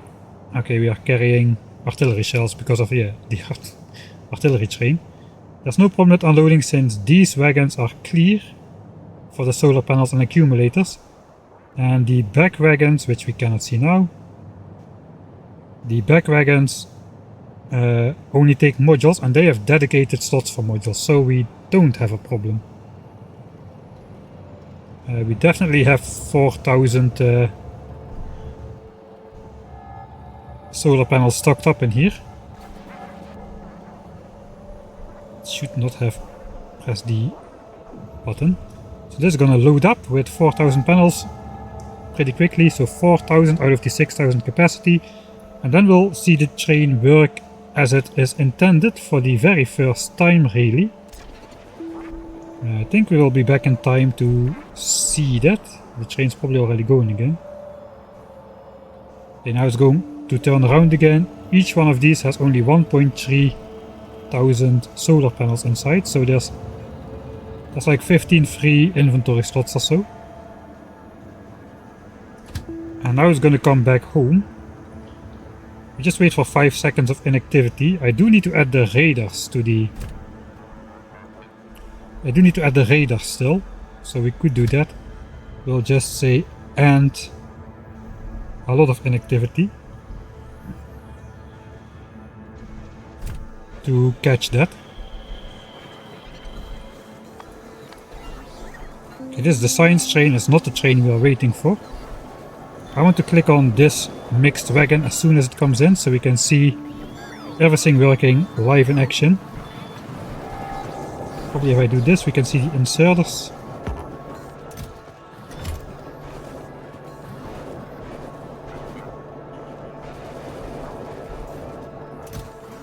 Yeah, we can see the inserters working and the cargo. Now we just need to wait for the train. There it comes. Alright, this is going to be an epic moment. This train was already cursed, but now it's even more cursed. Let's see if we end up with the perfect distribution again.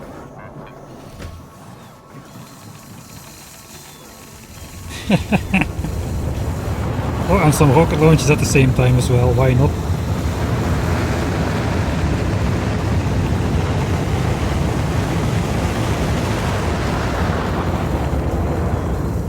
Very nice.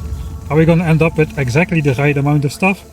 Yes we do. 50 roboports, 250 lights, 500 substations and 1000 accumulators. I don't know how I did it, especially first try, but somehow it is working without a single green wire.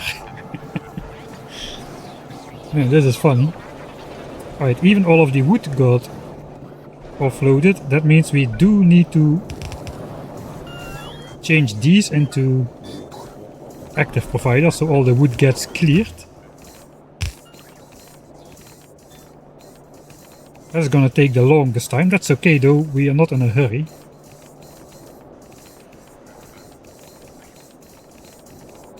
It's also just gonna throw off those productivity modules together with the wood, but those will get sorted in these chests.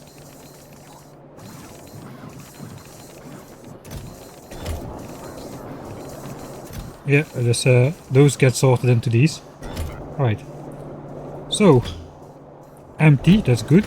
Empty, except this, that's good. I think we did it. This is correctly, this is just full. That's all we need. Alright. So if we just set this to 5 seconds of inactivity, the train should depart again.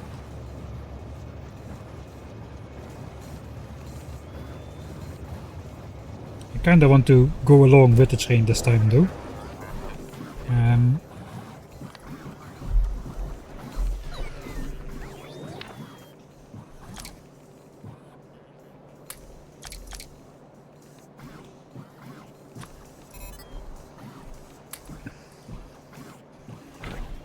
So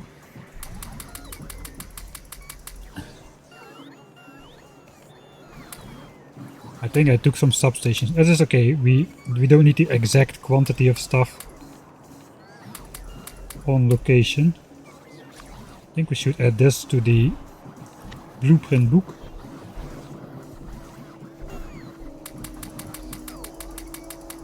And now we need to figure out what to take. So we need construction bots to build everything. We need logistics bots to unload the thing. Maybe I'll just start. How much can I carry? Like a lot of chests.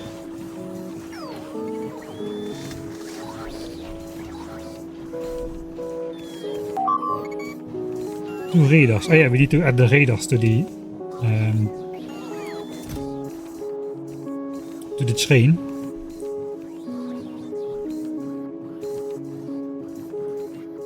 I mean, we don't need that many logistics bots. The logistics bots are only there to redo the chests. So we could just do 500, I guess. They're only there to unload the train once in a while. We could go with way less even. But let's do 500. No, let's do 350. That is one roboport full. We do want a lot of construction bots though. 2k.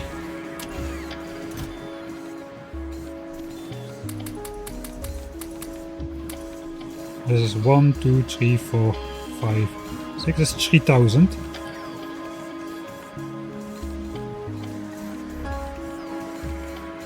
$3,300. Yeah, let's just start with 3000. I won't bring anything myself this time. Just gonna jump in. Here. Then we set this to normal, which let's say I set it to like 10 seconds of inactivity. That is met. And then we just gotta delete all of these other things, because of course we are carrying solar panels now, since we are carrying those in these wagons. So we just gotta get rid of this, and of this. Just 10 seconds of inactivity, very simple. This we gotta keep on 4K though. It should never exceed 4K. But we can also do like either that or like inactivity. No, actually no, we cannot do inactivity. We need to do time passed. Let's say, let's give it like a minute. A minute to load the train, that should be more than enough. So if there's enough solar panels to be loaded, it will leave as soon as there are 4000 inside. And if solar panel production is slow, which will usually be the case, it just leaves us 60 seconds. And it means basically it's not going to wait forever for 4000 solar panels before it does another full loop. And it will bring plenty of stuff to the solar fields over here.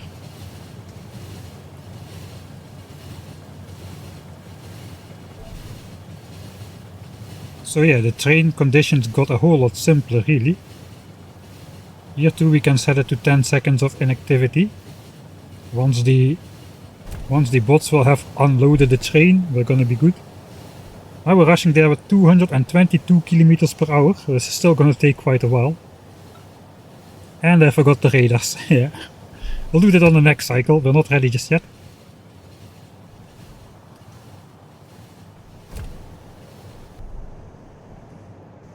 I think we got the Factorio Express achievement for this one. Have the train plan a route of 1000 tiles or longer. Okay, it is going the right direction here, so that's good. I guess it has no option here because the train stop is on the right hand side. So it has to go this way.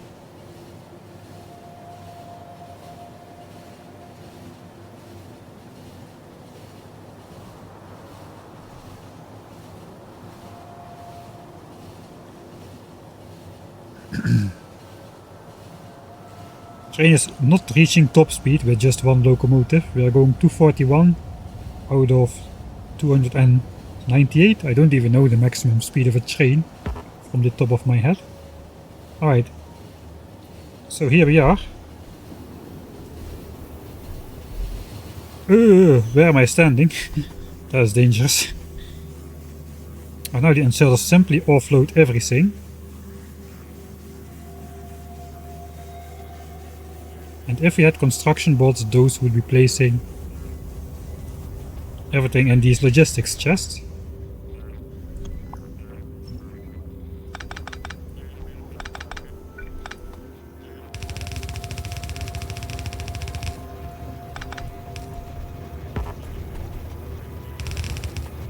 And I'm not even gonna sort this, I'm just going to let the bots do their thing.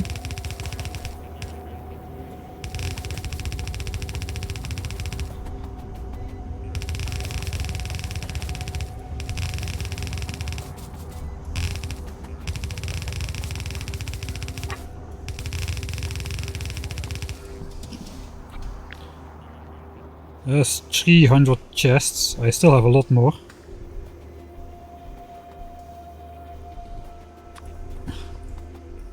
Okay, I could use construction bots myself here, I don't have anything on me anyway. They will deconstruct the trees though.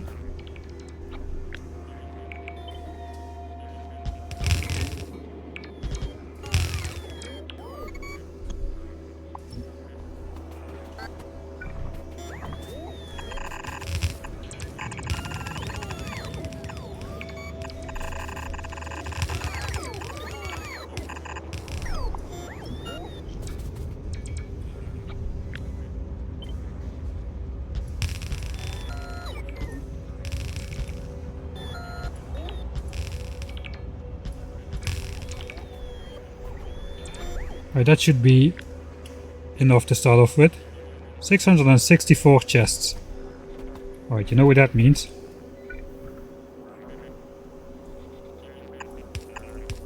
No, it doesn't mean it. 664 is good enough. Right. So now if I put logistics bots in this network, one roboport full of logistics bots. Let me make a save before I do this. Log bots into solar area. They should start organizing these active provider chests into all of these storage chests, so let's see that happen.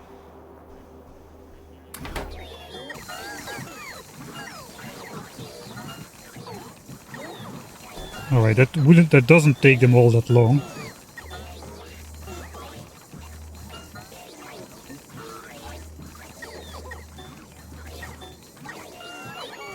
That's a lot of storage. That's true, but if you take into account how many solar panels we already stored up at the base. Okay, the bots are done here. They all went to sleep. Let's see how many chests of stuff we have here. We definitely have this many chests, which is roughly 650-ish to 700, so that's comparable actually to this amount. So that's good. That means this train won't ever lock up really. And now if we put construction bots in the network, they should start flying out, right? I have to put my own bots somewhere. I cannot.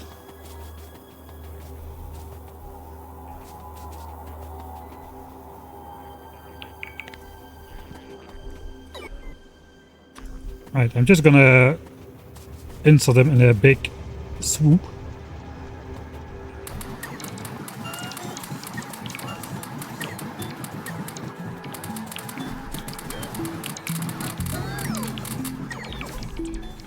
There they go. Let's watch it on the map. Watch the madness unfold.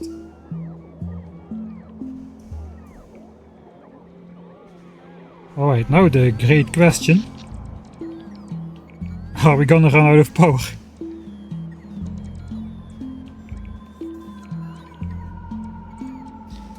Not really smart that I started this at night. Solar panel production is... yeah, this is gonna be dramatic. Okay, I probably have to reload this. Because this is gonna run out and it's possible all of the bots will start traveling back to the home base because the entire grid is gonna get unpowered. I need way more roboports in the center here though, looks like. That can be solved though. Yeah, we're definitely gonna run out of power here. It's fine.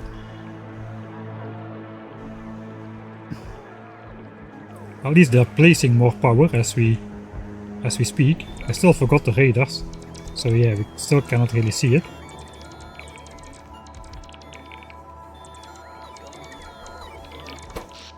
Yeah, here we go. After this, we still have some buffer because all of these roboports, they have an internal buffer of, I don't know exactly how much, but pretty large. So they still can keep charging up bots even after all of the accumulators are empty, which will happen any moment now. No, no. Will it? Solar power is coming back online. We may get there. That's so close. Okay, we're going back up.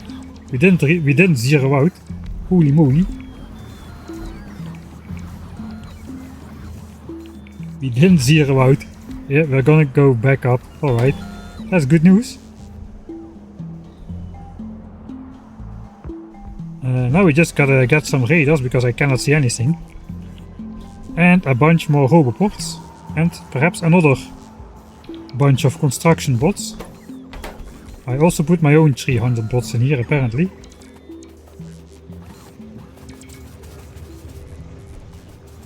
But most of the construction bots are settling in faraway ports apparently. So I'm gonna have to get myself a pair of new ones. Let's drive home. Can we hop in the loop wagon? Yes we can. Train surfing. Factorio style.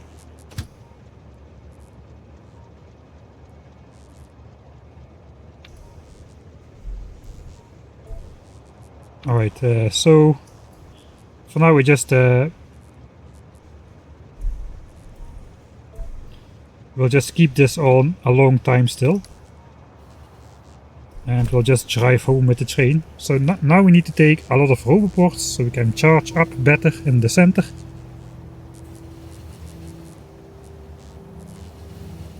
And more construction bots perhaps.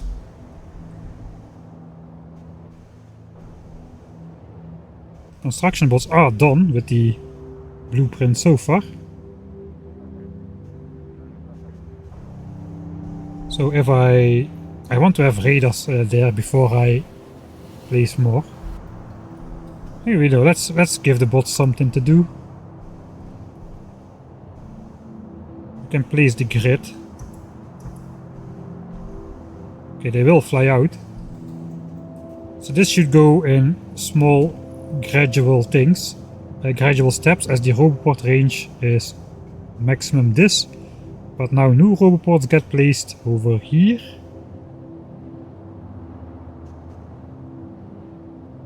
And then they will fly out to the next part. We don't get the map updates from the roboports though, only the power network. But this is some ASMR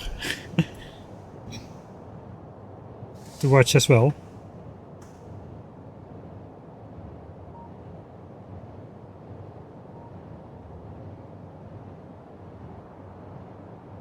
Alright, let's do 2 times speed.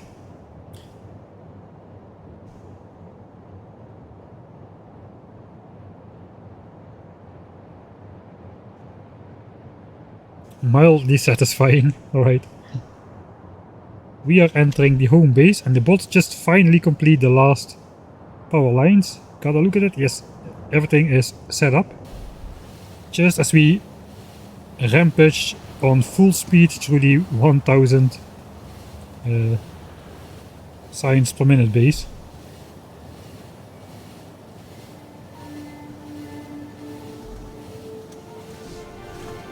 Alright, let's keep going at double speed.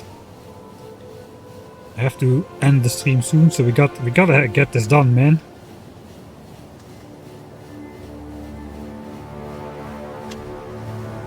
Alright, now we are turning around.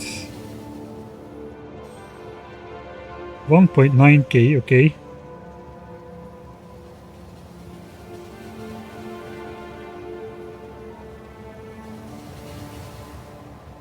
So that means we cannot really afford to keep the train out there much more, since all of these chests are almost full.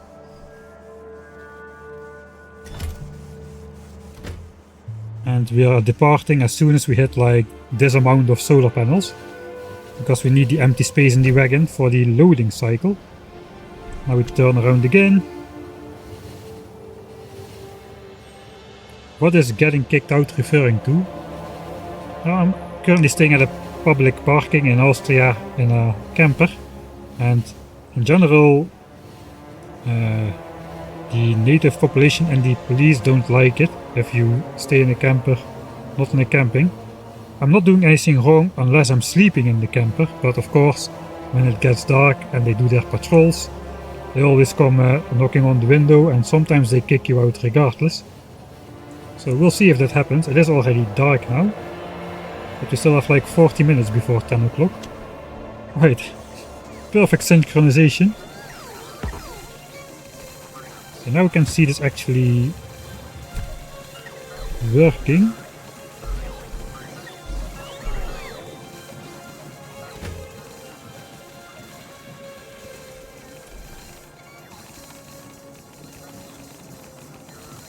Alright.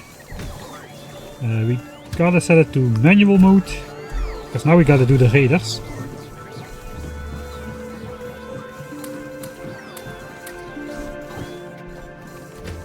Radars are in, gonna go in here, so we just gotta do this, this,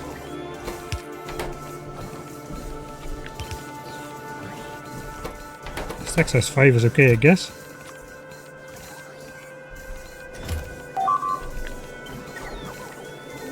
Yeah, thanks much. This time I remembered somehow. Alright, here come the radars.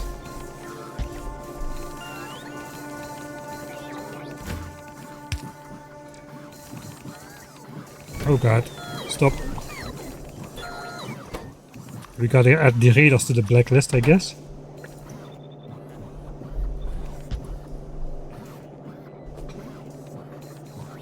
The full playthrough will get on YouTube eventually. It's gonna come out in 2 streams per week. Eventually it should catch up, I think. And if not, I'll just go like 3 streams per week. But I wonder who's gonna watch so many streams anyway in such a short time.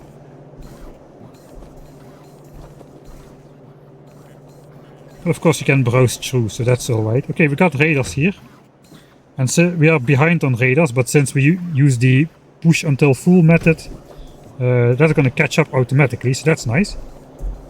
So I guess we will set it back on automatic mode.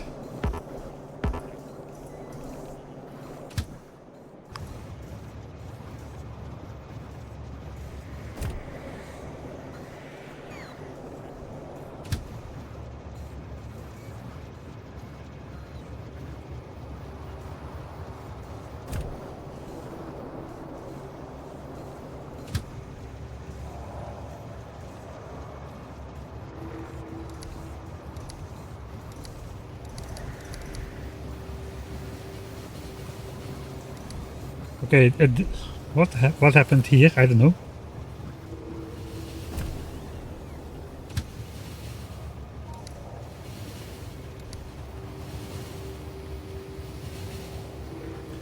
It should trigger on 10 seconds of inactivity, but it looked like it did not trigger. Now I forgot to take more bots.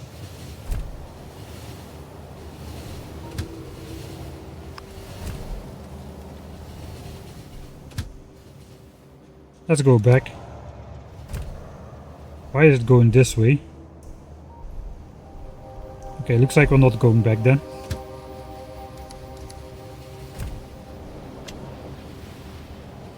We'll just zip along at 2 times speed.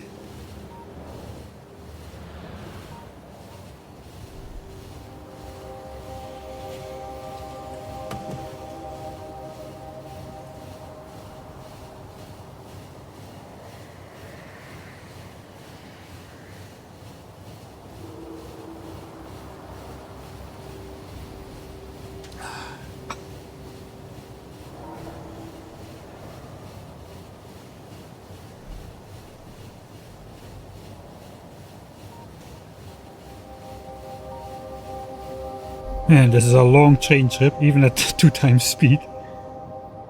Yeah, it wants to turn, yeah. So if it's like a single track, it just, at whatever speed it's going, it stops dead in its tracks and just starts accelerating in the opposite direction after that.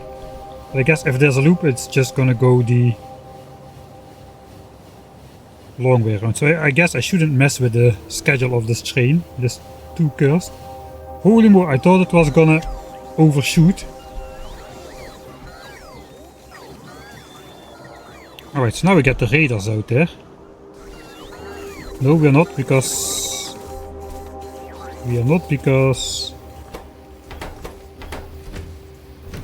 Where is the radar? Oh no, it's here. Right, are the radars already placed? The radars are already placed. I'm too slow.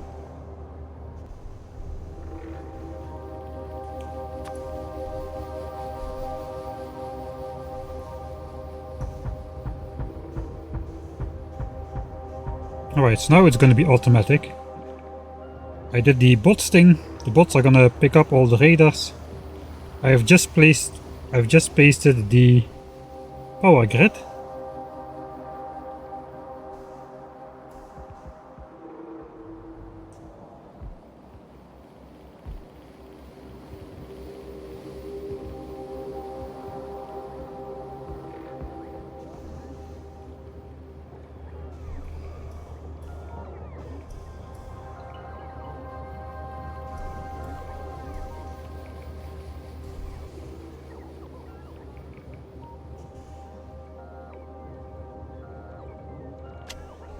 Let's do a time lapse.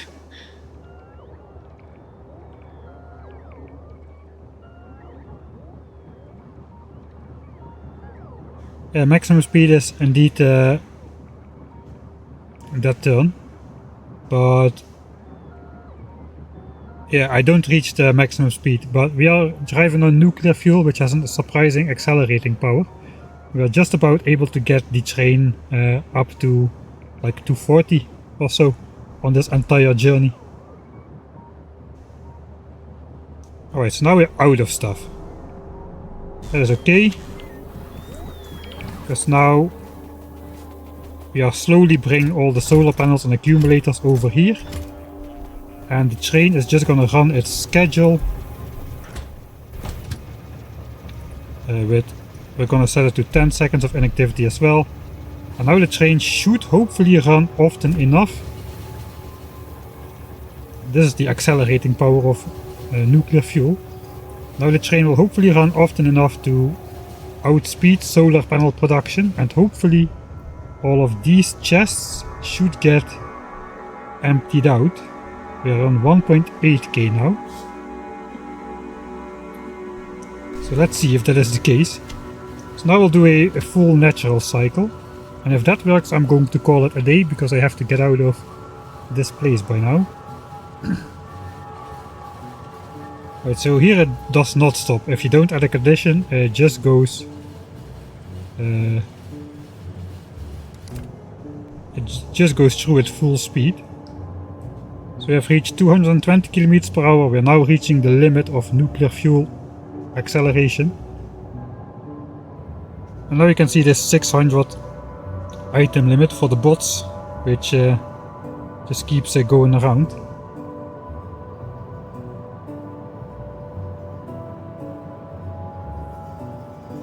So basically we got like way too many things without construction bots or missing things, and it's just cycling through all of them, and that's gonna slow things down by a lot potentially.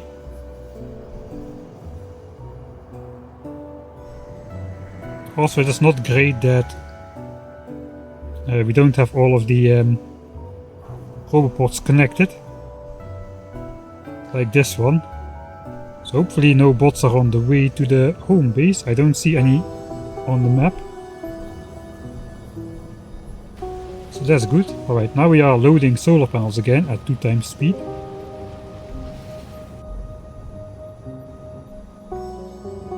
$1.5k. Okay, the number is going down.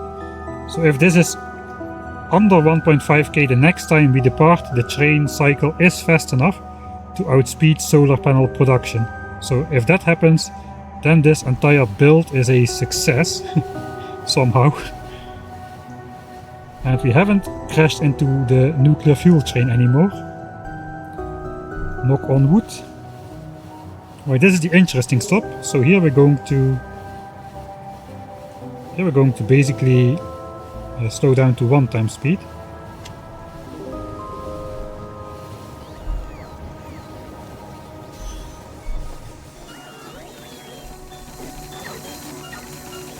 Right, so here we are loading and unloading at the same time.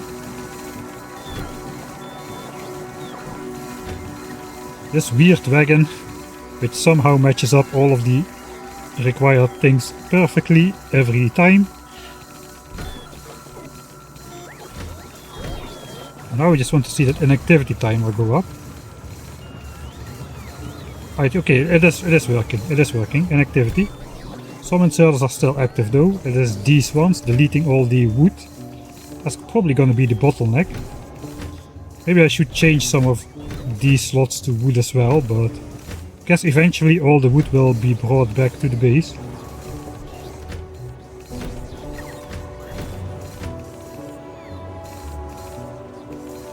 Orchestrated chaos. Yeah, this was a very fun stream. I didn't expect it to be so fun. Maybe I'm gonna convert into a train guy. I hope not, but maybe you hope so. Okay, I'm not gonna go along with the train this time. Or am I? I may one more time go along with the train. Okay, inactivity, it is getting there. We are departing. Alright. Gonna go 2 times speed again.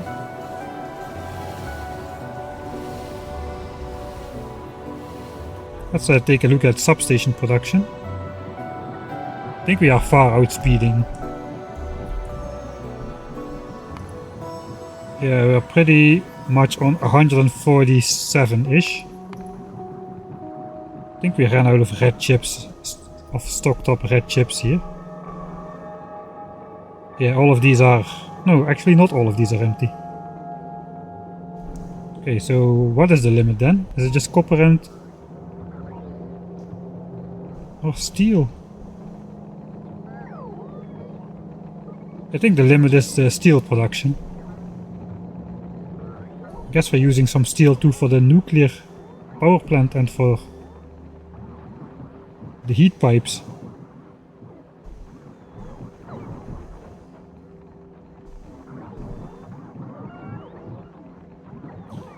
It looks like we are about a quarter of the way through nuclear power plant production.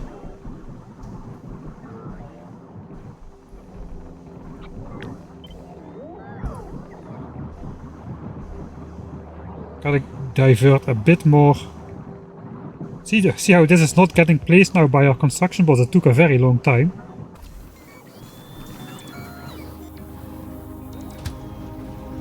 Alright, 10 seconds of... I missed it. 10 seconds of inactivity. Now most of this should get placed.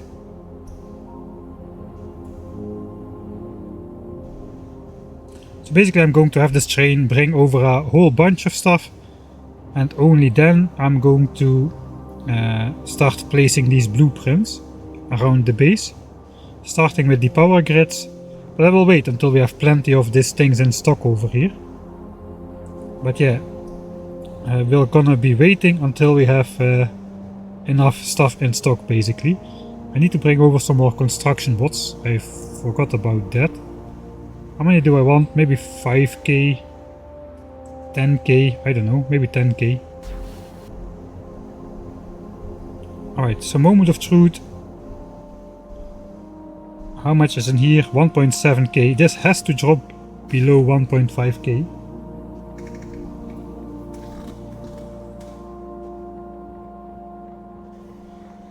After we arrive. If it doesn't drop below 1.5k, our train is too slow and this is gonna not gonna end well. I think it will drop below 1.5k easy though. Yeah, I think so too. With the CPUs we have today, is UPS dropping below 60 still a problem? Yes, if you build a big enough base, it's definitely gonna be a problem. As for now though, we can still run on double game speed basically, without problem. But let's check. 1.5k is here.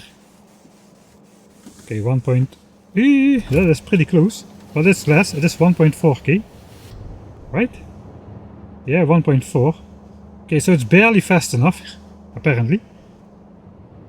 Alright, that is cool.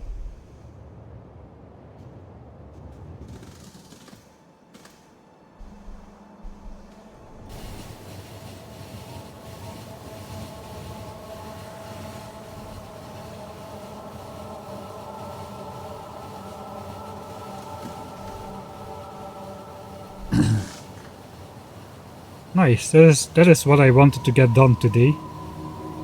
So I'm glad I got it done just before the cut off.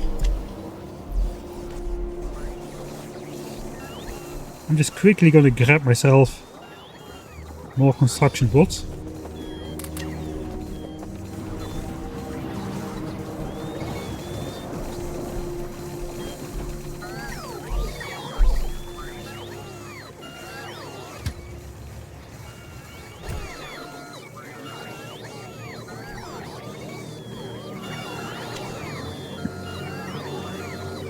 Right, we are waiting again on the wood to get offloaded.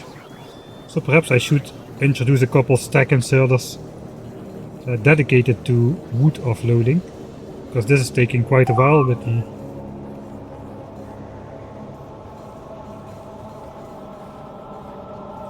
I could lower the inactivity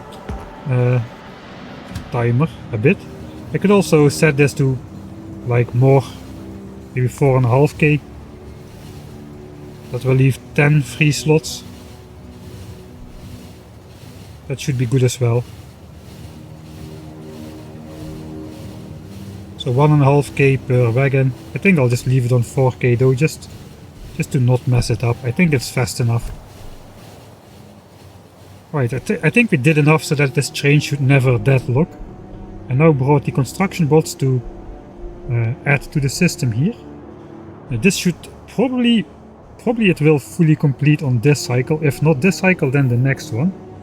We are missing... Yeah, I'm estimating we're missing about 1,000 pieces. So that means we should be able to fully build out this right now.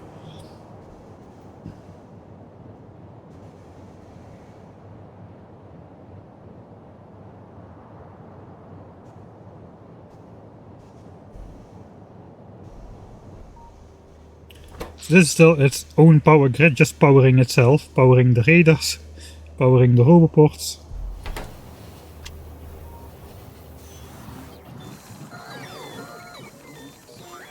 Alright, here we go. The bots are already flying out. Yeah, the distances are already getting so large that they are going to be recharging on the way.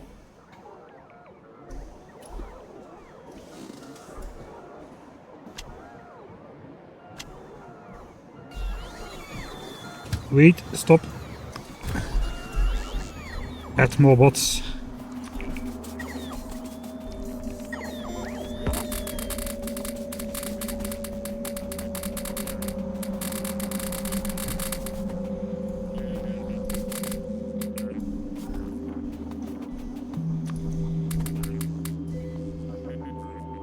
Oh, 8,042. Oh wait, now these we still don't have enough stuff. Alright, one more loop then. It's just like a handful of substations short.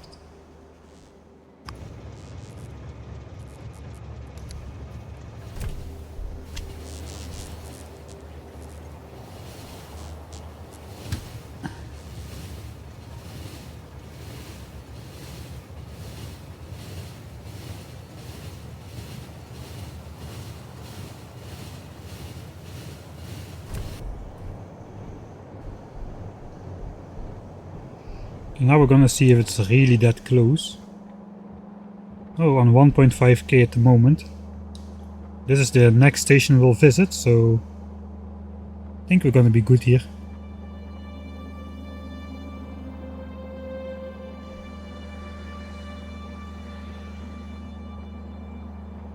What are you gonna do with all the wood? Store it into chests? Perhaps we'll blow it up at some point, or make a fun inserter loop. Burner inserter loop or something. Eventually everything is just UPS, burner inserter loops. I think even stuff sitting in chests is not immune to UPS.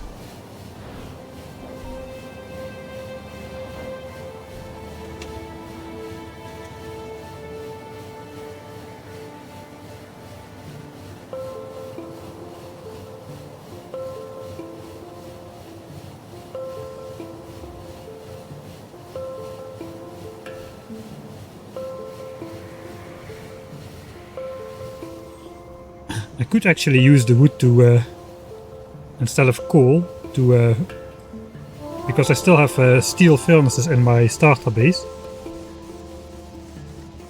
1.4k, 1.3k, 1. Okay, this is going down. Okay, we don't need to do anything about that then. It's still going down. I could exchange those lubricant wagons with locomotives. That would definitely get us up to top speed. It would save a lot of traveling time. But then again, we wouldn't have loop wagons on the train, so I probably cannot do that. Oh, the artillery. Yeah, the artillery is actually some of the heaviest wagons in the game, so getting rid of those will help a lot as well.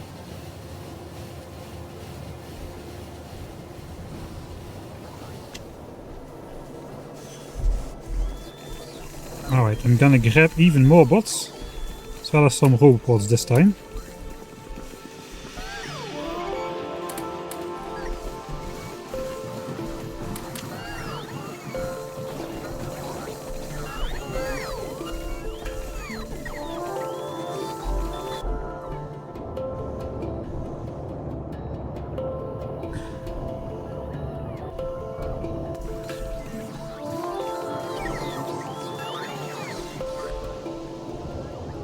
I may just like do dedicated wood offloading.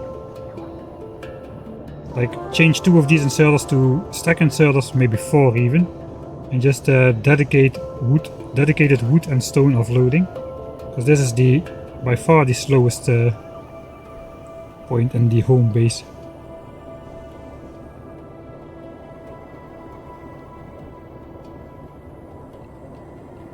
Substations and lights will come automatically.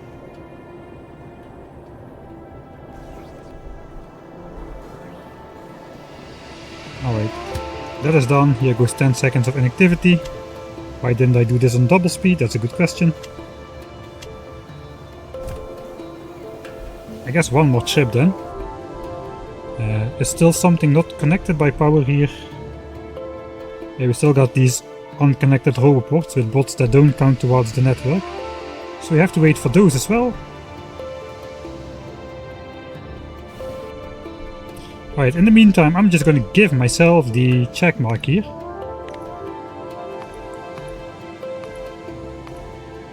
Check mark. Make preparations to build the 10k SPM solar farm. And actually start building it. Surprisingly. I didn't expect that to happen. I thought I would just do that train stop thing. Alright, that is the entire list done, so we gotta come up with some new stuff for the next episode. Perhaps we can even think about starting some design stuff for the 10k SPM base already. I mean, this we can just slowly plot away. And landfill, I forgot about landfill. But I think I'm just going to forgot about landfill. We'll do landfill. We'll take care about that next time. Now we'll set this to manual. Okay, now this final part should get placed almost immediately. Somehow it's more satisfying from the map view. With those things connecting. Right, that means these will start charging up, and once this icon disappears, they are actually connected to the network. Yeah, we got a landfill problem already right here. Okay, so we gotta do landfill, that is for sure, because if we messed it up, then all these patterns, they break.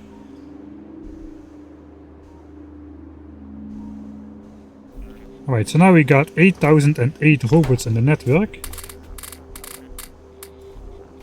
I'm gonna get up to 10k.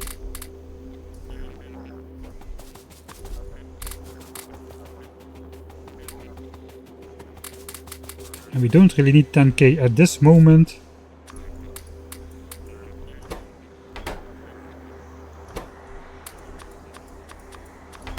Okay, that's 10,000 construction bots and 350 logistics bots. 350 is one robot full of logistics bots, theoretically. Unfortunately, I cannot organize them into just a central one or something. That would be cool. Eventually though, all these construction bots are gonna fly out and settle somewhere far away. For now though, we can hop back in the train, set it back to automatic mode. Looks like this inactivity trigger does not trigger if you just set it to automatic mode on a station. I don't know if that's a bug or if that's intended. It may be intended because maybe the inactivity just triggers after an activity and there was no activity. I don't know.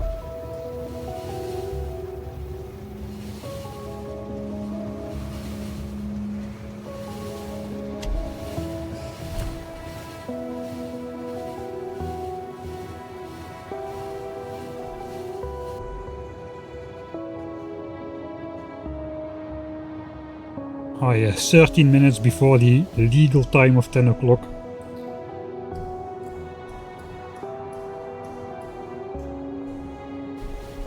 I'm just gonna make, I didn't make a save in a long time. Save the save.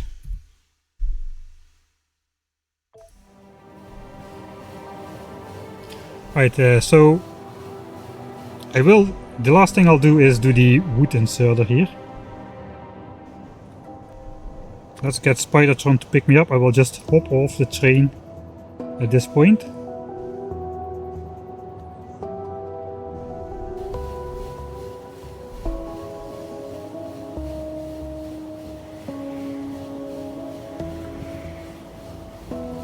Crossing the 1k SPM base again, straight through the copper mine. This is a funny train line, man.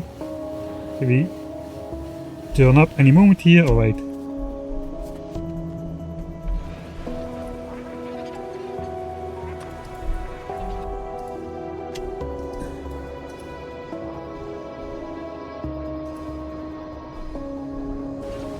I forgot to place the hoverboards. Alright, so I add one thing to here. Landfill, delivery and more roboports to solar field. That is the one thing, or the two things rather, we still need to do.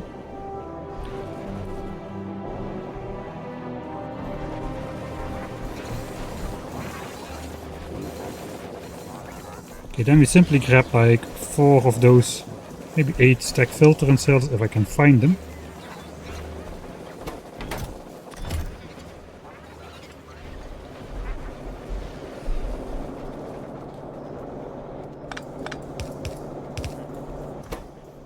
And we just set those to whitelist wood.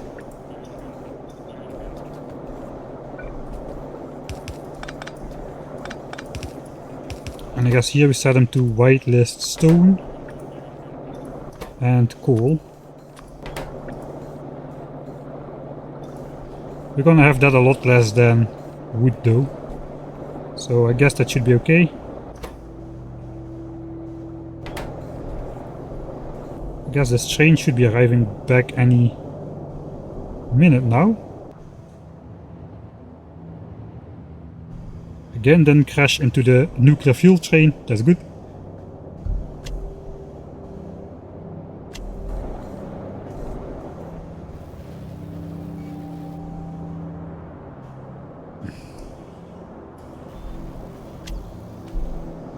Alright, now this should go a lot faster.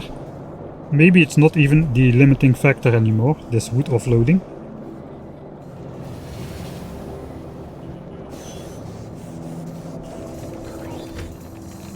Oh yeah, that's very, very speedy now. I think the wood chest wasn't even full actually.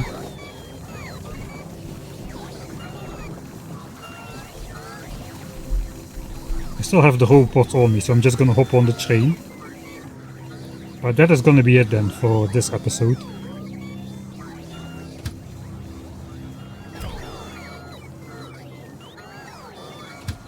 Okay, an activity is loading. So we are going to head out there. Alright, I'm really out of time, so I kind of have to cut it here. It will be a nice startup sequence. Let's save here. This is the end of stream save. End of stream save. So we are on the way back to the solar fields to place more roboports, and then we gotta automate landfill eventually because of those small-ish lakes which are everywhere. Ideally we get the fish out of them first, since we want to collect as many of those fish as we can in our starter lake over here. So yeah, this is going to be a quick exit. Thanks everybody for watching. I appreciated that you were all here and for chatting and subscribing and stuff. And I hope I will see you all next time. I have an irregular stream schedule at this moment. I'm on holiday, so be sure to subscribe to the Discord at streams tag. So I will try to post whenever I go live a couple hours before.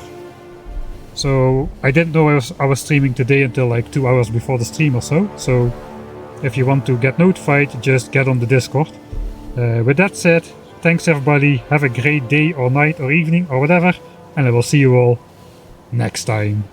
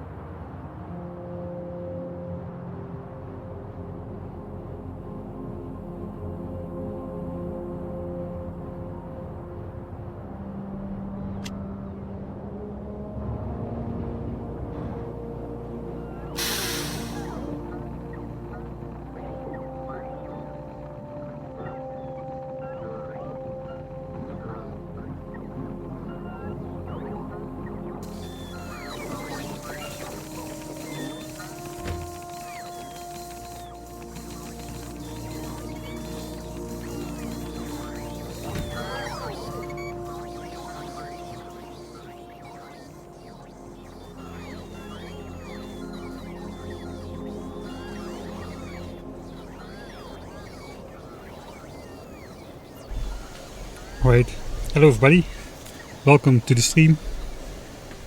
Hopefully it will be a good one. Connection may drop out a couple times here, but who knows. Tests show it was a very good upload speed, but maybe not the most consistent. So yeah, we'll see how that goes. So, right. Last stream we did a bunch of preparation for the end game power grid, the giant solar panel, which looks like a solar panel, the giant solar field, which looks like a solar panel. We got like a bot network up there, a lot of storage.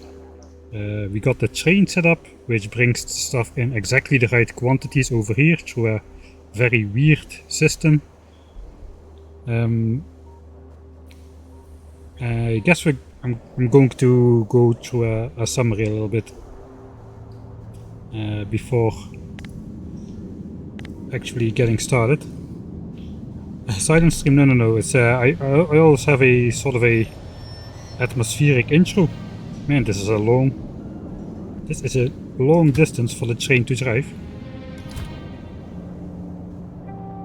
Here is my base, starter base. This is the 1000 signs per minute base.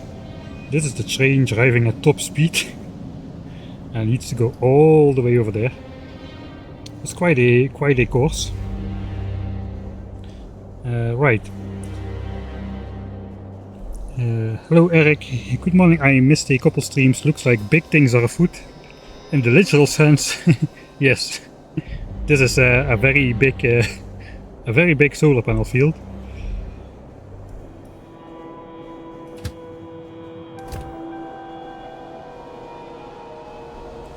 The train is barely moving, and we're moving with like 250 kilometers per hour through this area. And that all has got to be filled with solar panels and accumulators eventually. About 2 million of them, 2 million solar panels. I think we'll just do a quick summary of last stream and then we'll get started. I think I better just load the actual save because this train works very weird. So that train was kind of the highlight of the stream last time. As you may know, I need to have cursed trains all over my playthrough. I cannot have a normal train. This train already was cursed, but now it will be even more cursed. Alright, so 2 million solar panels, that is going to give us about 84 gigawatts of power. Currently we're running 1000 signs per minute, which means for 10,000 signs per minute we probably roughly need 10 times this amount of power. So that's like 68 gigawatts or so. This also includes a bit of the starter base, but it's mostly the 1000 signs per minute base. Currently we have a 100 core nuclear reactor capable of producing 16 gigawatts. There's this beast over here. It is stylable, so you don't need to think about it to expand it. You just paste more of them and power number get bigger. And also UPS consumption gets a bit bigger. But we're going to have a test at the end when the 10,000 signs per minute base is up, which means we need another 400 nuclear reactors, which is where these requester chests come in. This is another 400 nuclear reactors plus everything needed to supply it. Not yet, we are still making that. It's going to take a couple hours to produce all of this stuff. But then again, it's going to take a couple tens of hours to produce all these solar panels and accumulators we need. And last stream we also figured out, dang, this blueprint here, it does contain like a lot of solar panels and accumulators, but it also actually contains a lot of substations. And if you there's like one substation for every 10 solar panels. And solar panels, yeah, we need 2 million of them, which also means we need roughly 200,000 substations somehow.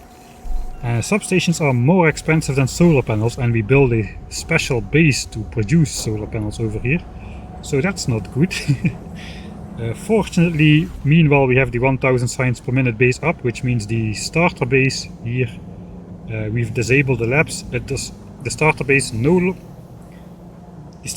longer needs to produce science packs, so all of this production, this old school production here, with the steel furnaces still, no productivity, all of this production, 2 belts of copper and 3 belts of iron, is all available for the base, which means we can actually make these substations.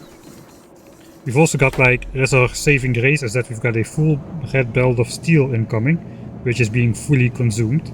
That even was not the case for the science, when the science was still on, but now this steel area is fully operational, producing 1 belt of steel. So yeah, 200,000 substations, that means 1 million copper, 1 million red chips and 2 million steel. For those who didn't see it, we've also got the rocket base up here, which launches 10 rockets in this pattern every 10 minutes for 1000 signs per minute. The facility here is researching at 1000 signs per minute, and our production has been stable from the start. If we disable space signs, as you can see, we switched on roughly 18 hours ago, and it's a flat line all the way through on the 10 hour. You cannot make this line much flatter, I would say. So yeah, that's nice that is working as intended. Final base, yeah, we're planning. The original plan was to use solar, and because we're gonna drop below 60 UPS. As long as we are not dropping below 60 UPS, and we can still go higher than this. I can go roughly 130 at the moment still while streaming, with the 1000 signs per minute base operational, so we still can go faster than 2 times game speed at this point. So at the moment UPS doesn't matter, because we have 60, all we need is 60. It doesn't matter if we can run 130, 150 or 600, we need 60, that's all we need. But for the 10,000 signs per minute base we're gonna drop below 60, so then it starts to matter. But I want to know how much it matters, so we're gonna copy this entire thing 4 more times. So 1, 2, 3, 4. So roughly, the reactor will be roughly this size, this outline, for 80 gigawatts. Whereas the solar will be roughly this outline for 80 gigawatts. Wait, hey, Laughing Man ES, thanks for the raid with 16 other people. I didn't see you actually before, so I will remember. Thanks.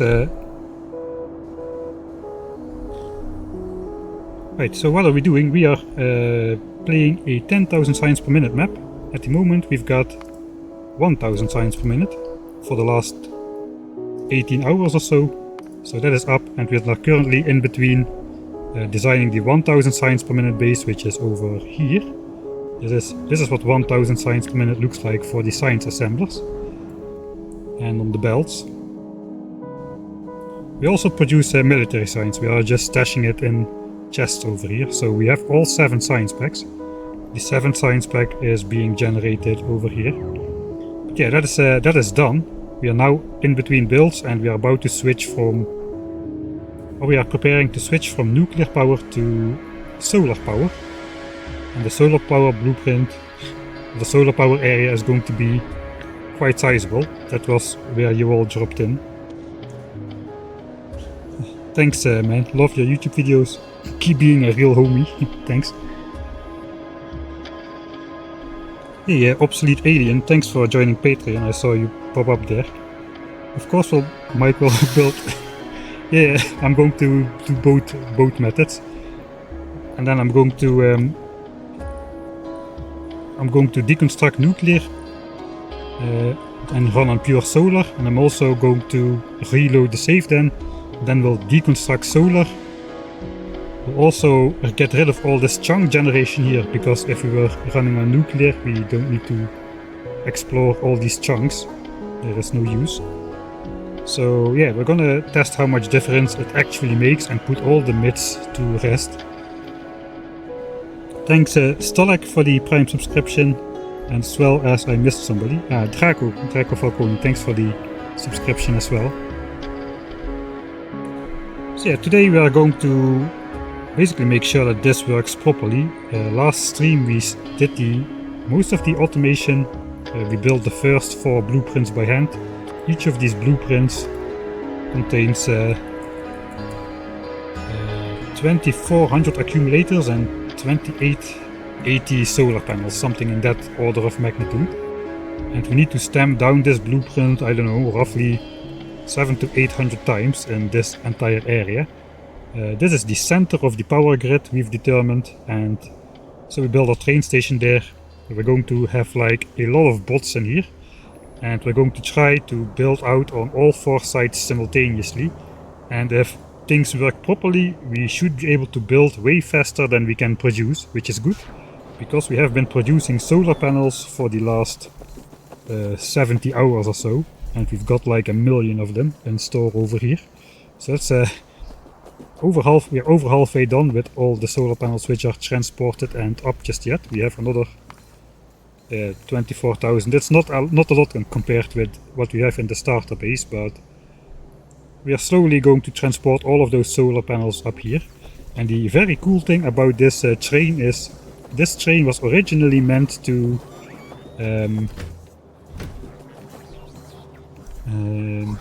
basically we are producing solar panels up here and accumulators, as well as some Mark III modules, and this train which we were looking at just transported these solar panels and accumulators as well as these Mark III modules to the base. But now we've changed this train. It's now a dual function train, because it looks like the challenge is to not place a single rail signal this entire playthrough. So we already got one unsignaled intersection here with the nuclear fuel train. It has crashed twice already, but that's not that important really.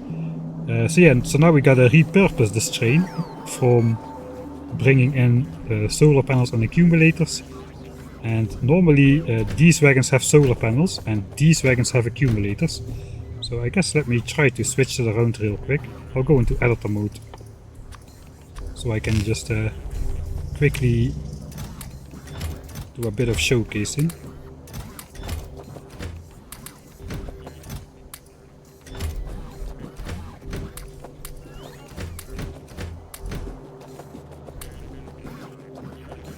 Alright, so that's not quite the case. We make sure we have a bunch of free slots in here. So the train is signaled to come in whenever there is like 4,000 panels on board and we have 6,000 capacity. So each of these wagons will be about 2/3 full when it comes. That's important because we need some empty slots here from the beginning to make our really weird train stop work. So normally it's gonna be looking something like that. So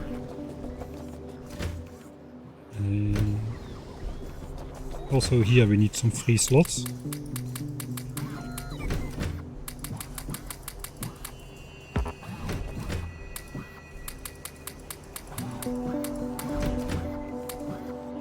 Oh yeah, something like that. Alright, it is night. Since this is a demonstration, we'll just fast forward time a bit. So we can see something. Now it's daytime again. Right, so what is going to happen? This train is going to come in. And normally here are some modules on board, but these are filtered wagons. These are unfiltered wagons. All these slots need to be able to contain different stuff. But here we basically transport modules in from the production base. And only here we unload the modules and we load raiders and a little bit of substations and lights, which we couldn't fit in this wagon. But this wagon is the interesting one. So you can see we are unloading accumulators here and putting in solar panels. Here we are unloading solar panels and we are putting in accumulators, except this one. This one is putting in a mix of stuff. And all of these inserters have been carefully manipulated by stack size to load exactly this, to load the exact quantity of stuff we need according to our blueprint over here. The exact ratio of stuff we need is going to be transported outward. So let's see what happens. It's got to go here, and I'm going to slow the game down a bit whenever the wagon is close. Right, we're at half speed. So this is the wagon. We are unloading the solar panels, and simultaneously we are starting to load accumulators, substations, lights and lamps. Don't mind the bots, they are just taking out the solar panels. So the issue is the solar panels are taken out faster and we have empty slots from the start, so all of these 6 inserters can start swinging at exactly the same time. Now this looks very chaotic. Here comes some rockets as well. This looks very chaotic, but we have manipulated the inserter stack size so that each and every one of these stacks fill up at exactly the same time. So we should end up with 1000 accumulators, 500 substations, 250 lights and 50 roboports every single time. So all these inserters now stopped swinging, and here come the rockets. Let's disable the train. So if you look in the mouse over on the right, we can see 1000 accumulators, 500 substations, 250 lights and 50 roboports, which is what we need. We need a little bit more, and that is loaded into these slots over here. So yeah, we make sure this is 10 swings for one stack, etc, etc. But the most interesting part is we make sure all of these inserters are at rest once the wagon is fully loaded. Also these, so these 6 inserters, if you let it go uncontrolled, you end up with situations like here, where some inserters still have some stuff in hand and they are just waiting for the train to come back. We don't want that. It's probably even better visible here at signs. So a lot of these inserters still have stuff which they couldn't insert in the wagon because the wagon was full. That is exactly what we don't want here, so all of these are at rest. How we did it? Well, a stack is 50, and basically if I just take out stacks, you will see they are being inserted with one stack at a time, right? And the way we did it is basically we made sure 4 of these have a hand size of 10 and 2 of these have a hand size of 5. So these are this is basically one big inserter with a stack size of 50. So given that we have like 40 inventory slots of exactly 50, all of these inserters will be at rest every single time for as long as we can provide the accumulators in the provider chests, which I think we can very likely do for quite a while. And that is also going to be true for all of these substations, roboports, lights, etc. So this train should bring the correct amount of stuff every time.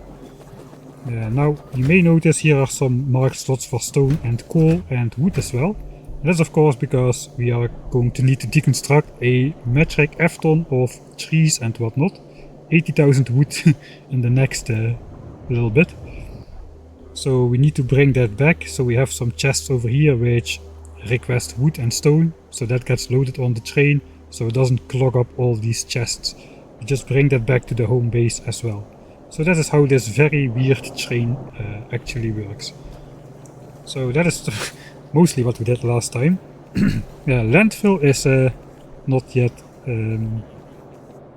incorporated. That is the one thing we are still missing. We're gonna find a different solution for that because this train runs just slightly faster than it needs to. So basically we need to outspeed the solar panel production here.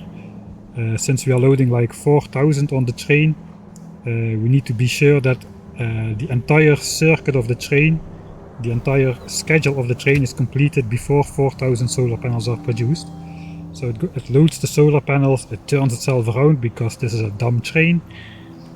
Then we come back home to unload the production into these chests and load the new stuff for the solar field. After that is going to go all the way out this very long route out to the solar fields, where it unloads into chests and construction bots can then later build all of the stuff. After that the train is gonna go back to reload solar panels again, and that is the loop completed. So it just runs slightly faster than it needs to, which means we cannot really put another train on the same line. We also really don't want to change this train. Of course I could deconstruct these artillery wagons, put some more locomotives or wagons in, or these lubricant wagons are just there for the meme. So if I really need to and I cannot find another way, I will probably change it. But for now I don't need to do it. The train runs faster than it needs to, if only slightly. So yeah, that is the concept of this really weird train. Probably the weirdest train I've built so far. The cool thing is though that normal people use like the circuit network for all of this stuff, and for this train we didn't use not even a single green wire. So no combinators, not even the simple wire conditions. The only reason this wire is here, so we can basically go in the map view, mouse over this power line, and we can then see how much is in stock just from the map view. 1 million solar panels, 850,000 accumulators, and 40,000 of each of the Mark III models. So we've got a lot of those as well for the 10k signs per minute base already. Alright, that is a bit for the introduction. I'll read a little bit of the chat, see if there's some questions, and then we'll get starting. A lot from Australia. Thanks, Laughing Man. Yes, I'll be sure to check out what you are streaming as well.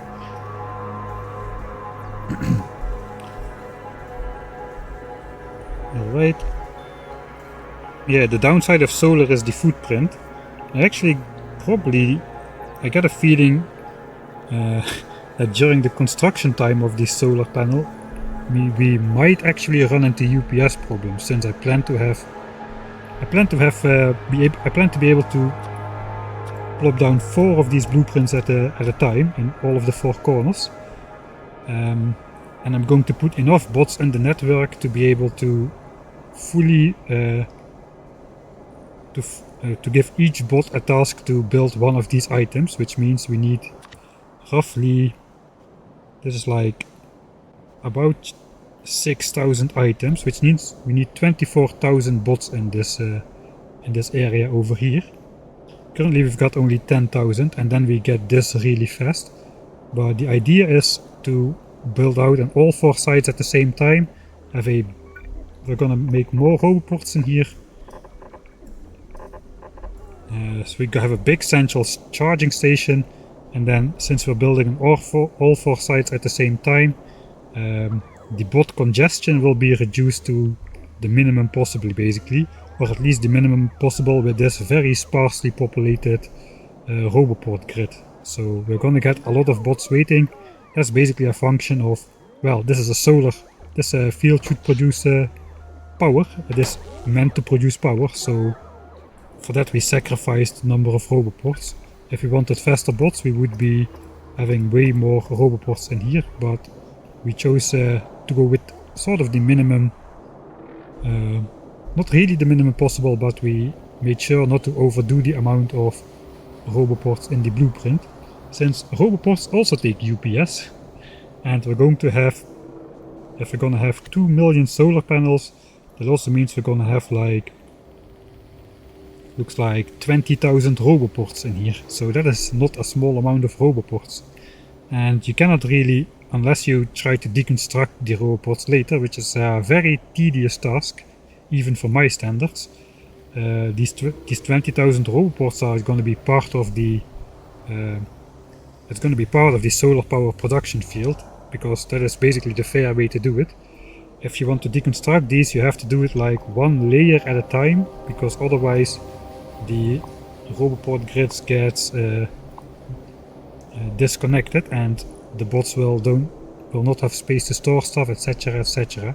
So you need to deconstruct 1 line of roboports at a time, wait for the bots to take them all down, do the next one, wait for the bots to take them all down, and that we need to repeat probably a couple 100 times if we really want to get rid of the roboports. So I think that's a fair it is fair to keep the roboports in here. That is what I'm trying to say. Yeah, we are about 120 hours in. Yeah, we're gonna ride the train a couple times, I'm pretty sure, so we're gonna see it in detail as well. 10k SPM without... That is actually, yeah. So I'm not 10k SPM without rail signals, is what I'm responding to. That is actually... We may do that as the... like a side challenge. So I'm not limiting myself from using trains completely, but I am... That's a good point. Let's limit ourselves from using train signals. So this science train is actually not interfering with anything. It is just a straight line. It didn't need to be a train. We just made it a train, so we have a large amount of buffer chests. So there's like 200,000 signs of capacity in these chests in case we forget the research for a while. Science production will keep going on for another 2 hours. Even if we forget to research something, which means we'll keep that nice flat line. I want to have a 1000 signs per minute production for 50 hours. If we can do it for 50 hours, I call it a success. So that is the goal we are going for. Alright, so that train doesn't need any signals, but this so yeah, that is the reason why this had to be the same train as the one which went to the solar panels, because if I use one rail signal on this track, the entire thing needs to be signaled, including this for the nuclear fuel cell delivery, which currently is unsignaled. If you have no signals at all, the trains just don't care, they just go. No matter if there's anything else on the rails, the trains will just depart and crash into whatever's on the rails full speed. But as soon as you put like a single rail signal down, like let's say here, then this block is gonna have a train, because this train is now in this block. So yeah, no rail signals, no problems, or at least hopefully not. Yeah, I think that could be a nice challenge. No rail signals.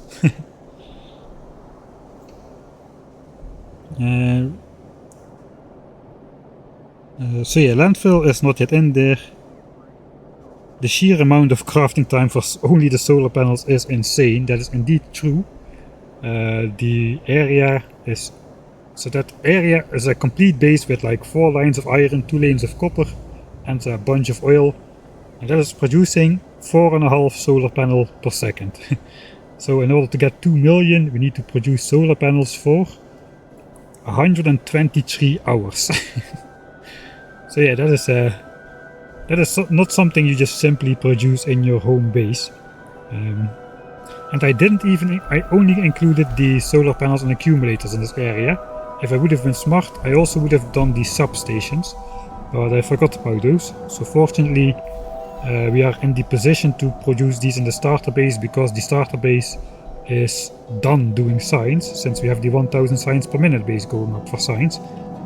These labs can be idle, and all our resources are going basically into substations and nuclear plant materials, as well as some blue belts at the moment. So we are filling up these chests with blue belts for the 10,000 signs per minute base. So what do we got? We got like roughly 400,000 blue belts in stock, 30,000 undergrounds, 30,000 substations at the moment. Yeah, that kind of stuff. Alright, I think it's ready to actually get started. Does the wood just sit in chests forever? Okay, it's not time to get started, I need to answer some more questions. Yes, at the moment, yes, we just store wood over here. We're gonna get a lot of wood though. I may try to switch out running these furnaces on... We could do that on wood instead of coal. I guess we could do a requester chest with wood and have that go on the belt before coal gets put on the belt. And that way we can switch over these furnaces to run on wood instead of coal. That means we can get rid of all of this wood, which would be good. Wood is not good. But yeah, for now we are just storing it. We probably also should get rid of stone and coal over here eventually. But for the moment the priority is to get the entire system up and running. You could send a spider out to collect the robopores, yes, but you still cannot really select... You would need to delete all of the bots from the network first, which is quite an arduous task for 24,000 bots. It's possible though. But then with the spider we have like 25,000 robots in here, and you still cannot select more than 600 to 1000 at a time for deconstruction, or the game will just keep cycling. The game doesn't cycle through more than 600 items at a time, which means if the spider is passing by and the item is not being cycled through at the moment, it will just get skipped. So yeah, good work, but I don't know. I guess you technically don't need to get all of them out of there, so you could just take that loss, but of course that's not the way to do it. They need to go all out of there or none of them. Alright, we'll do dehydrate. The coffee is finished, so we'll grab the bottle of water.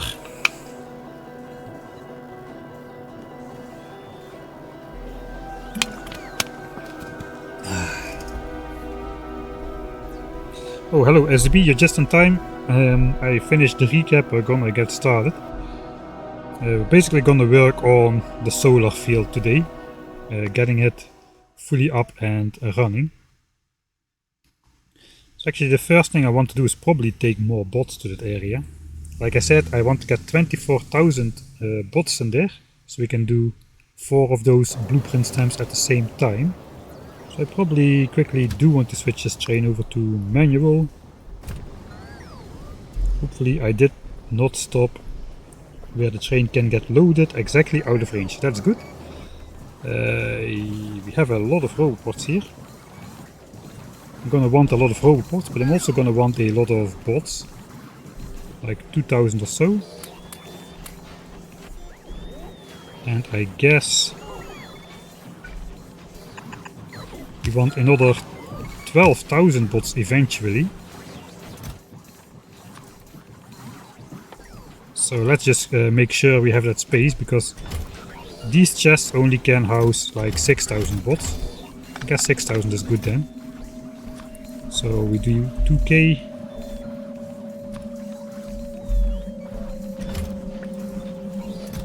Request from buffer chest.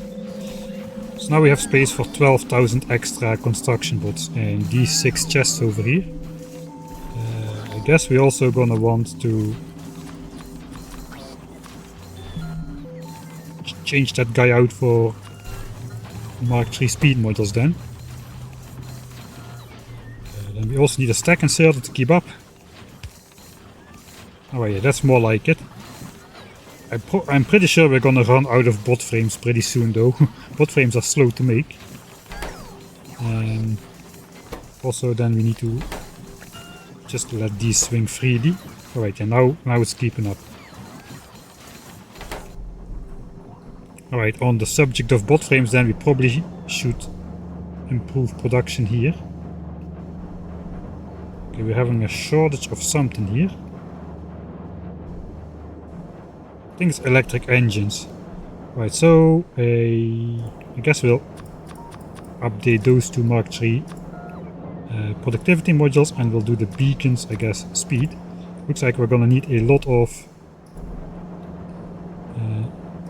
this material, so I hope I can just do this, and then bot frame production will just be bumped up for a bit.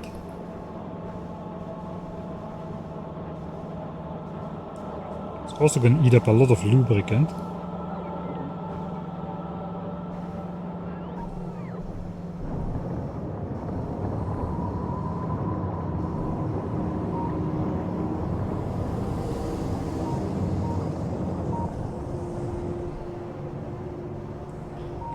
We still have a lot of lubricant as well. How is the lubricant going up then? Through here, I guess. That means we are prioritizing the belts. That's probably something I know we are not prioritizing the belts, I forgot. We are prioritizing bot frames. We keep 5,000 lubricant in here and only the rest goes out to the belts. So it looks like then bot frame production will be able to go as fast as theoretically possible.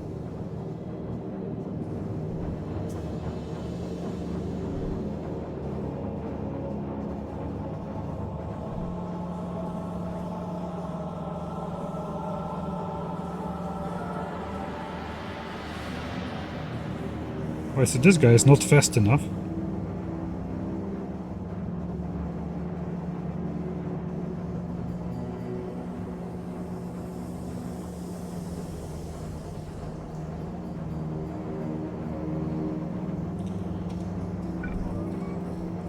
So I guess we'll just break the pattern.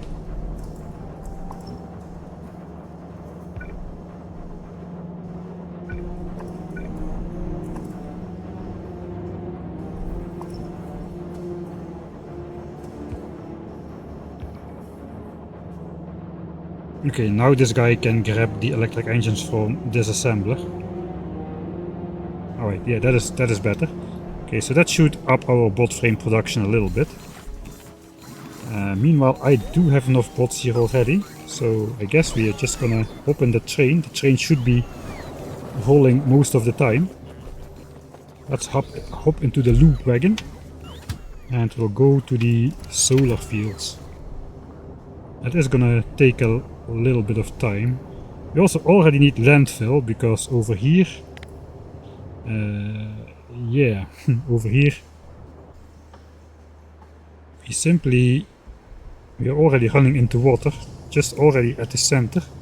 Here is more water, so we are going to get landfill in there sooner rather than later. How much stuff do we got in here right now? Okay, this is we need like 256 substations per blueprint stamp, so this is only 2 stamps. I guess I could try to just for now do this one and this one.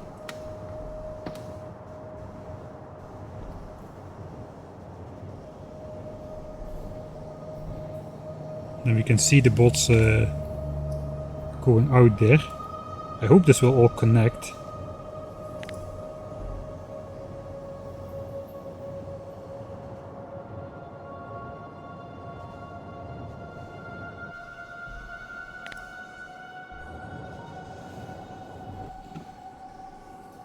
Right, so now this, yeah, this is not connected. But I guess eventually it will connect through here once this roboport gets placed. That comes, alright.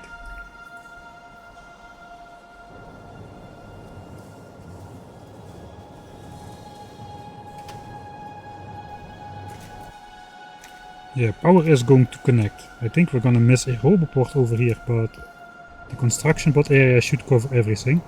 Yeah, there we are, now it's powered. Alright, so that is gonna work. So I'm basically like covering these areas now.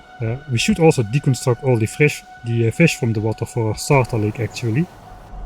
Meanwhile, we are still on the way. We need those fish to fill in our starter lake with even more fish over here. Right, we're gonna be rolling in, so let's watch this on camera.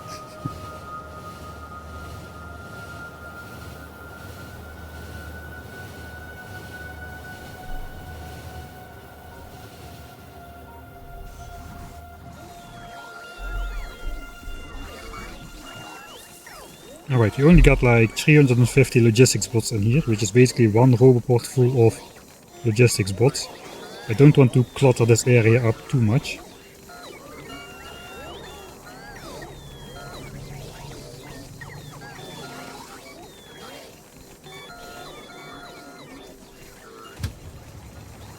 We are waiting for inactivity. I don't see anything active. Okay, there is the inactivity. So let's not let the train depart without us, because that is a long walk back. 10,000 bots, so like 2,000 more. Okay, everything is full here somehow. So we also let's place robot. Can I get rid of those? I cannot get rid of those markers, I don't think. No, I cannot.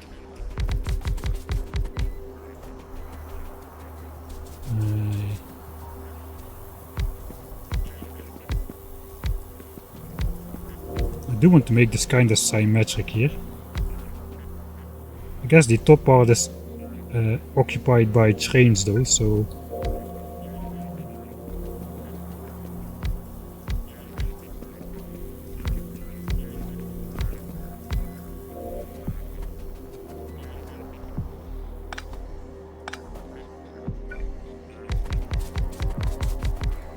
I basically want a giant charging station around the chest area here. Okay, we can fit more here. This is probably looking horrible.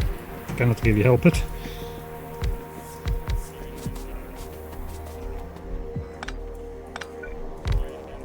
I guess we may be able to just copy paste now from the other side. I think I did all of this symmetric.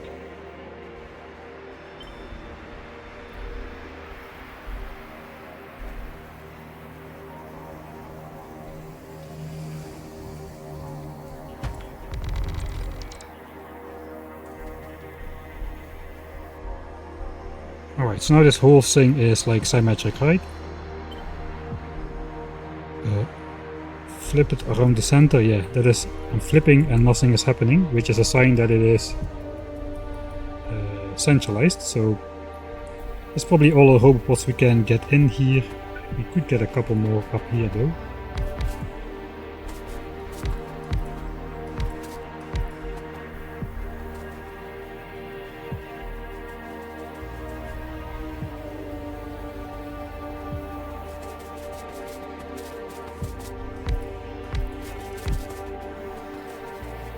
I guess only 3 on that side.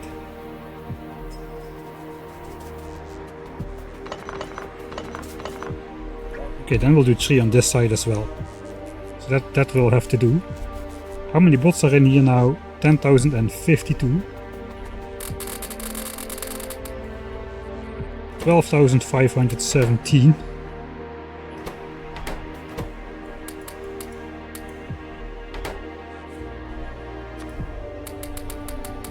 Alright, that is 12,000 construction bots, so that is enough for 2 blueprint stamps at a time. This is like a 6x6 chunk blueprint stamp. And the nice thing is, if you look at it on the map view, it also kind of looks like a solar panel. Alright, now we covered all of this with construction area, so now I can get out my... I think I am going to head out to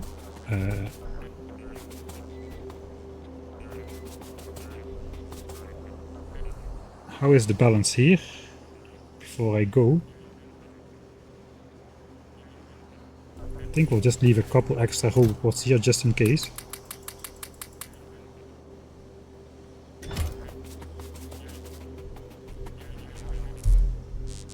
And we'll head back to the next stop, leaving the bots behind here. Alright, so we've got construction bots in here now. All of this water is covered, so we can get out all of the fish. And we do have a special deconstruction planner for that. So let's see how many fish are in this area. Oh wait, I blacklisted fish, I should whitelist them. 135, that's not too many. Right, but all bits help. How about in these ponds over here? 455. So yeah, we may as well get them out. Because if we landfill the lakes in, the fish will just get despawned anyway. So now we have basically an automated fish farm.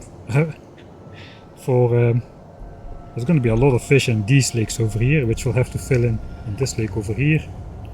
There's a giant lake over here as well. So that's going to be nice. Now though we gotta get some landfill in there, because we need to landfill in all of this, so all of our power line patterns are going to be intact and not break.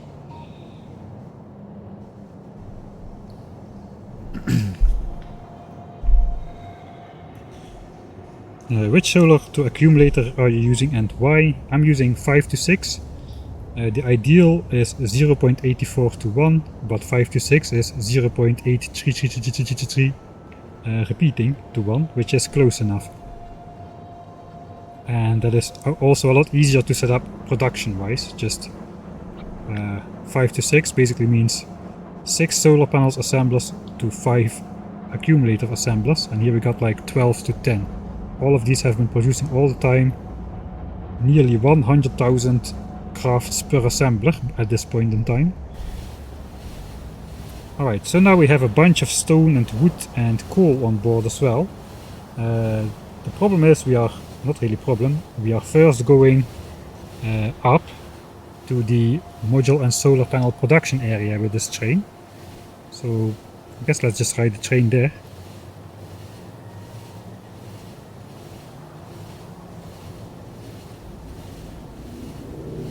The train is not quite powerful enough to reach top speed, so if I want to speed things up, I could consider just altering the train. Perhaps these 2 central artillery wagons could be changed to a locomotive, just to speed things up a bit. Would it still be cursed? Probably it still counts like cursed. Right, so now comes the issue. I don't really want to say issue, but yeah, we still got wood and stone in here at the time we are loading. So what we did here, we basically made some dedicated slots for productivity and speed modules. And if we look at these wagons here, the train should depart, yeah, once it's like 2/3 full. So we have the empty slots available for the simultaneous loading in the correct ratio of things. This looks very weird when this thing turns in the preview here. Right, so I guess we'll watch that one more time in action. This thing should get loaded with 1,000 accumulators, as well as 500 substations and then 250 lights and 50 roboports. The reason why we have that is, well, this train can carry 6,000 solar panels in one trip, so we need to make sure we also carry 5,000 accumulators to keep the ratio correct, which is why we have that weird mixed wagon setup. Thanks Artie for the compliment.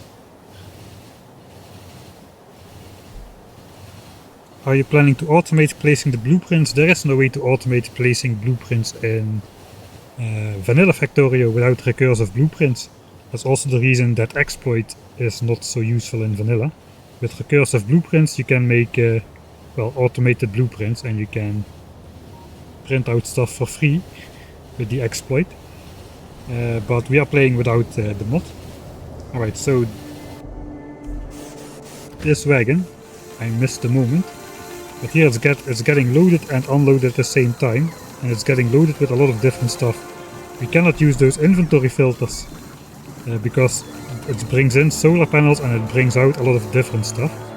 But all of these stacks fill up at exactly the same time. And we should have the exact amount again. So 50 roboports, 250 lights, and we right mouse over 500 substations, 1000 accumulators for 5000 in total. So 6000 solar panels, 5000 accumulators, 600 substations, which is 1 substation for every 10 roboport, for every 10 solar panels. And then half of that in lights, because the blueprint contains half the amount of lights compared to substations. And then it has the roboports and radars as well. So now it's gonna go out again. I think I'm not gonna join this time. I have some spider business to take care of. I'm quite slow without the spider.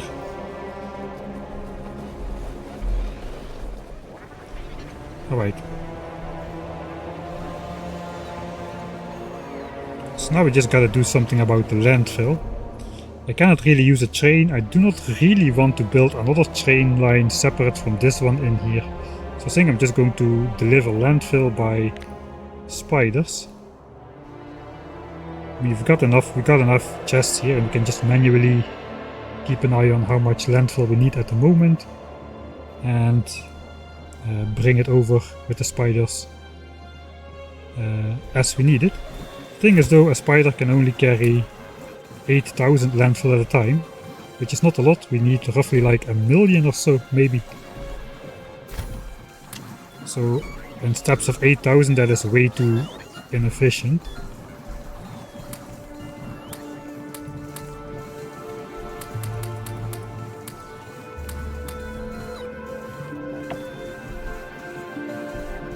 So I think I'm gonna do is grab another bunch of spiders over here.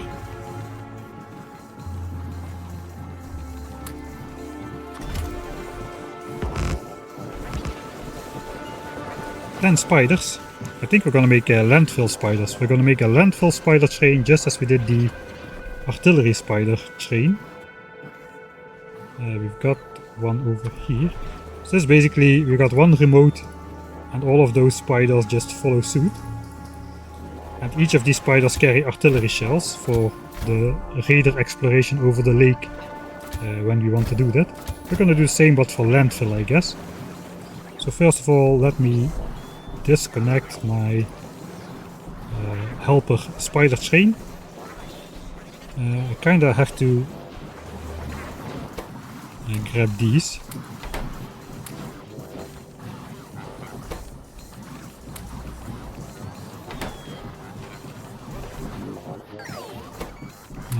50 of those. So we want the same inventory grid as here, which means we need 50 legs, 120 of those panels, which we've got exactly. It's almost like I designed it like this. And batteries, 40 Mark II batteries. Alright. So we got Spider Ben here. The logistics requests are set up like so. I guess we can just copy paste that to this guy. And then we'll just rename this guy Landfill Follower or something. And we'll give it a green color. Dark green perhaps. Dark green for landfill. And then we'll just request landfill to this guy. Except I don't really want the landfill from the main base. We've got a separate landfill production area over here, which we probably should tab into. That should have more than 1 million landfill at the moment. Yeah, almost 2 million landfill is in this network over here. So we want to pick it up from here. So let's not do the landfill request just yet. Now we basically this already got copy pasted from Spider Ben. Now we can basically copy paste this spider and copy paste all the spiders. Those will now have the inventory grid and the logistics requests copied. So all of that stuff got inserted in all the spiders. All of these can be the same except one. The one in the front is going to be the landfill leader. And we'll make that guy even darker perhaps, so we can recognize him on the map.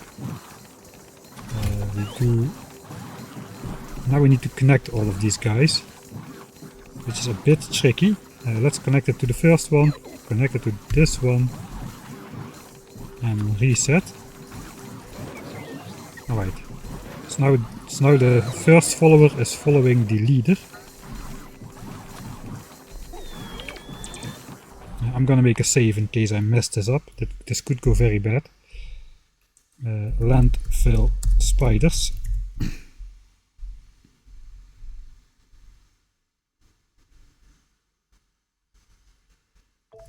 Yeah, in the Ultimate Deathwall challenge I forgot about renaming spiders, that's correct. Here I got quite a few more spiders under my control though.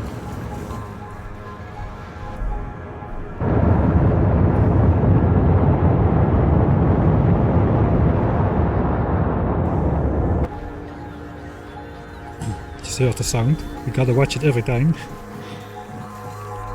Alright, so now, focus, connect, follow the last follower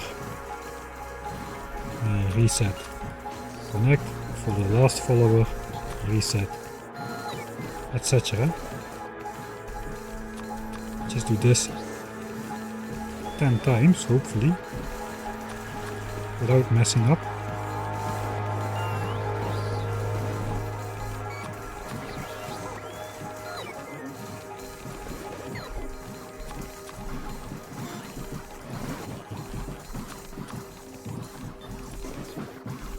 Alright, then we'll connect it to the leader, and then we test it out. Oh, looks like first try, that's good. So all the spiders move one after the other. Alright, that's good. Then we can just connect the leader to me. And the landfill leader will follow me, and all the landfill followers will follow the landfill leader. So basically we gotta get out of this Roboport network. So let's just go in the direction where we need to go, which is up here.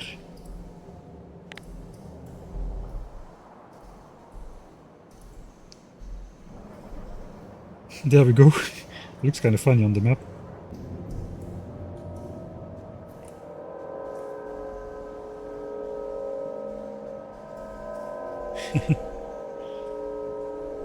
Alright, I actually forgot to take some logistics bots with me.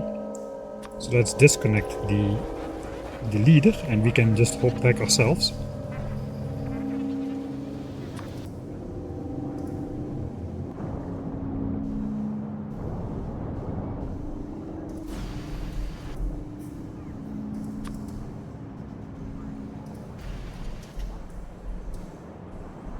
How is the train doing? It already left again, so that is good. I kind of don't want to expand further until we have landfill and we can landfill in those lakes. These power pole patterns should not get broken. I don't want like diagonal lines in here, except for the center spot of each 6x6 chunk blueprint. So that is why lakes are annoying in that regard. It will mess up the blueprints because not all the wire connections can get placed, and sometimes you'll just get a diagonal instead of what you want to get. Right, anyway, we are here. Let's pick up, I don't know, maybe 1k logistics bots. Okay, well, it looks like we are out of robot frames now. But we got another 6,000. Yeah, about 6,000, so we could bring those over as well.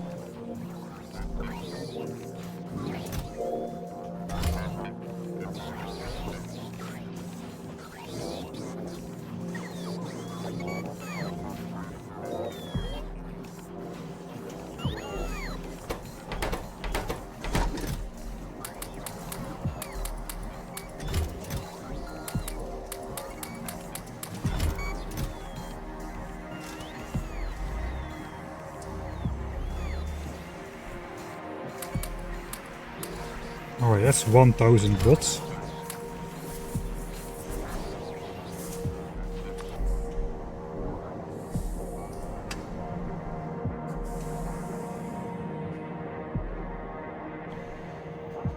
Alright, indeed there are no bots there. Somebody already remembered.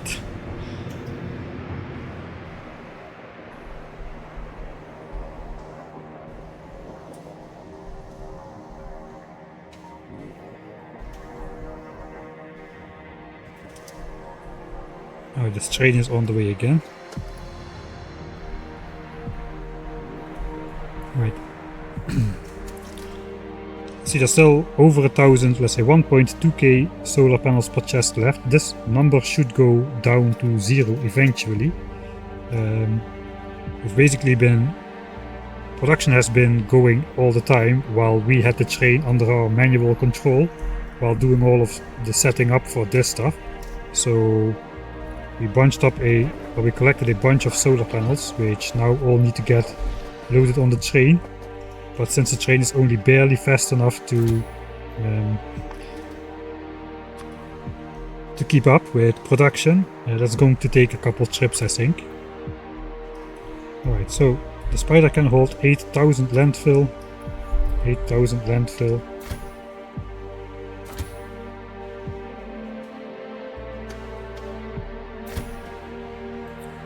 guess we need to separate between the landfill leader and the landfill follower. But theoretically, once I do this, I can actually also make sure these spiders cannot pick up anything else. Is that a good idea? No, that's a bad idea. So who knows, I may want to repurpose them for something later. So let's just go like this. The request is set up, and since all of these spiders are the same, I can basically copy this. So now all of them have 8k landfill. That means... oh god, I broke the chain. Oh, I got into the first one, right? Looks like I got into the first one, so that is easy to fix then.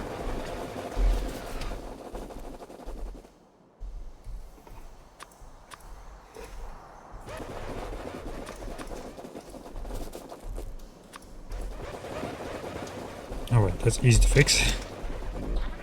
Let's throw the bots in here.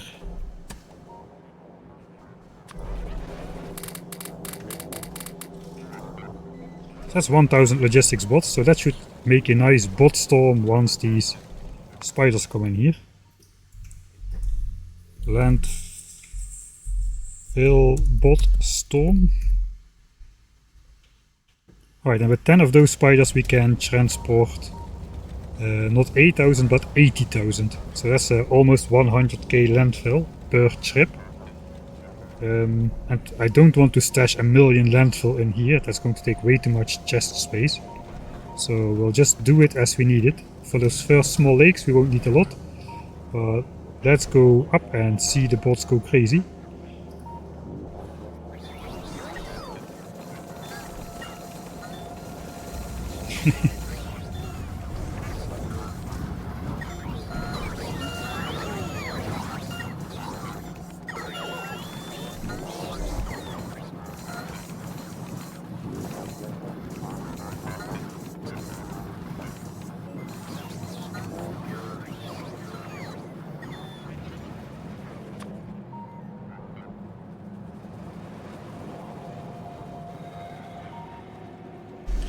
Well, looks like that didn't take much time at all, with 1k bots and not a long flight distance. Right, I don't have anything on me. I guess I have to make one more of these. Okay, so now all of these bots are full of landfill, so I can walk with them into the base here as well without suddenly starting up landfill production over here. So that is alright. Now I just want to grab those 6000 bots we made.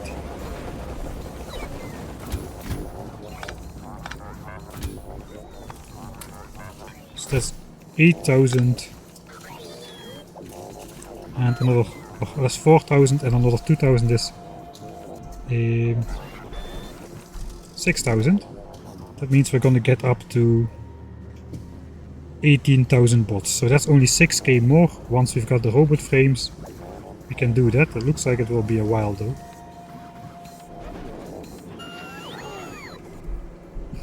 Let's check production.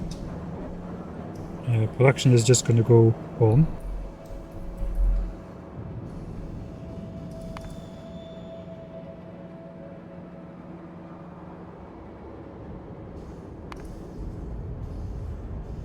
Okay, did we actually increase bot frame production? It was 240. And now it's 300, so we did increase it by a little. But not really by a lot.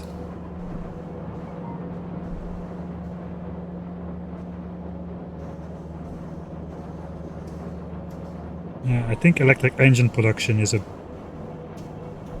maybe a bit too slow. It's roughly the right ratio. It's just yeah, it's not a big production area, but it will get the job done. 300 per minute. 300 per minute. That means like, yeah, like 300 a minute or so. So that's only 20 minutes to make 6k new construction bots, so that's going to be acceptable. I think I've got everything I need. I've got 6,000 bots and I've got 80,000 landfill in my landfill spiders, which means we can head out again. Gotta find a good way to walk there. I want to walk over here, but that goes through the water, I guess. Yeah, that goes through the water. So what if I go first to a point, let's say below this base, and then in a straight line? Would that work?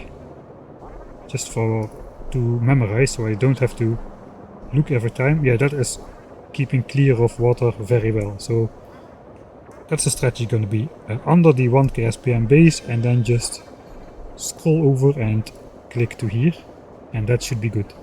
Alright, so we're pretty close on the way to actually being able to landfill in our first lakes over here. Got a blueprint for that. I just made one of these, which is basically one chunk of landfill plus 2 tiles around it for roboports. I used that for the nuclear reactor before. I also just got this one, which is basically just a chunk. Doesn't really matter which one we use. I probably should make a larger one though, because this is kind of tiny. If we need to fill in a giant lake with this tiny blueprint, that's going to take way too long. We could actually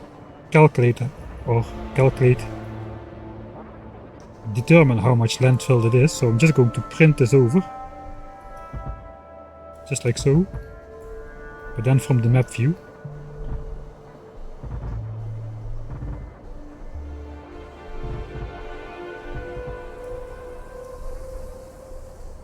I think I got everything over there.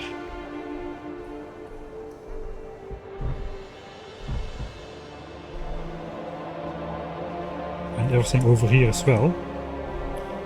If I now... let's do this properly.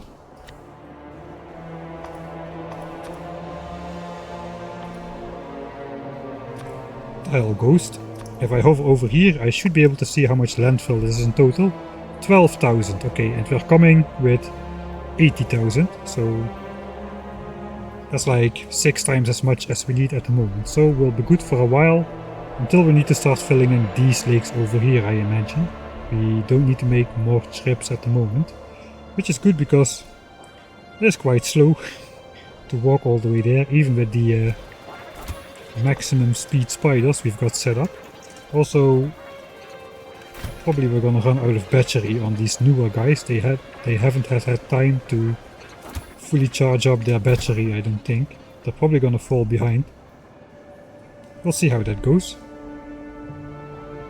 Ah yeah, it's good that this is gonna be landfilled in, because currently my strategy still goes straight through a lake. So let's correct that. We'll come in from this way then.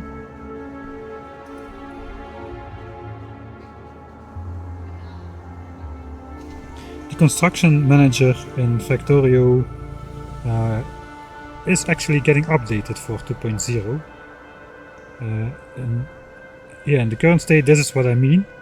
We've got over 600 and the game is actually actively cycling through all of those unplaced things, which means if I now stamp something down in the base, it's not going to get placed immediately. Looks like the spiders indeed are falling behind. That's okay.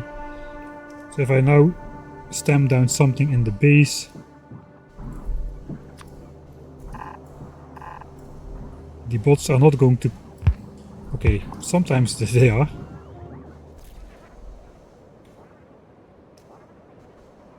Ah wait, this is different. Yeah, this is just missing construction. This is the thing where it doesn't get built happens when there aren't enough bots available to do all the tasks. There's also a 600 limit, but there's two different workings. So now this still works.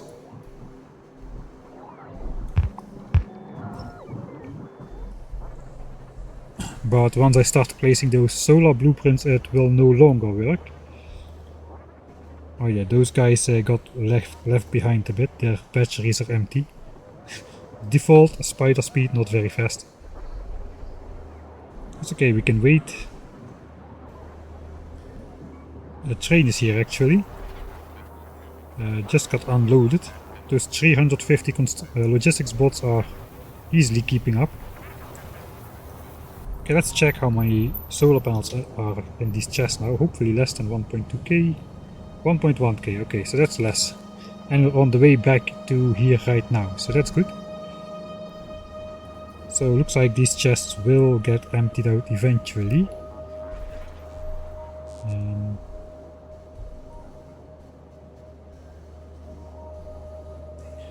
Right, so now we need to find a way to...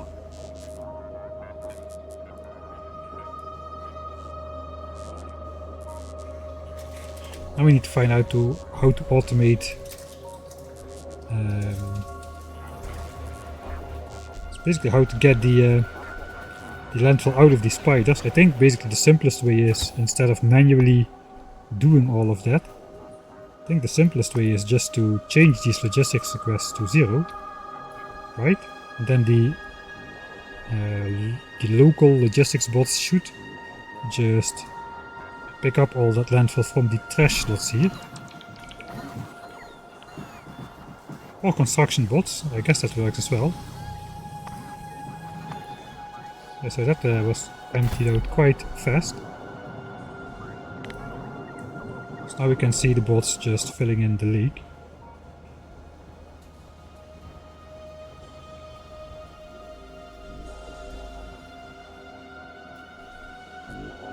Alright, so in the meantime we're gonna do that for this guy as well. And that we can copy paste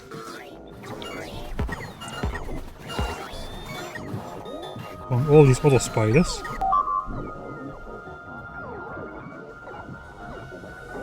Did you manage to get a spot after last stream? Yes. I already knew, I know a few good spots where we don't get bothered. Well, not always. Last night we took a bit more risks and we got waken up by police that we had to move out of there.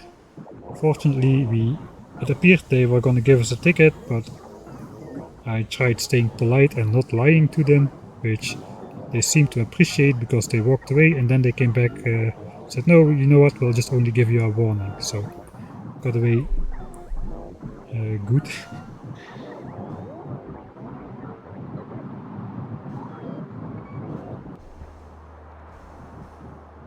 Alright, so all those bots are now placing the landfill, that is good.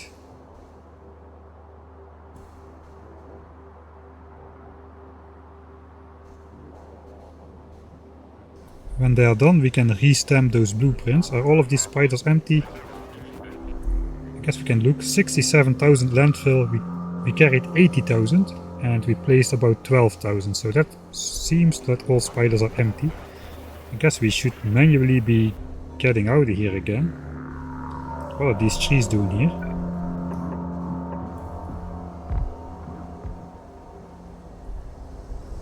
Oh wait, oh, the bots.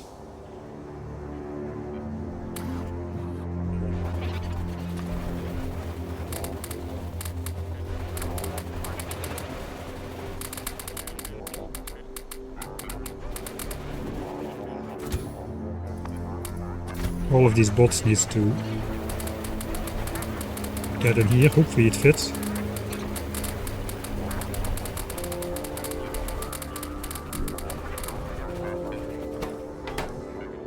Oh yeah, 18,300, I guess I should keep my own bots. 18,000 exactly, but that's good. All of the lakes have been filled in now.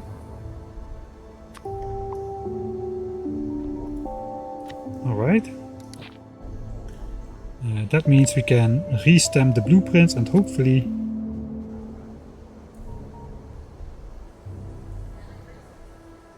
that's just a tree in the way. Hopefully that should go well. So we have two blueprints, the one with all the solar panels and accumulators, and the one with just the power network, the robots and the radars, the skeleton basically. So this just places the... if we stamp down these first, that makes sure the power network gets placed quick enough so the robots don't stay unpowered for too long and disconnect from the network, which can cause all sorts of problems, which is why we don't stamp this guy from the get-go. We first do the simple one. So let's just stamp that down and see how that is gonna look like. We also can just try our hand at doing this. That's probably too much. I probably should not have done this. I don't think the train has had enough trips yet to be able to fully build all of that yet. So it does not seem we get any diagonal, like any unwanted diagonal power connections. That mostly happens on the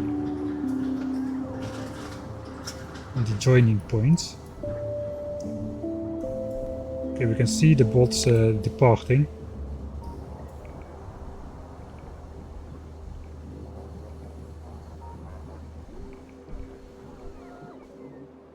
Alright, there's only like 2000 bots flying out at the moment. The thing is, yeah, not everything can be placed at the same time, because all of this thing just gradually comes into the radar view. So now the radar network is expanding by a lot, and every time new bots get called upon. But yeah, this is minor compared to the solar panel and accumulator blueprint. It's like over 5000 entities. This is only like 400 per stamp, so that's more than an order of magnitude less. Alright, yeah, we are running out of substations. We are going to have not enough of everything. We should have not enough of everything at the same time, if we did it correctly. Oh, radars, actually no, radars are going to be plenty. And roboports we brought in manually a bunch, so that should be good as well.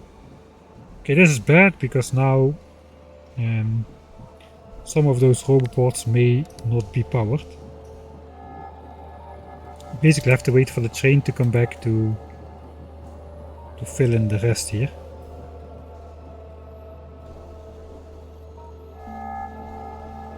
I could just try Control Zing some stuff, but let's not do that. I think we'll just wait for the train. Hopefully the bots won't by accident depart to the base. You can see this one is unpowered, so this one will soon be disconnected again from the rest of the network, which those things may cause problems and may cause bots to just lose their network, and they will start traveling all across the map to the main base, or worse, to the nuclear power plant. That would be not great. Iron Father did hydrate. That is a good plan. He bribed the security guys.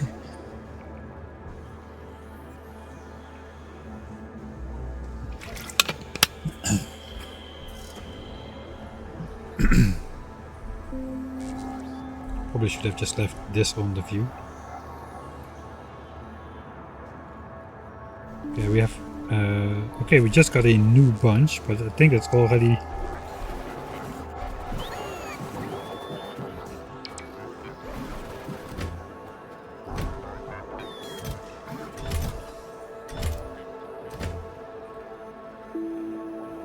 okay, we're waiting to load up the wood.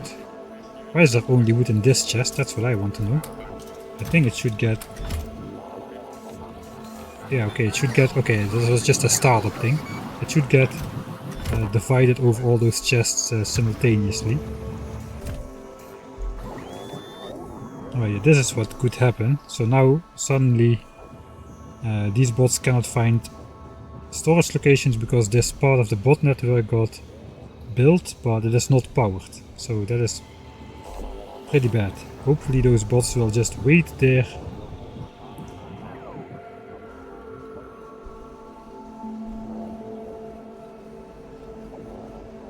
So they probably picked up a tree or something, and now they cannot find a place to put it because it's disconnected from the storage chest area. So that's why I should wait until I have enough substations and whatnot before I actually do all of this stuff. So I guess to quickly solve this, I should just be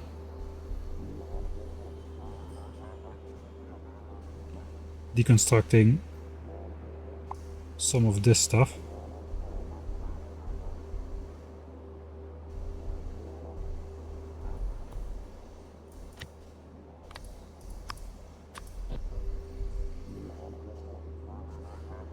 Like I said, this is what I don't want to do in the end, which is basically collect like one robot line at a time.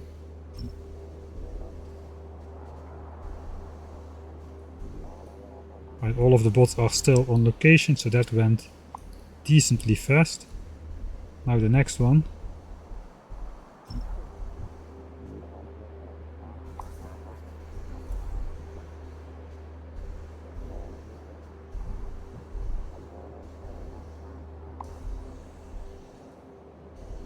So this was kind of an experiment, but it was a bad idea.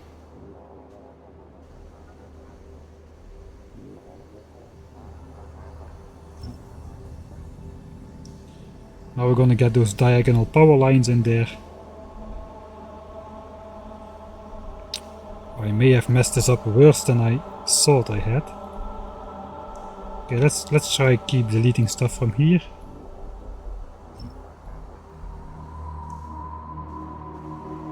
Yeah, that's pretty swiftly.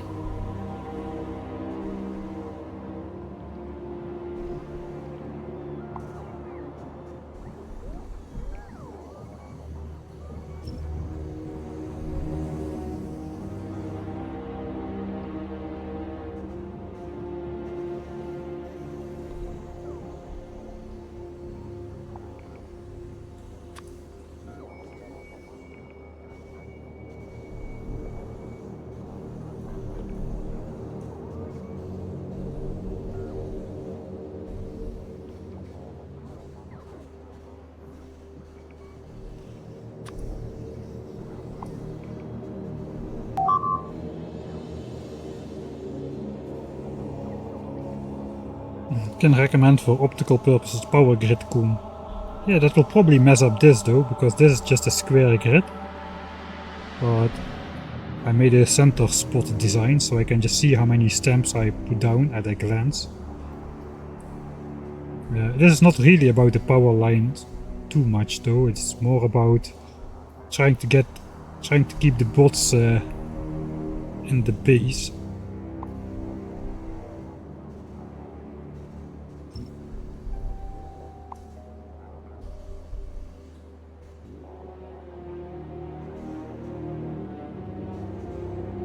So I think I'm just gonna go through it.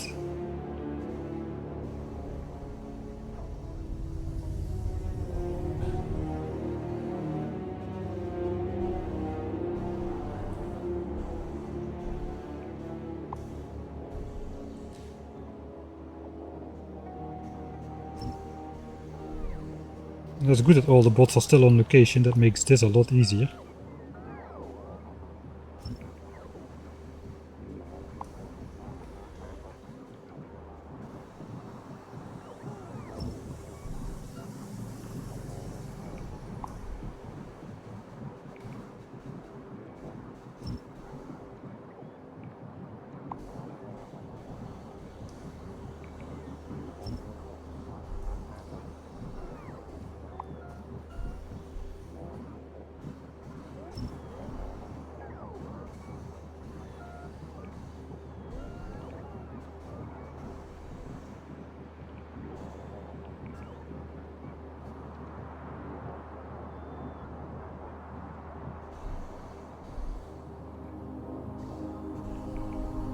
Alright, that blinking thing went away.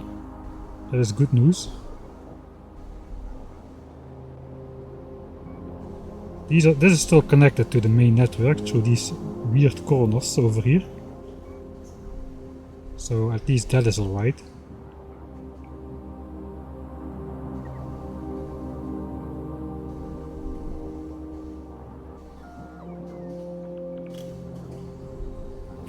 Okay, I don't see bots flying out to the main base just yet, so perhaps we are getting away with it.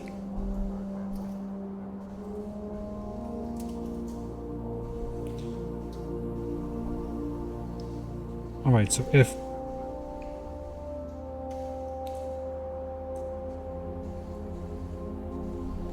Okay, I'm still here, that's good, because now all of my bots are getting put into chests over here.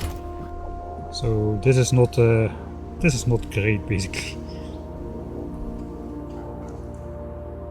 So I guess let's just get rid of the last stamp completely then. And then we'll just wait to do it properly. So we go around,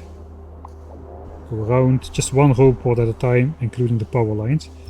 And that way this roboport will still have range on this, so nothing gets left behind. Even though sometimes it may look like that on the map. Okay, this mistake we won't make again.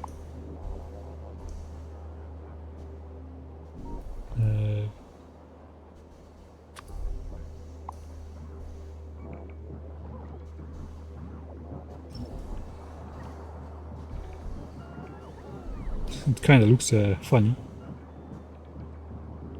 Alright, all the bots are out. Next line. If the bots are close by, then this doesn't take too long, but at the end of the entire build, this is going to take very long.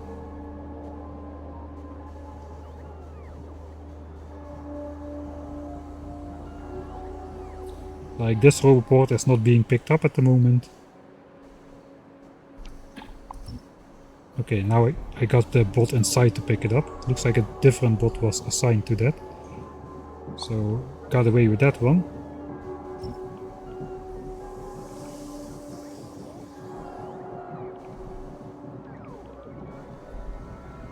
Again, there's 87 bots in there. They should be able to deconstruct themselves.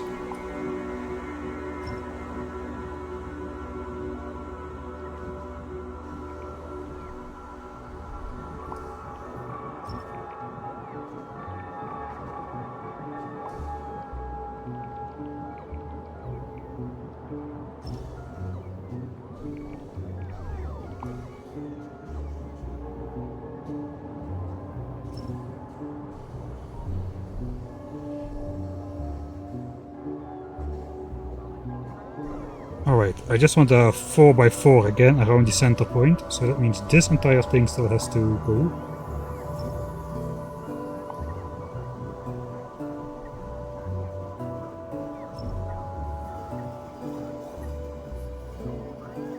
Kinda looks mesmerizing in a way. Okay, the train is back, which means another 600 substations and stuff have been delivered.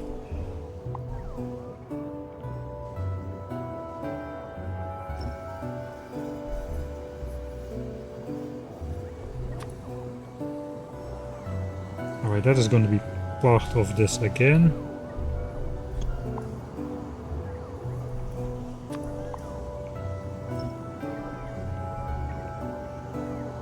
So just a couple lines more on the right side, and then we're back to normal status.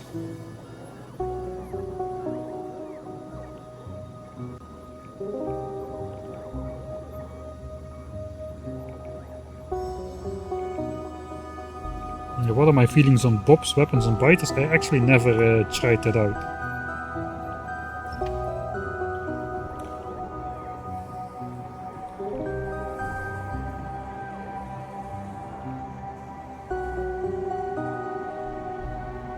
I think we are...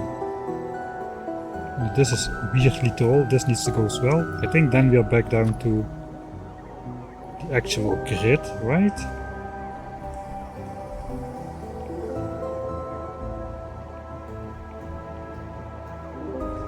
Train is going again.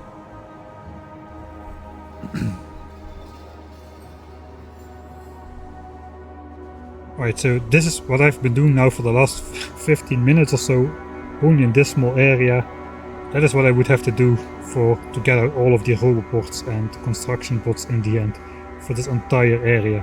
I placed this blueprint down 16 times, and I'm going to place it down like 800 times or so. So that is why I do not want to get the roboports out at the end. I think that would kinda suck. Alright, now we just reinstate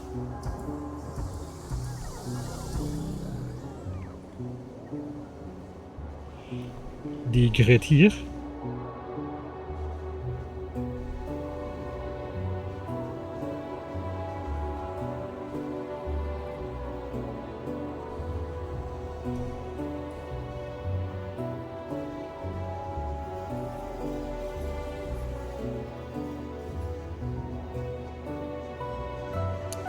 Mower to remove biter corpses. I tried one mod which would remove biter corpses, but I also somehow removed the animation of the worms and biters dying, which kinda didn't look very nice.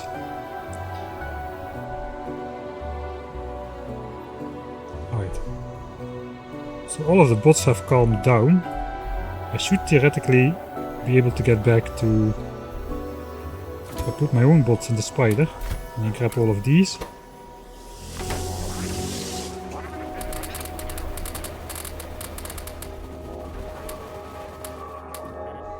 Yeah, we're back to 18,000. Alright, that's good. Okay, normality restored. Whoops. Don't do that anymore.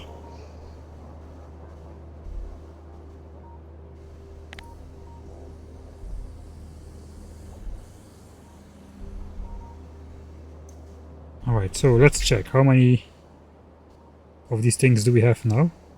4,000 substations.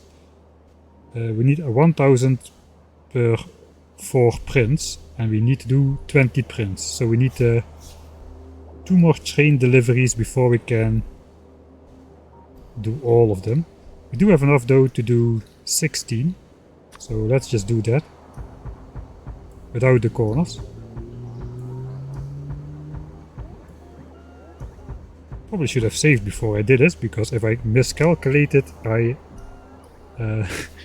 again have...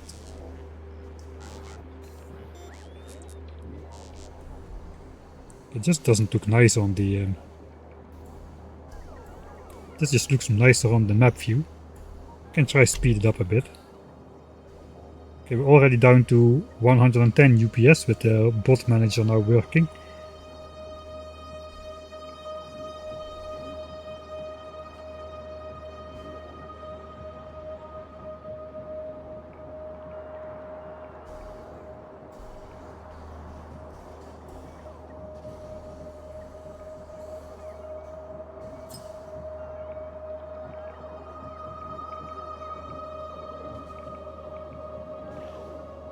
So yeah, you could kind of make an argument that solar is worse for UPS than nuclear during the construction time of the solar field. And you can say, yeah, construction time, once it's done, and then you can just have the benefits of it. But it's going to take a pretty long time to construct all of this here.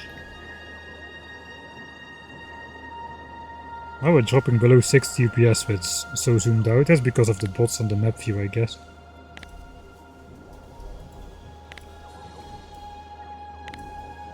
Yeah, but without that we don't have anything to watch, so let's keep it on. Alright, so looks like...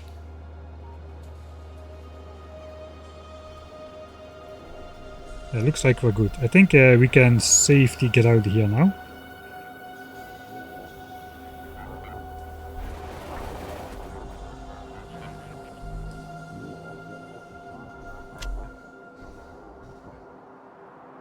Alright, what do we got left? 6 lights.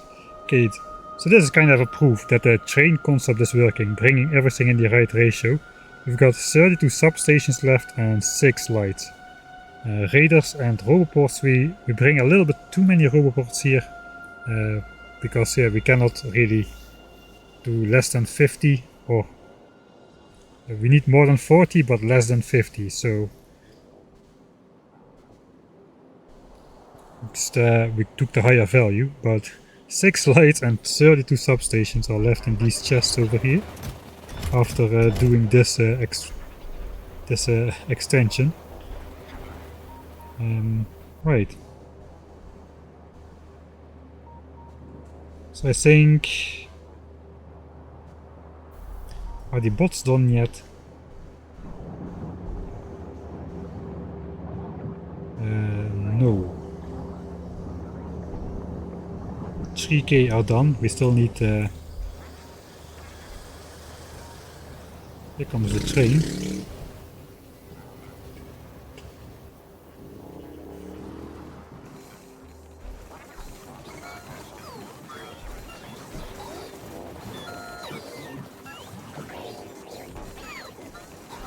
Alright, it was 1.1k when the train was here last time. Let it be less. Okay, 700. Alright, so we are getting rid of the backlog of solar panels there.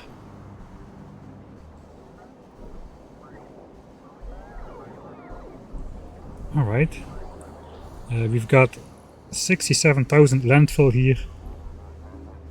I think I will let these spiders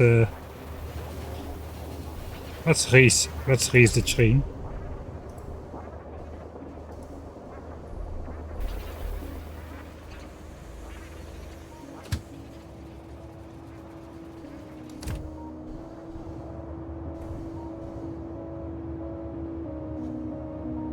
Train is winning.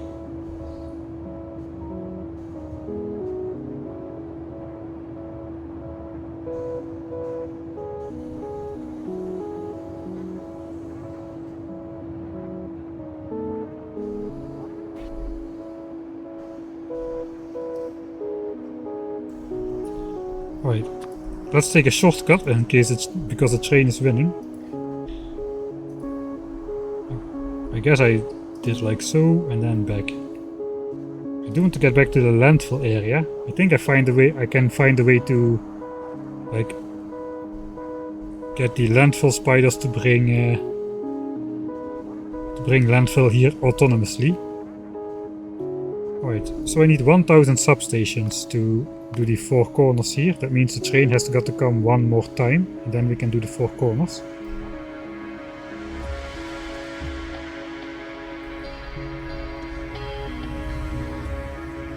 Let's see what else we can do in the meantime.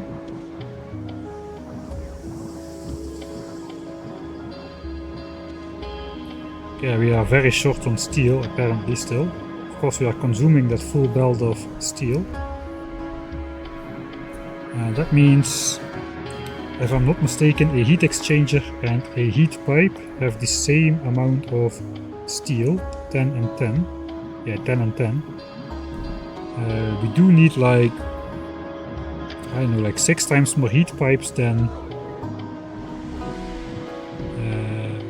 heat exchangers, I think.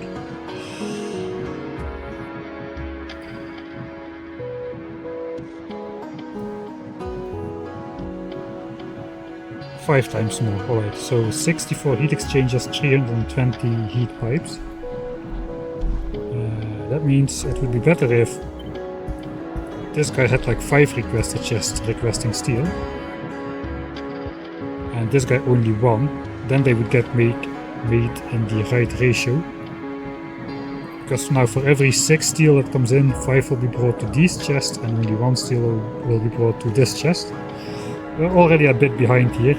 We have 100 heat exchangers and only 200 heat pipes roughly in each of these chests, so this will balance our production a bit better. Of course we've also got a lot of steel being brought over to these substations here. It looks like substation production is on point.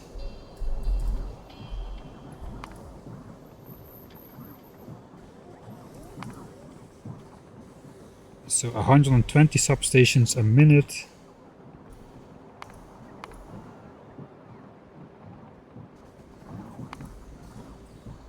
It's kind of hard to get a proper view of how many we are doing. No, that's enough. If we are making 120 substations a minute, that would be enough for 1200 solar panels a minute. But we are making only 270 solar panels a minute. So yeah, substation production is catching up fast. Of course it has like 70 hours of catching up to do, but it is being produced at 4 times the speed. So I think substation production will be completely finished before even the 2 million solar panels will have been produced. So that is good. Is this going to be a YouTube video in the future? Probably yes. It kind of depends on how much interest there still is for Factorio 1.1 after 2.0 is out, because I don't see myself being able to edit this before 2.0 comes out, since I still need to finish Warptorio as well, and probably Science Galore as well. Okay, the train is definitely winning. The train is already on the way back here. You know, I've arrived as well. Anyway, I'm all over the place again. What else is new? Attempt at landfill automated delivery. Automated with an asterisk, as is usual in my playthroughs. Alright, here we go. We'll set this back to 8000.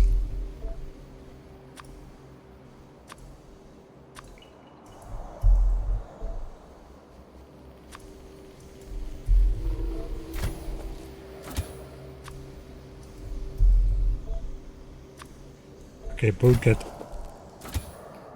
set. Now we can copy this again to all the followers. Right now the plan is we get those guys to walk in here. That will drive the bots crazy again.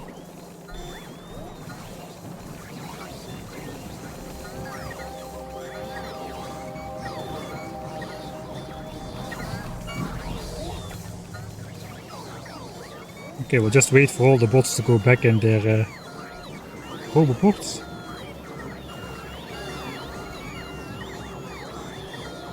Alright. So it looks like that's done.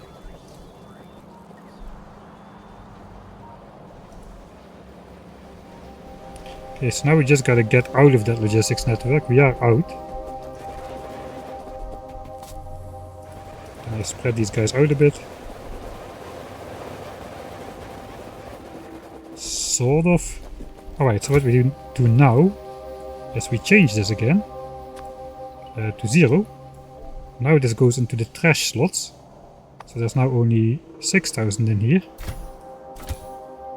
And now if we do that for each spider, all of the landfills should automatically keep going in the trash slots as it gets unloaded by logistics bots.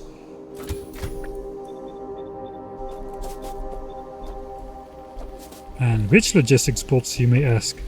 Well, hopefully these logistics bots over here. So we basically just have to bring these spiders over here and avoid any other logistics network on the way, because then those bots will start drawing empty these spiders. That is pretty easy to do. Let me just quickly check on the battery state. So they stay together. 50 megajoules, 52. I'd say that's probably enough for them to make it over there. So basically there is no logistics networks here at all. So if we go like so, we avoid logistics, then we just go here. And then we'll just, I guess these bots will start to fly out, but we cannot really prevent that. So we'll just march in over here. And that should get these bots to unload the spiders again without me having to manually supervise that. So I can just stay here and do other stuff.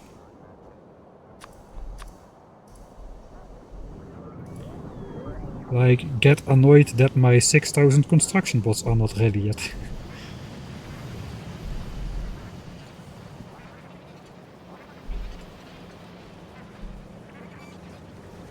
Okay, I'm missing a lot of chat. As per usual, I only have one screen since we're streaming from the van here. I have chat on the phone, but it is not in my field of view, so I keep missing a lot. And what's the raw fish for? The raw fish is for over here. It is night here, so it's a little bit difficult to see. But we've got a lot of fish here in the starter lake. You can basically collect fish and deposit them into the lake here. That is what we've been doing. I started watching the supercut of Orbiters. Yeah, it's still only the first stream. The other streams are still in the making. But yeah, basically that cut is still the complete story, but with all the dead time cut out and some of the repetitive parts sped up, which is also why the second part is taking a lot of time. First of all, it's a side project, and second of all, it is just taking a lot of time to decide what should be in and what should be cut out and what should be sped up. So eventually I will finish the entire thing. I'm planning on doing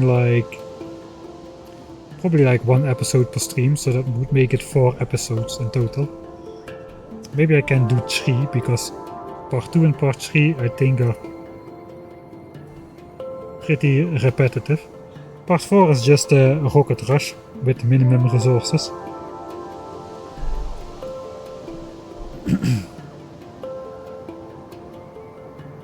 Yeah, the fully edited playthroughs, they take a lot to make. In general, roughly I find myself spending, without the planning and the playing actually, that is even more, but just the editing and stuff, and the scripting and the recording of the voice script and putting everything together and doing all the funny effects and whatnot, usually takes about 1 hour of work for every minute of edited video in the end. So that's true for the Ultimate Death World Challenge and Warptorio and whatnot. Not so much for biters for resources, that could go a bit faster. It kind of depends on what's going on, but in general that should be able to go a bit faster. But yeah, the fully edited ones are a lot of work.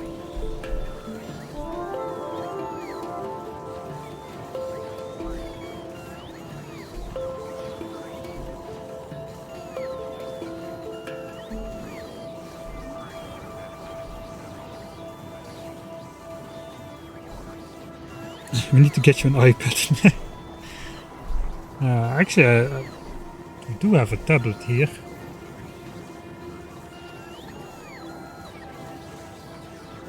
I need to think about that. That's also a power issue. It's a van, so here it comes.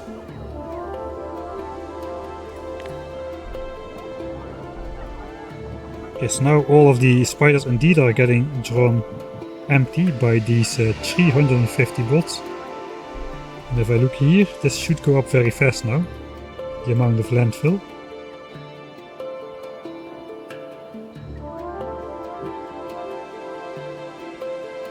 Alright, so we just do this a couple of times and that will be enough automation for landfill delivery, I think. Doesn't take too much time to do, just change the request 2 times and then send the spiders over. We don't need to watch this every time. Okay, now they decided to bring all of that stuff to this chest for some reason. Let's go there then.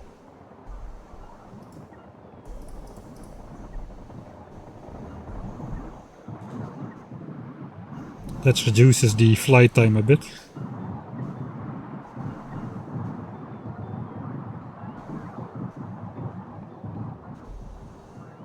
Well, that's gonna take a bit more time, I think. Meanwhile, we also should have another load of substations. We do. So that means we can do the 4 outside corners.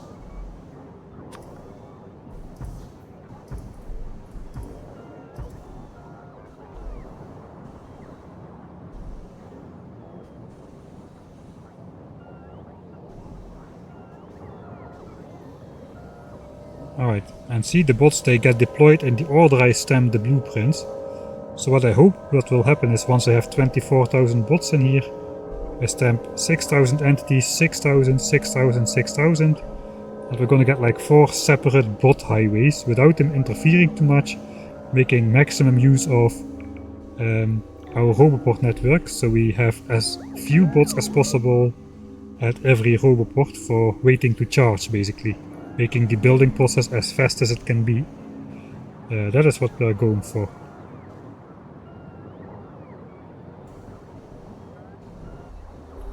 Alright, looks like the spiders are empty, logistics bots are idle again. So I'll just bring those grasshoppers back to the base.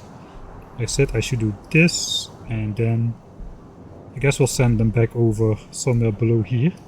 I do need to update the requests again before they can bring more landfill. But for now we don't really need to worry about that. Okay, here goes the train again.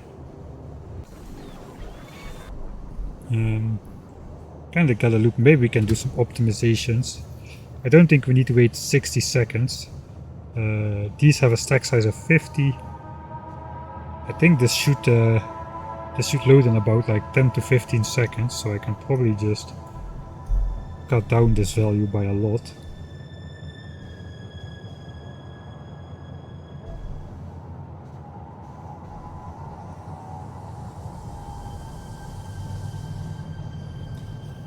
Could cut down on the inactivity a bit.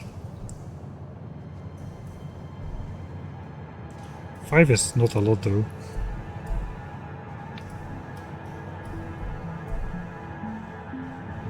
I'm a little bit scared that if I do just 5, it will come back to bite me in the behind.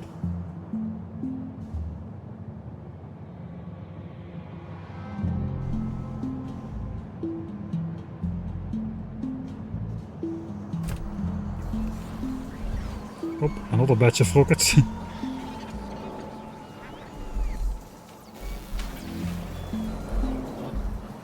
Alright, we dropped under 1 million solar panels in stock, so we are doing something right. It is getting transported out of here. This should be done now. That is good. Now we can do trees and rocks only. Let's see how many trees and rocks need to be deconstructed from this entire area.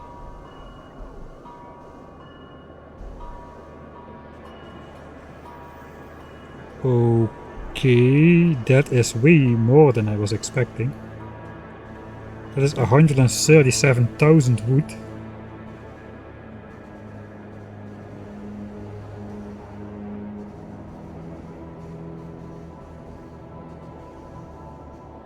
Our train can take 3,000 per trip. That's a lot of trips just for this small section. That is way more wood than solar panels, which need to be placed over here. So we are going to get a large amount of wood stored up in these chests over here.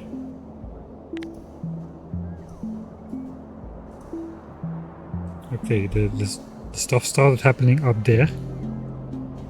Let's try to see if we can, how much we can speed this up.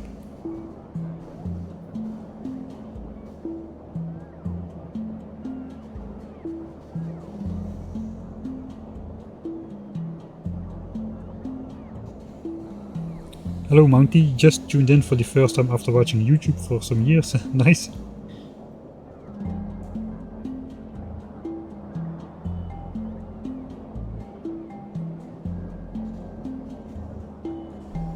Yeah, perhaps I should be burning these forests, but that is a little bit hard to do automated. This is gonna take up all my bots, is it not? The thing is, bots only get there's a maximum speed at which bots get deployed. Like 100 or so, 100 per second, I don't know exactly the value. But all of the bots which return and finish their task, they diminish from that. So if the paths are short, which they are obviously not at this point,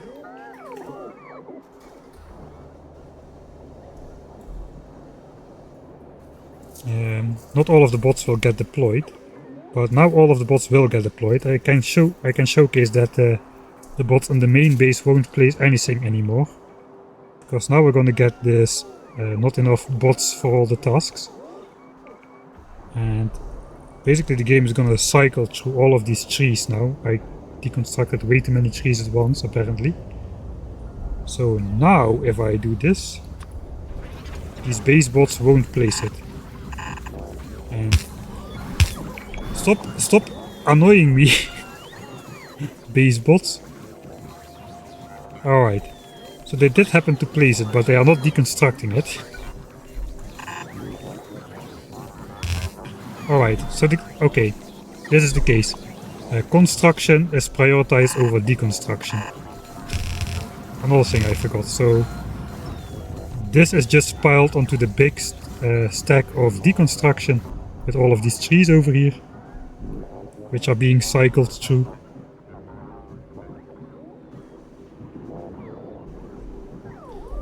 But construction gets pushed to the front, so that gets done first. But basically when I place the blueprints with the solar panels, that's all construction tasks. And then the base bots won't be they won't be constructing this anymore too. So we gotta time our solar panel expeditions, expansions carefully. At the moment we are not like doing major design work for the 10k signs per minute base, basically. Do kind of think that personal bots can override this. Yeah, personal bots have their own thing, though not they are not as speedy in picking up all of this stuff as they usually would be. But I think personal bots, they get like prioritized in some sort of way as well. So that's good to know. Right, all of the missing trees are getting construction bots assigned, which means soon this number, construction bots are going to be available again. So all of these trees have now been assigned.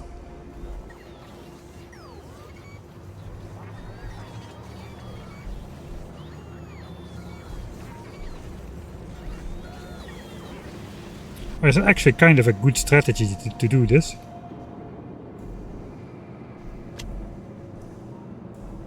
Because this basically draws all of the construction bots back to as close to as the center as they can be. Since they are delivering all the wood to these chests and then just seeking a roboport nearby to rest. So in this way I can actually collect all the bots here. That may be the way to do it. Build a loop over that power skeleton like this. Then deconstruct all of the trees and rocks. The bots will bring all of those rocks to the center. And then we do the stamping of the solar panels, and all the bots will already be nearby these chests over here. Oh god.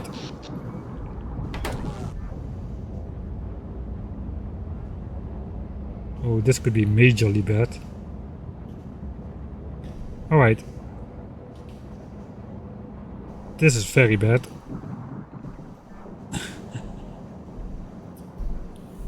So I only have 144 full chunks. 144 chunks like this size, full of solar panels and accumulators, and it's of course not enough to power apparently all of these bots. We've drawn empty most of the roboport networks, I hope. Yeah, we're losing large. This is what happens, we're getting blacked out here. We're losing a large part of this network. Hopefully it gets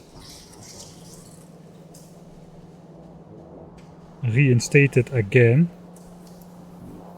It is becoming daytime now.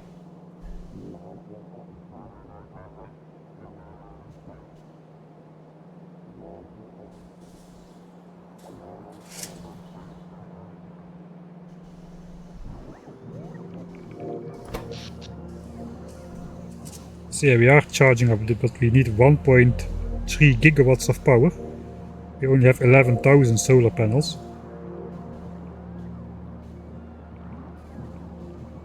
Times 40 kilowatts. So that's like 400 megawatt of constant production, I guess. Yeah, 600, looks like 660 megawatt peak.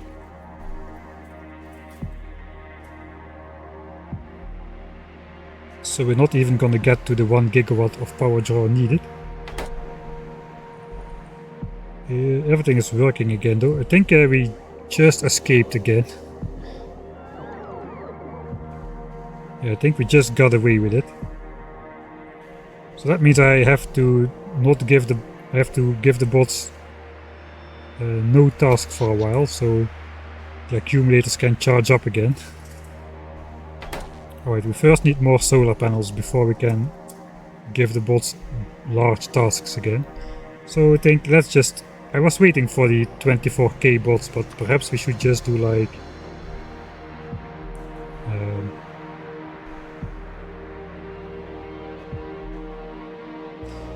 let's make a save in case I really mess this up. It's been a while. Trickle in some solars. So instead of doing that en masse, which again will destroy everything, let's just do one.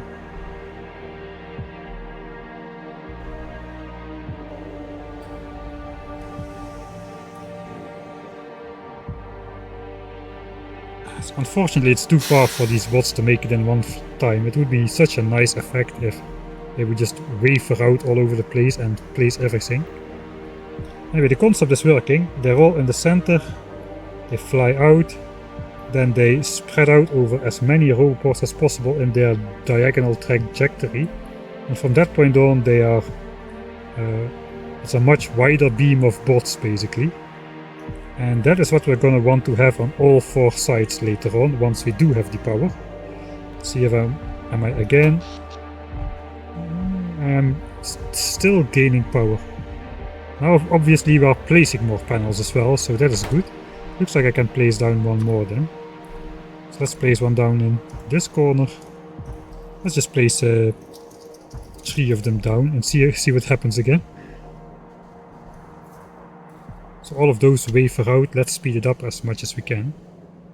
So all of this gets assigned to the bots, and there's enough bots left over to then all of these will get assigned, and only then all of these will get assigned. So we should get that nice... yeah, now they go this way. So all of these 4 build directions won't interfere with each other in terms of bot throughput. Bot throughput is basically determined by the amount of roboports you have on the way, the amount of roboports per square whatever. You have that basically determines bot throughput, and we don't have that many roboports in the grid here, so that's why I would like to spread those guys out as much as I can. It's actually working out quite nicely.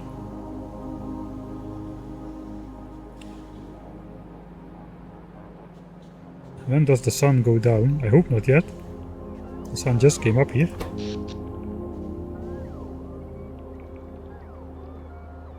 Okay, we are getting more production in now though. We already have 50% more panels than the previous night, and the accumulators are charged at the moment. So I won't give new tasks though, because that will... if I give the bots new tasks overnight, when the panels are not producing, this 100 gigajoules will be drawn empty in no time, I'm pretty sure.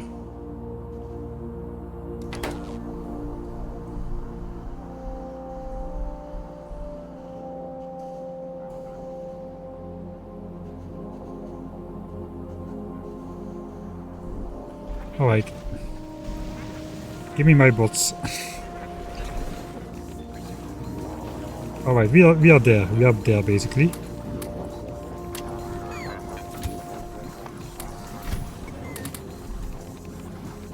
So I do have enough bots. Let's grab those as well.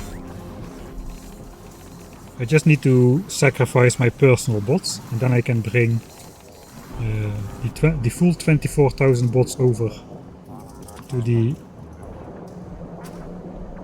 solar fields. Alright, that basically doubled our power once this is done. This is like 4 stamps, this is also 4 stamps.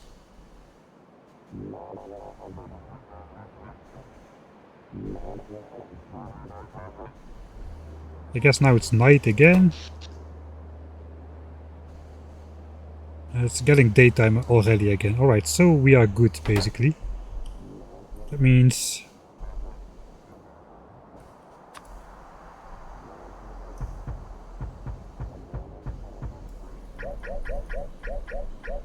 I should probably do this then, to force them to go in all 4 directions. But let's fill in everything. That will probably lead to all bots being deployed.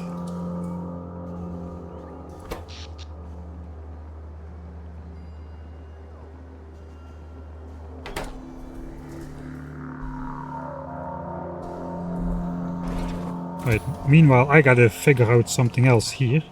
So let's bring this back up to 8k. I have another trick up my sleeve, I think.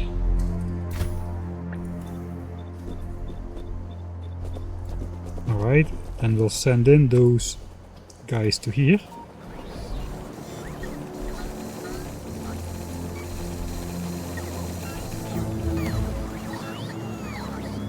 Right, bot speed 14 is in.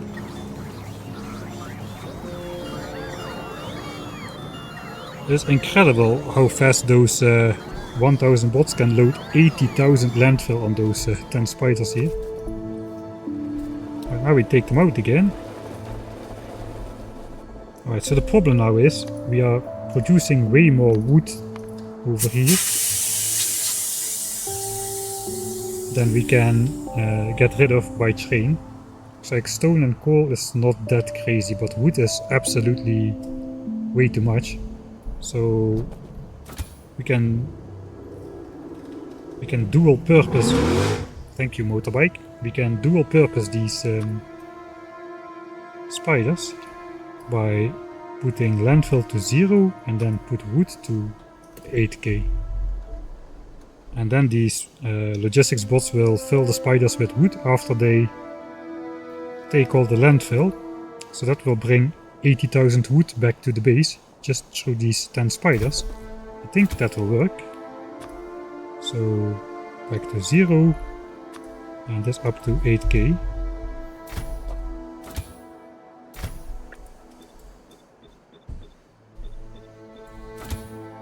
Alright. So now we bring landfill and bring back wood from that solar field.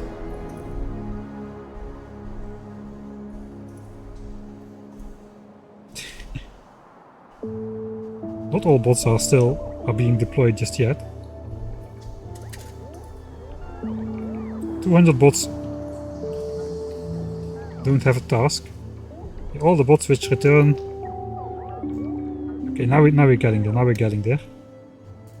But it's slow because the distance from the chest area is still pretty small where we need to build. Once that distance becomes greater, this will happen a lot more. Now we're barely getting into bots without assigned tasks. And in fact it looks like all of the ghosts have been assigned to a bot now, because construction bots are becoming available very fast again. 4k, 4.5k, 4.8, 5. Yeah, that's... Where's the power draw? That's probably going to be pretty big. 1.1 gigawatt, but we now have 40,000 panels, alright. 40,000 panels. That should be 1.6 gigawatts, right? Yeah, it's 1.6. So of peak production. I think we should be good then. We should no longer crash. Like the bot network and the power network should no longer crash. I think we're gonna be good.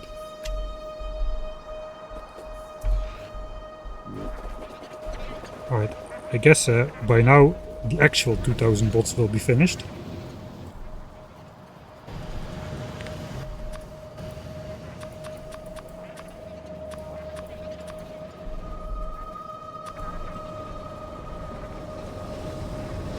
So I guess we can get rid of this super speed model thing and change it back to efficiency.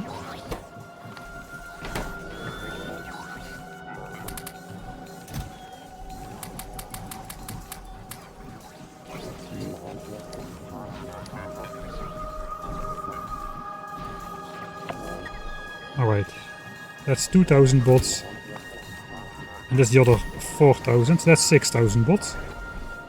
So this is my final personal trip to that area, I think. Probably won't catch up with those spiders anymore. Here comes the train. So I'm just on my way then to put in the final bots, and then we can do that test with the 4 corners. I think we should have these solar panels to do it. 1, 2, 3, 4, 5, 6, it's like 20 stamps. 20 stamps, and we have 56,000 solar panels. It's probably exactly enough. Maybe one more train load we need. We have 2,400 accumulators. So that means 48,000 accumulators will get placed in this ring over here. 48,000 accumulators seems like a lot, but on the scope of 2 million it's not really that much. Right, so now we see, now the bots don't have a task and I can quite easily get up to 130, 135 UPS again. Whereas as all of those bots are busy constructing solar, we were pretty close to going down to 60 UPS, I think. That's the minimum possible, or the minimum desirable amount of UPS. Alright. So I say landfill delivery and more roboports to the solar field. We can give ourselves the check mark for that one.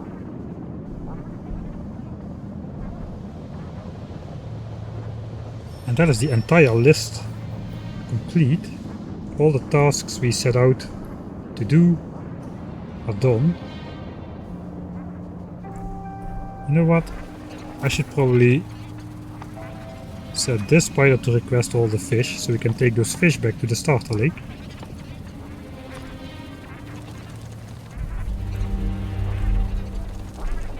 So once we get there, the bots will bring us the fish. Okay, we are walking in there now. Let's go back to 1 time speed.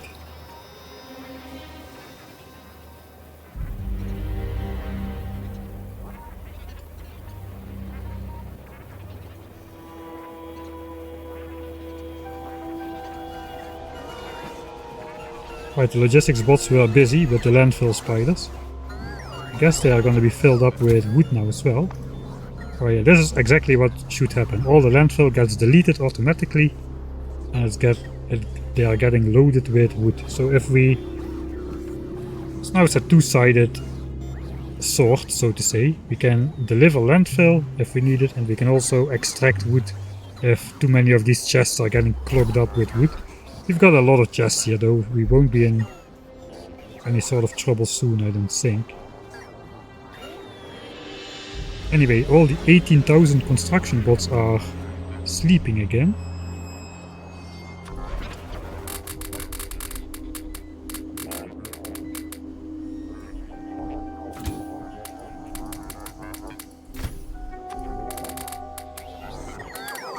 Here comes the fish.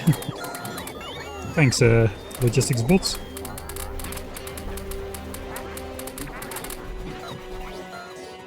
Oh yeah, that is 24,000 bots in the network. So that means we have enough bots to place 4 of these things in one time. This is almost 6,000 entities here. So if I now do stamp corner, stamp corner, stamp corner, stamp corner, those 4 should be prioritized. And after that I can just fill in all of these. That will cause a lot of items to be placed without bots, but that's okay. What that means is after that these will just be assigned organically all over the place, which means the bots will remain spread out over the network. That's at least my prediction. So let's try that. Let's try the bot theory. Although it is probably... Is it getting night or is it... What is going on? No, it is getting, yeah, it is getting night, so let's try it anyway. Let's see if we can, let's load up, let's see if we can crash the electricity network still, if we try.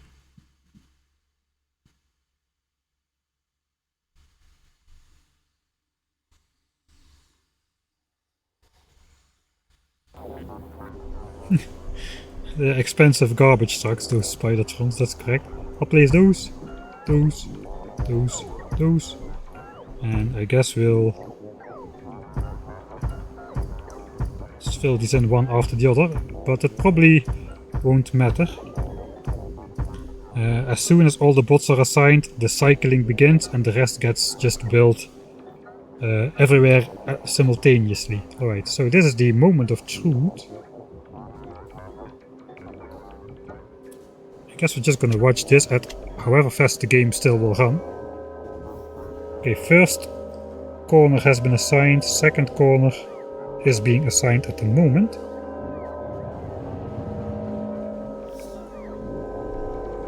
Let's see, at the moment the third corner is getting assigned. Some of these bots are already done, but at the moment it starts fanning out to over here.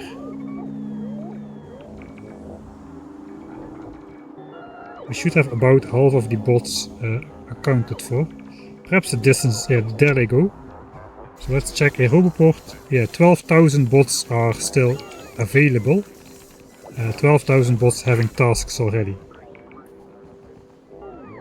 Alright, so that is working beautifully. Look at this. This is now a very wide bot highway. They are going diagonally, utilizing as many Roboports as possible. So, of course, we've got some Roboports with a lot of bots waiting. But in general, it is not so bad. And we are gonna have this in 4 corners at the same time. So I guess after this one, all of these are gonna be selected. And then all of these, then all of these, until we run out of bots to assign tasks. And then we're just gonna skip over whatever should be selected at the moment. If there is no bot available, it's basically gonna work like this solar panel, oh, there's no bot available. This solar panel, oh, there's no bot available. This one, hey, there is a bot available. Let's have the bot place this solar panel. No bot available, no bot available, no bot, etc. Hey, there's a bot available. So a lot of this stuff will get skipped and everything will kind of get built at the same time. That is the plan.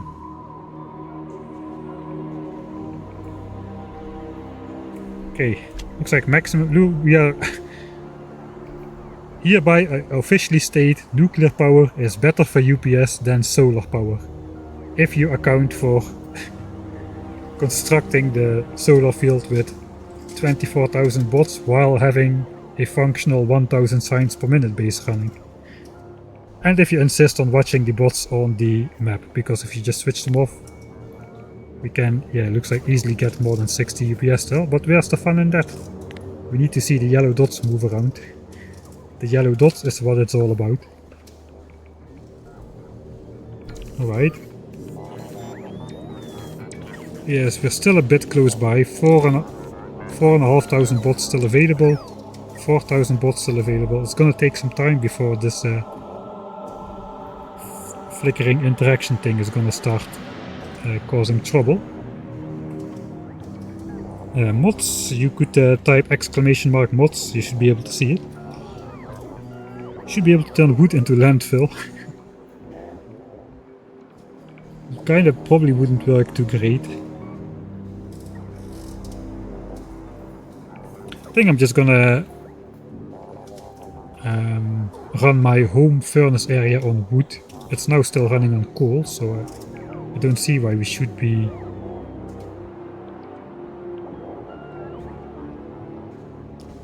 using coal if we can just use these hundreds of thousands of wood we are freeing up.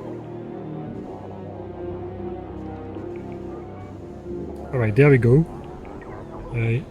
So all of this still is assigned. Now these are getting skipped. So all of this will get built, all of this will get built. Looks like maybe all of this and all of... See, this one, probably all of this will get built, and here it started skipping. So from this point on we'll see all of the rest will get built organically after all of these additional 4 squares are complete. The mods commands is still on Biters for resources. I'm not sure if Jimacha is here.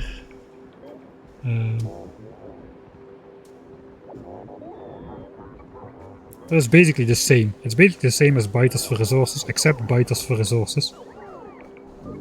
You can see how the game is cycling, right? It's cycling through all those blueprints we stamped down one after the other.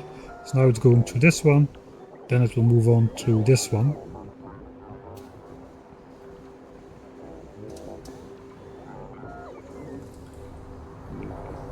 And things are gonna get a bit chaotic, so all of this is assigned, but because there's so many bots waiting, it is not so that the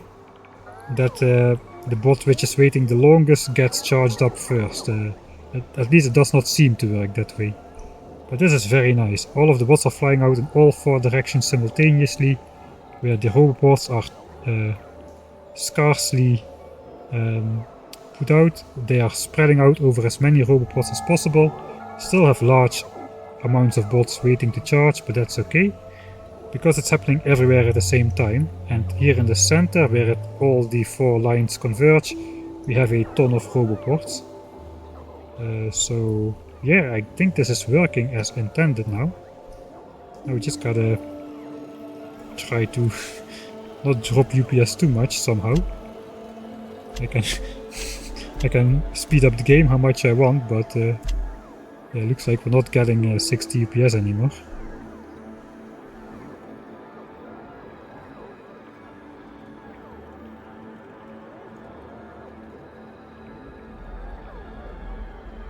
Not even a starter patch worth of fuel, of coal worth of fuel from all that wood. I think eventually we'll get there though, as we still need to deconstruct this entire area as well. With of wood. It is not visible on the map now, because it's in the dark chunks. It's the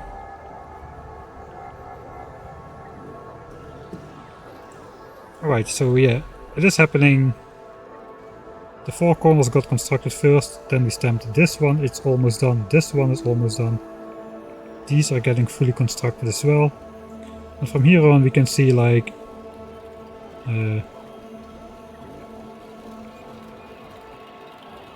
yeah, we should be able to see some bots starting to place in all of those leftover squares simultaneously. After a little bit of time, a little bit more of time.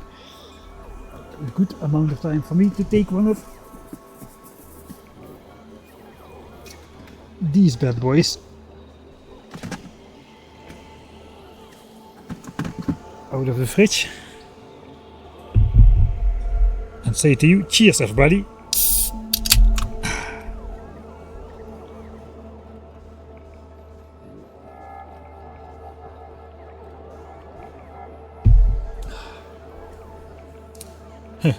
Thanks SB for making it official.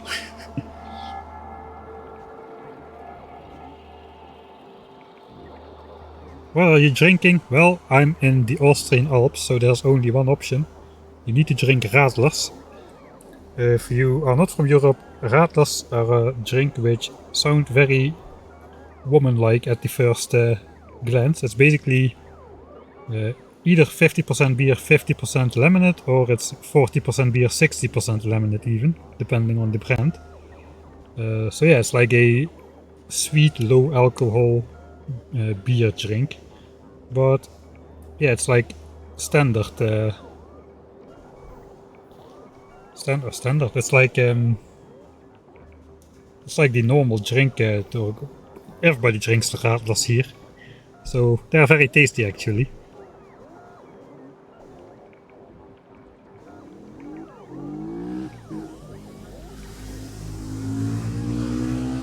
Almdudler, yeah, Almdudler is also Austrian. That's like some sort of a herbs, like some sort of lemonade with herbs. It doesn't have as much sugar and as Coca-Cola or something. I think it's like 6 or 7 grams instead of like 10 or 11. So still a lot of sugar, but not as heavy. And it is also a very local drink due to all those local alm herbs they put inside. It's also very tasty actually.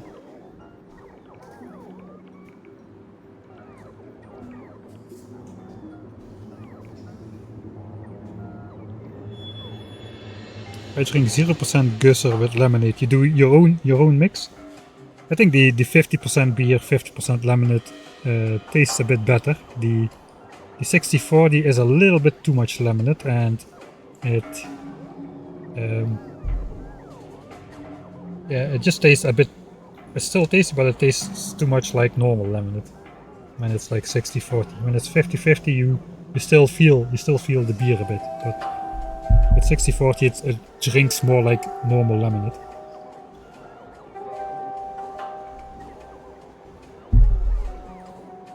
I wonder if it's possible to get drunk out of radlers. Since it's only like 2% alcohol, you get alcohol in your blood, but you're drinking so much fluids that the percentage goes down again, I guess. That's probably mathematics which police officers don't agree with though. But yeah, so now we see it. I probably should have chosen a different pattern. I think it's not enough. The center blob is big enough to not get demonetized. But yeah, we saw the 4 corners get built, then this got built, this got built, this got built, this got built, this got built completely, and after we saw it started cycling here. It's still not finished cycling through all of these things once, but now it's just assigning all the bots, just going through every item like I said, checking if a bot is available, if not skip. And just skip, build one thing, skip, build one thing. So it's happening everywhere at the same time now for the rest of it. So yeah, this is basically working as intended. We first spread out the bots to the 4 corners, and by the time they are done with those 4 corners, we are in the cycling phase where they naturally get spread out all over the place. That is probably the fastest way to construct them.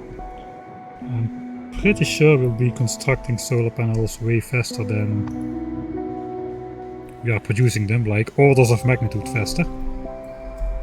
So we are okay, we are building like 4,000 solar panels a minute. If we are building, we're building like 4,000 solar panels a minute. We are producing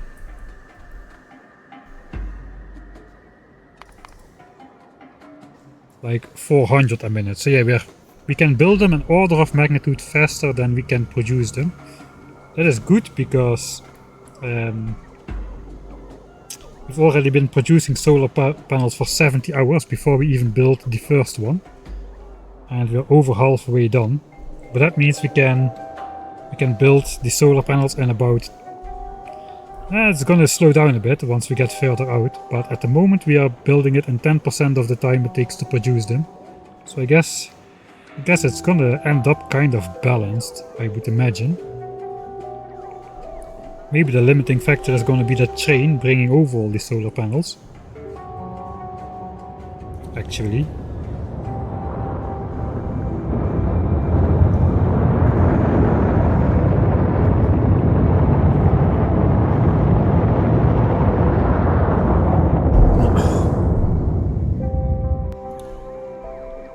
Yeah, I should probably look up the actual orientation. There's like clockwise and anti-clockwise. I don't know which one is the dangerous one.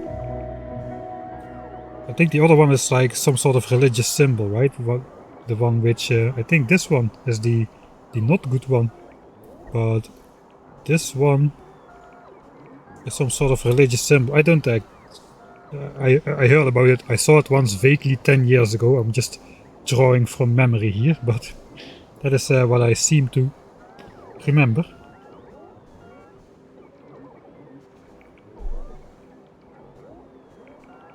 Alright, all of the items have been assigned, so bots should become available again. Over 2500 bots already don't have a task anymore. I forgot to showcase that in the base they would not build stuff now. Of course now they will be building stuff again, since everything has been assigned, so it's kind of pointless. I probably will do that then in the next stamp.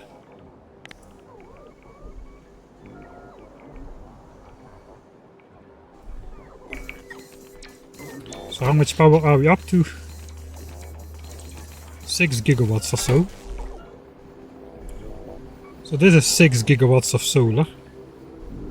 That means that this is not even 10% of what we need to build, and the rest is going to be further away.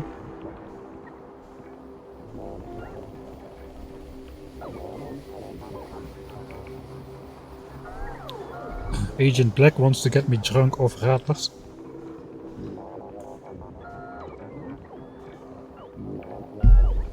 Cheers.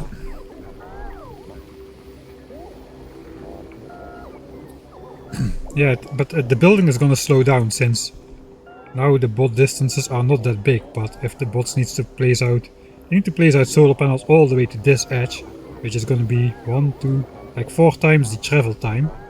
So I guess the build speed will go down by a factor of 4 by the end. But since we are a factor of 10 faster, we should still be good, I think.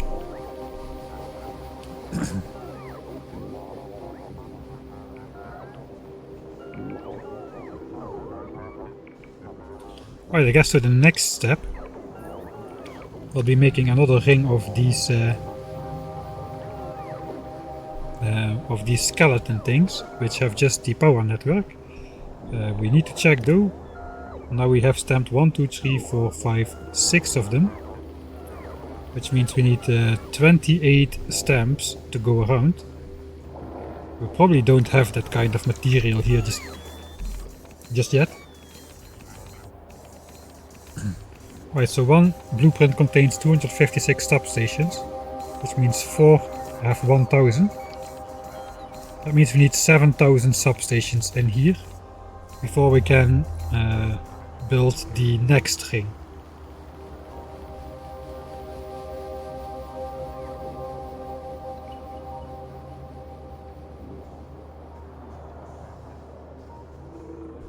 Yeah, 7000 substations, and they are being brought over by the train 600 at a time.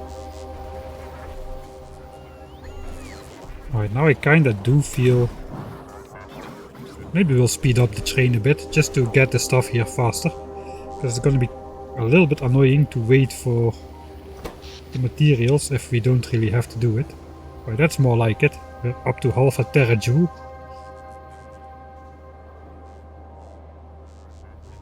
And the only thing the solar grid does is power itself, so it can expand itself. It is not powering anything except itself.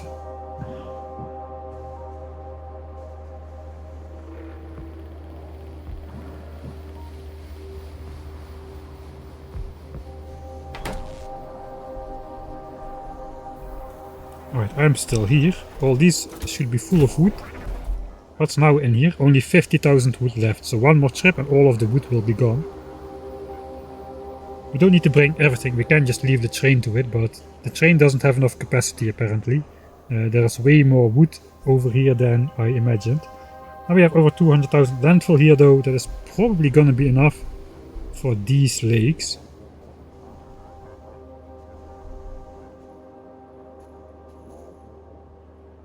Probably gonna be enough for those lakes. I think I just want to test that real quick.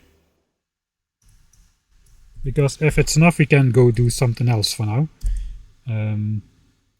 Solar, that's like selfish expanding solar fields are self-expanding or something like that. How many of those squares do you have to print? 22 by... the minimum is 22 by 28, ideally 24 by 30. I'll just quickly go in calculator. 24 by 30.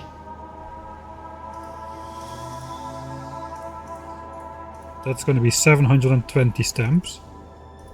If we go for the small amount, 22 times 28, it's 620-ish. 620 to 720 stamps.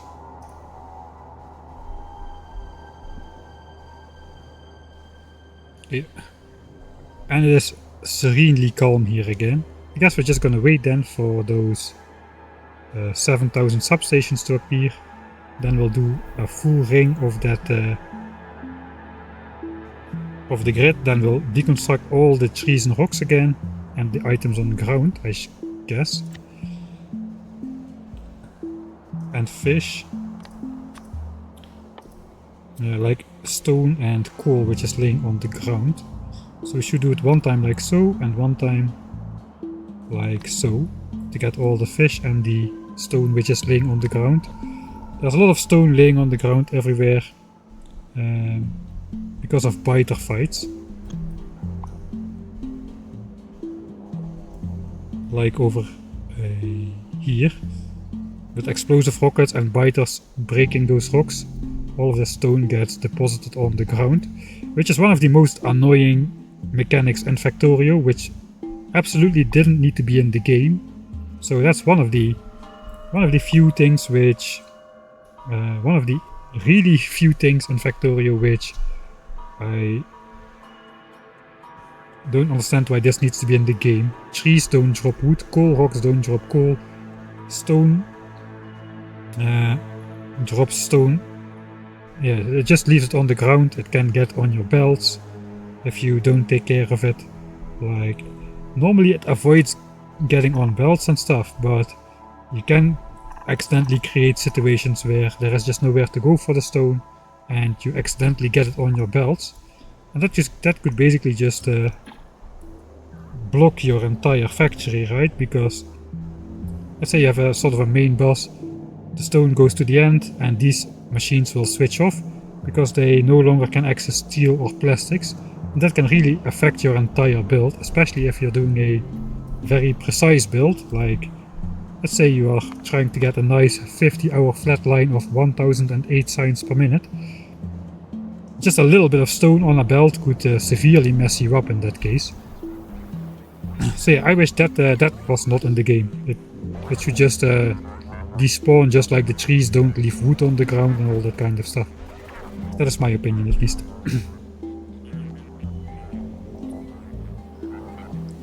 Alright, the train is here. Let's do another race. This time though, we will take the short path. Shortest path we can find.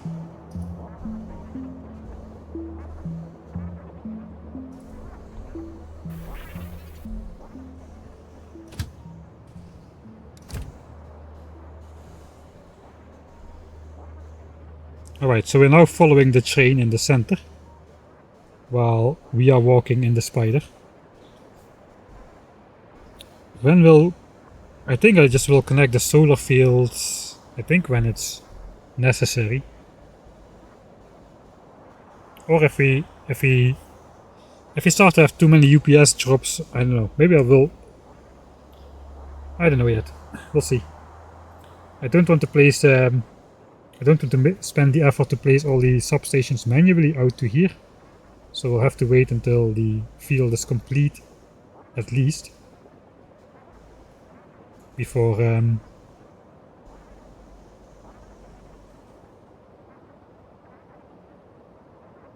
we can actually connect it.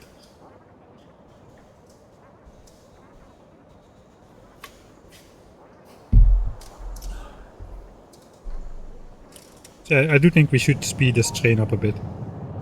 It's going 220 kilometers an hour, it could be going like 298. And travel time is a big part, since this rail line is so extremely long. Looks like we are losing the race. I'm not even on screen. But there I come. I'm gonna get lost in the UPS counter. Oh yeah, so we are losing for sure.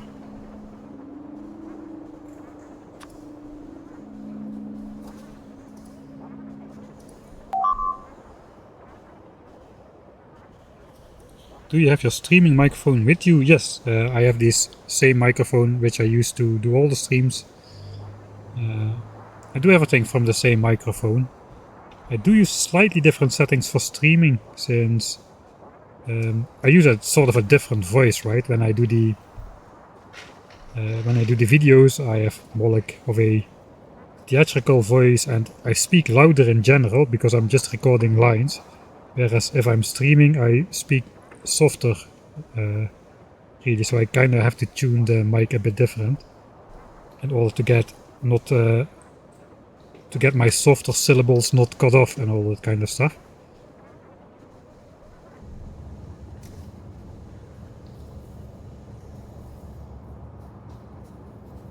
Right, now we can actually take a look at how fast these solar panels are getting loaded and how long this train would actually need to stay.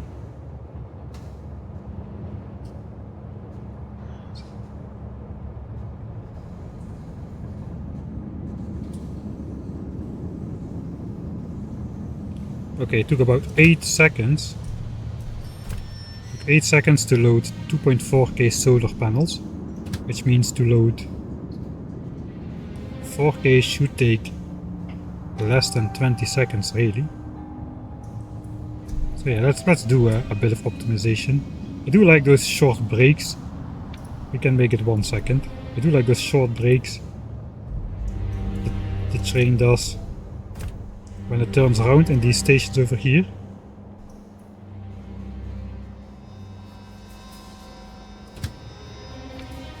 Yeah. 2 seconds has a better comedic effect, so let's do 2 seconds. I think we can go for 5 seconds of inactivity. I think that is safe. This is the default as well. I think we can go... No, 4K is fine. 4K is fine.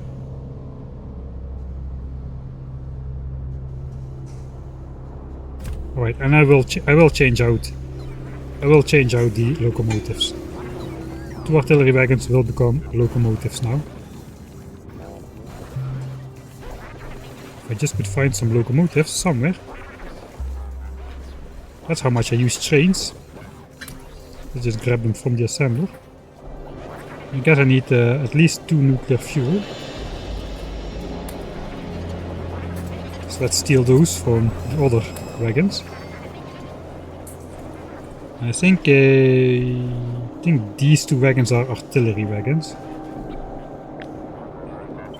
Those will change to locomotives. Okay, that's safe in case I break the train somehow.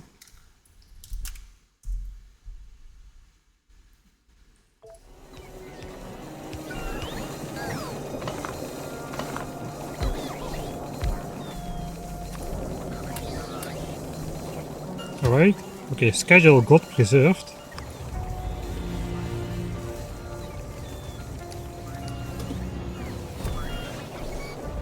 Oh, that's much faster.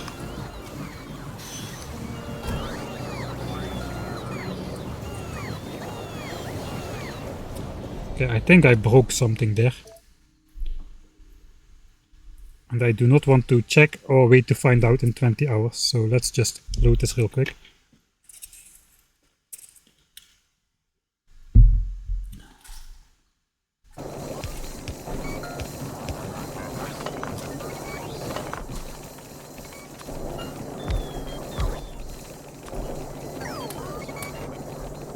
Alright.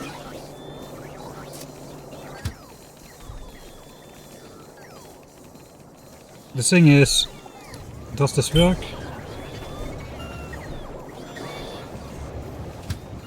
Sometimes this doesn't work. If everything is already inactive, it won't work. But I guess if I just take one.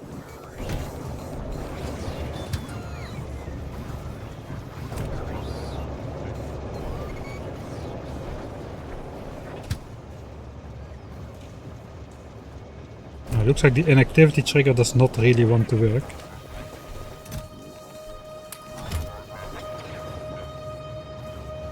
Oh, maybe it does. There it goes.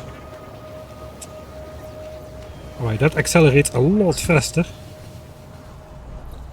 So it means both the acceleration and the top speed are gonna be improved now.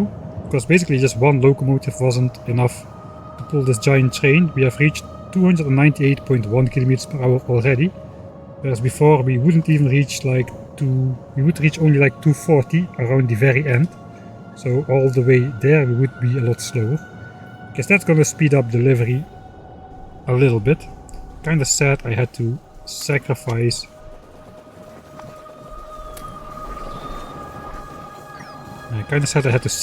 my 2 artillery wagons, but I think it's for the better. Right, how is it going here?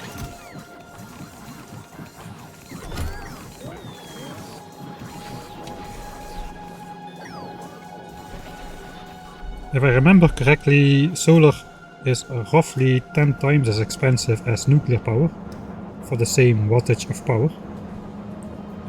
So if we have a special base with 4 lanes of iron and 2 lanes of copper over here,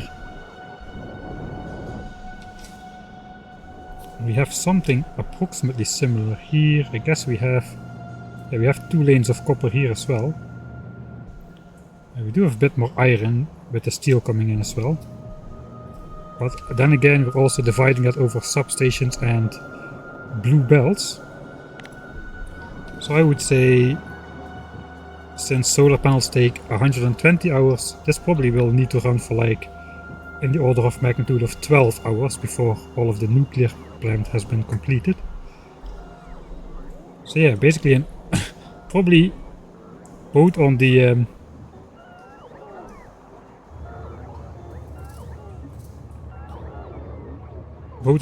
power production front and the material front, the area you need solar, all an order of magnitude more resources you need, and more area. Probably area is even more than an order of magnitude.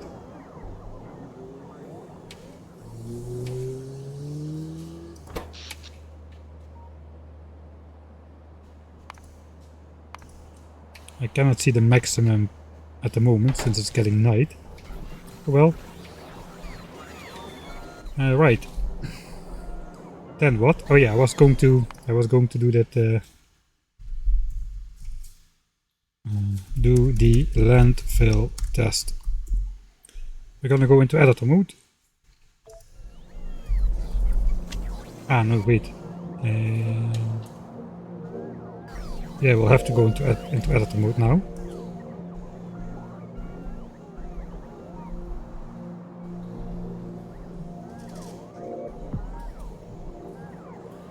How do I do this?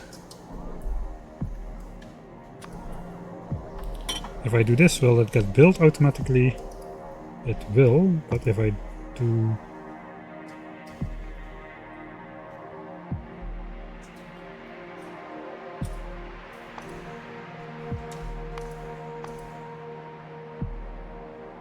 Instant blueprint building, that we can switch that off, I think. And now if I grab it, okay, it won't get built. That is what I want at the moment.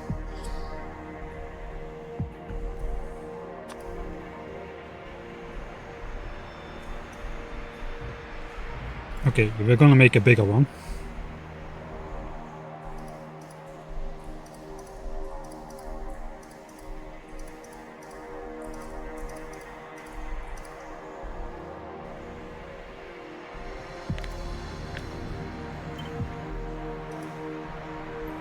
Just for this occasion.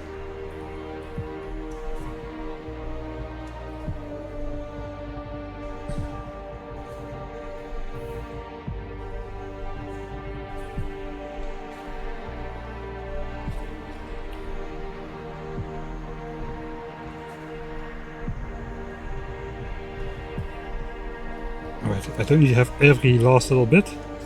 But now if I do this, and the tile ghost, I should get a count of the landfill for these lakes. Okay, 271,000. 271,000, and we currently have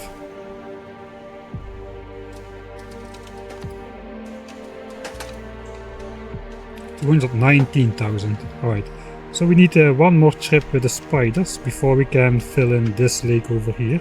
It's probably the first one we'll encounter.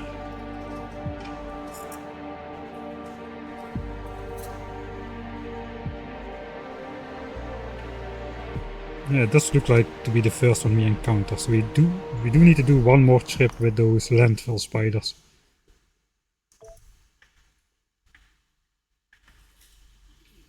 Why both nuclear and solar? We're gonna test it.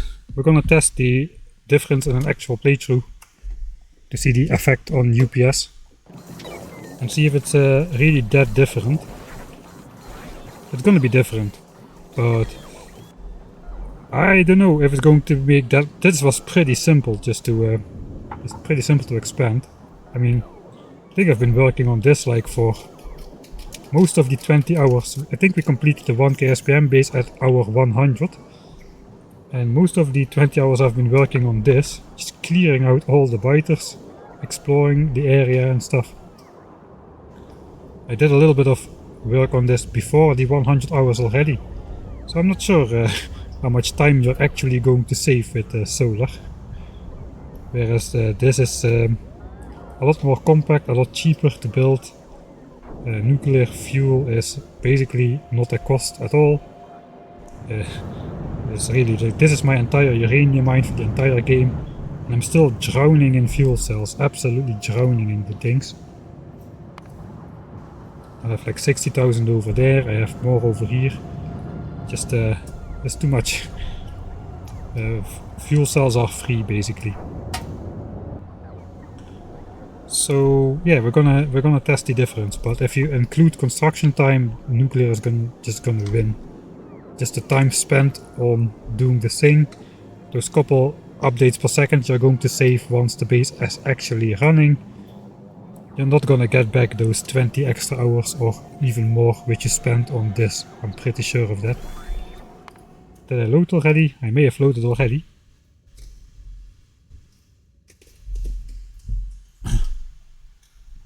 Yeah, basically every solar versus nuclear video out there keeps repeating the same mood points, which sounds correct in a vacuum, but if you take into account the real game situation, the situation is just different. So yeah, I think that's on the menu for me. I'm going to make my own solar versus nuclear video, and yeah, in due time, not pretty soon probably.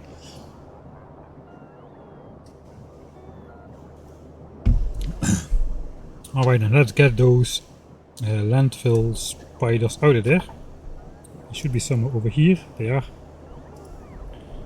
Then we'll go to the bottom of this base. We stay out of the home base network, because before we enter there,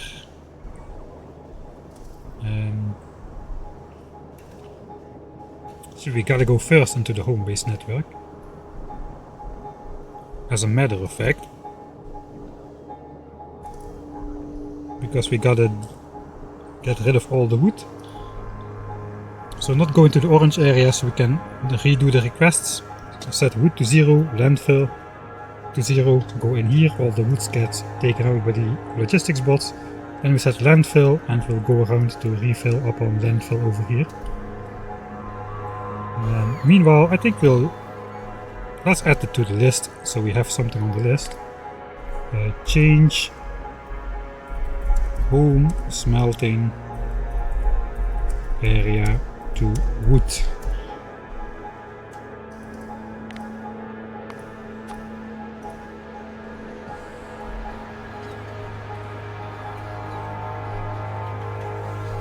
So yeah, my home smelting area has never upgraded from steel furnaces.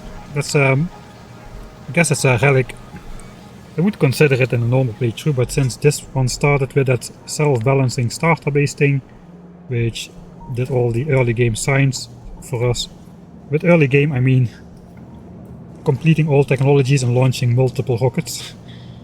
But yeah, we never changed it because it just works for this base. And there is no space for the electric furnaces in this blueprint. I could make space for the electric furnaces in the blueprint, but that basically just means you will have to run even greater distances in the early game, because everything is much more spacious. So we just kept it as coal. And that's it.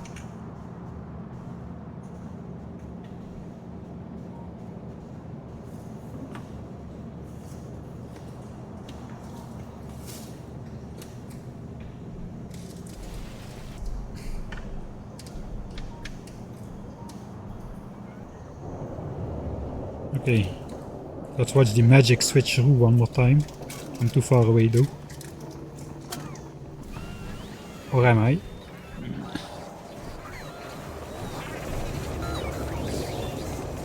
Just looking at the counter, everything should stop at exactly the right moment. 50 swings per type, 50 roboports, 5 times 50 lights, 10 times 50 substations, and twice 10 times 50 accumulators.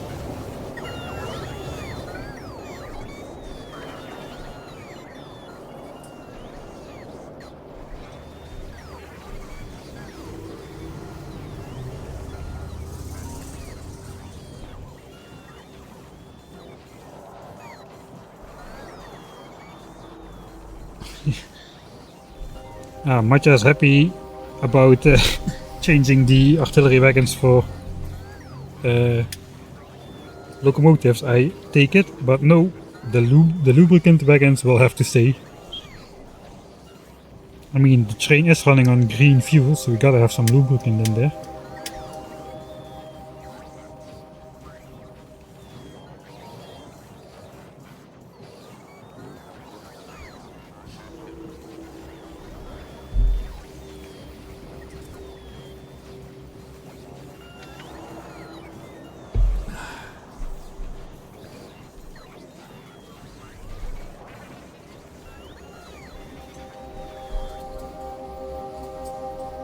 Okay, here come the spiders. Okay, I'm going to have to take a very quick pit stop. I'll be back in 2 minutes or so.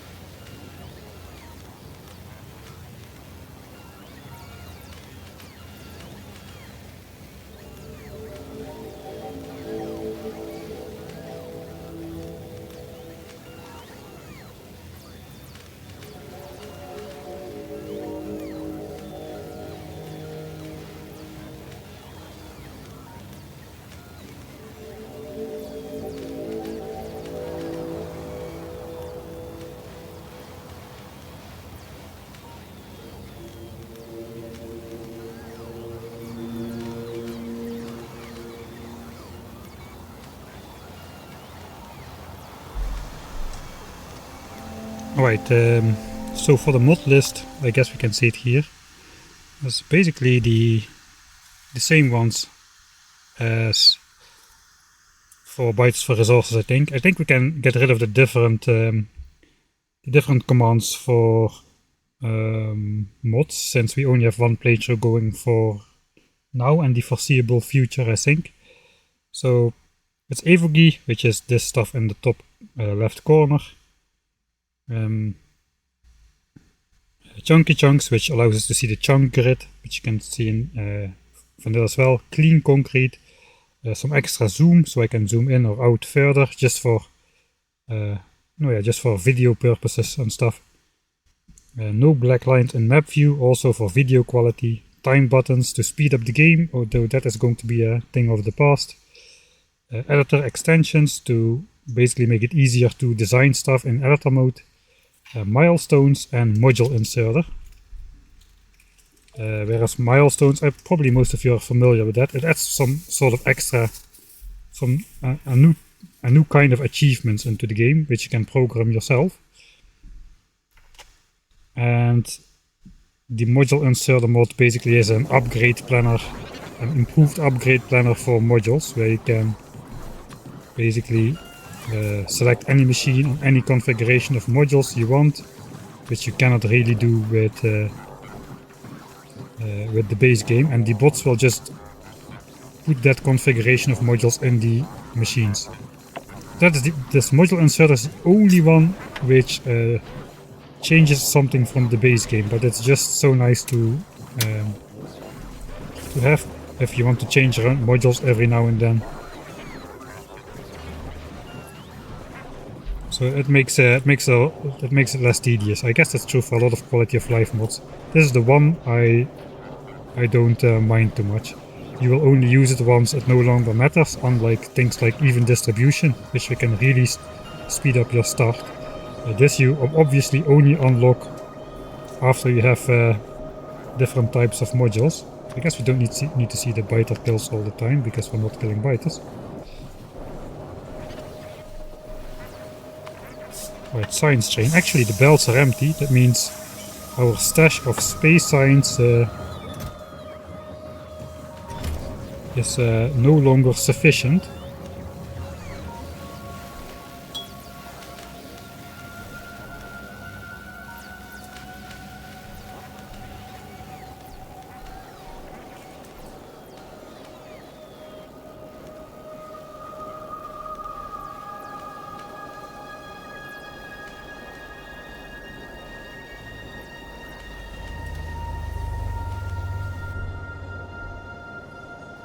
Just reading through chat a little bit.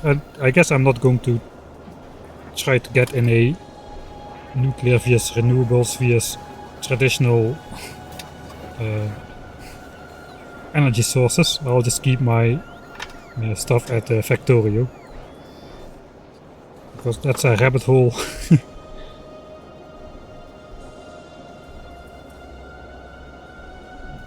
I guess we're nowhere close to 7k, 5k. Okay, so that's like 4 more train rides. That's not too much. Meanwhile, for the first time this playthrough, we can actually get back our personal stuff from the bots. Thank you very much.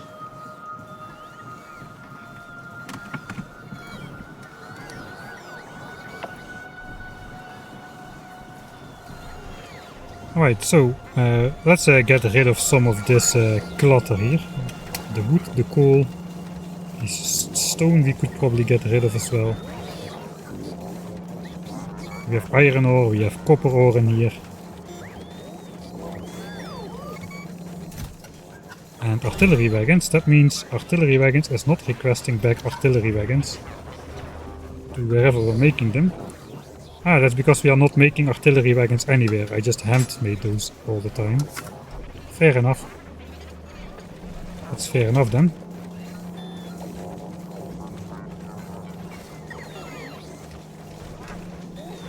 Okay, first of all, let's do what we really wanted to do. I gotta get myself a bunch of requester chests.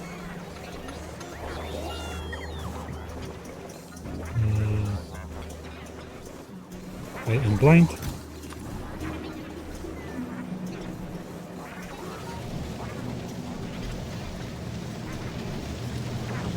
Alright, so here's our attempt at...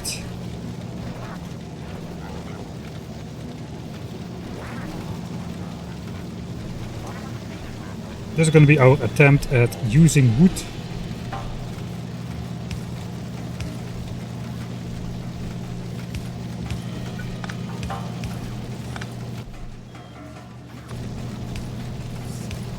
so early game, man. Yellow inserters and everything.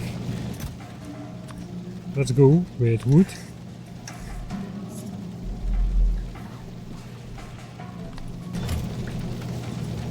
So we're gonna try to exchange all this coal, burner stuff for wood.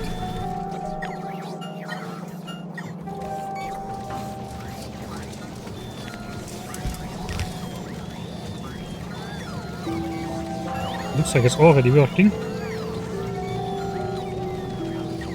So now we will just use coal once we don't have wood anymore. That was pretty easy to prioritize wood in that case. We do not have Roboport coverage up here, so I do have to do something about that. Apparently somebody placed lights upon here for scenic effect or something.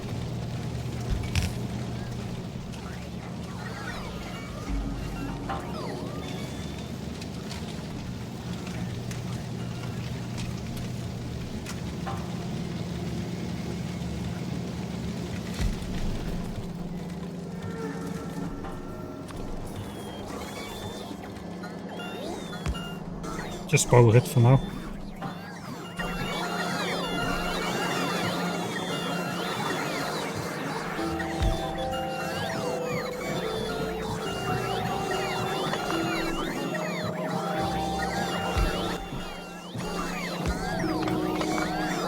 Alright, something like that. Nice.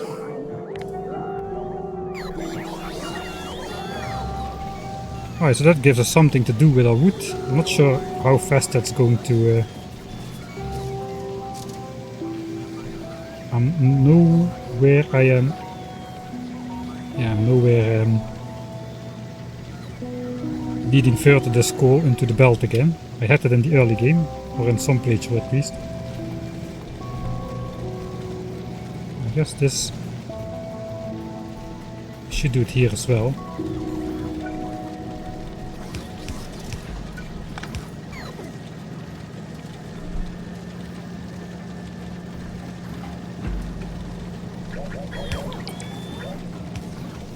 Okay, let's just leave that be. It's just stone bricks, we are hardly using any.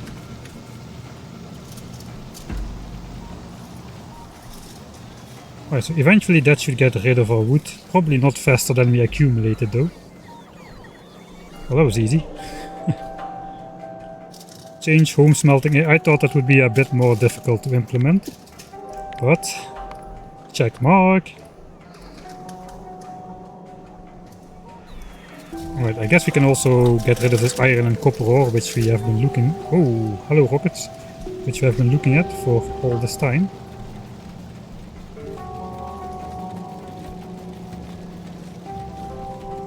But this is still my early game stuff, which I never touched.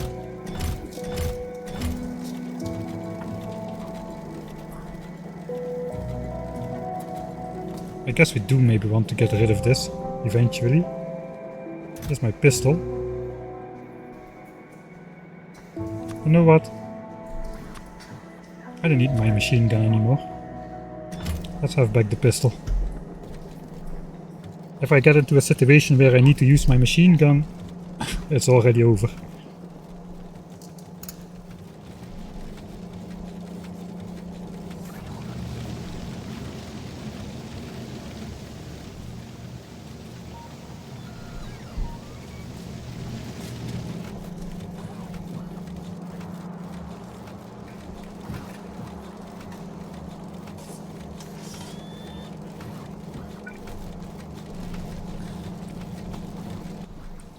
I think it kind of works if you insert on a splitter, right? Then sometimes the inserter gets priority.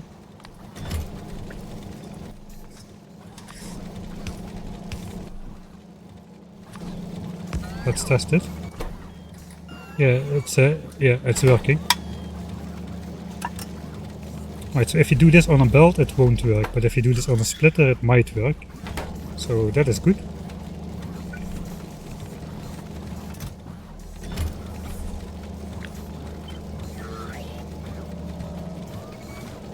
I guess we'll do it there.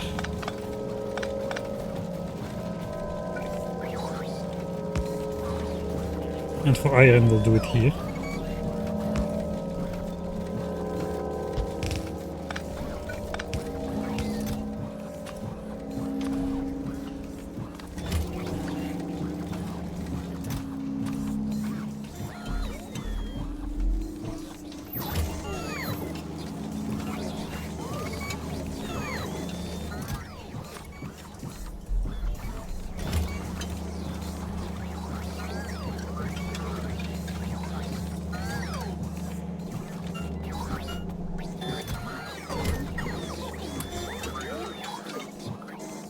Right, redistribute half-half.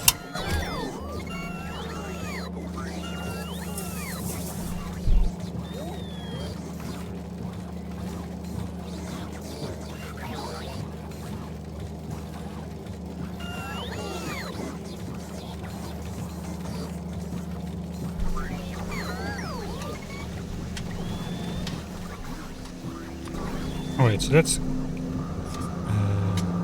the 2 ores. We've got some stone here.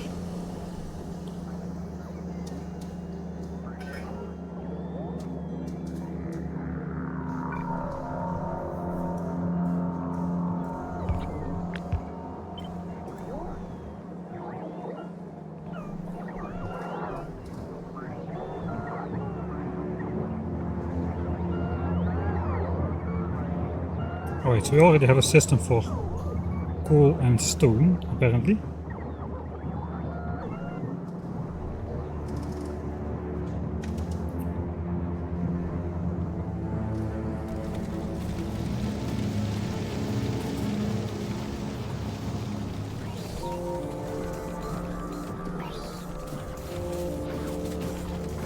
So we just need to do the input priority. Input priority on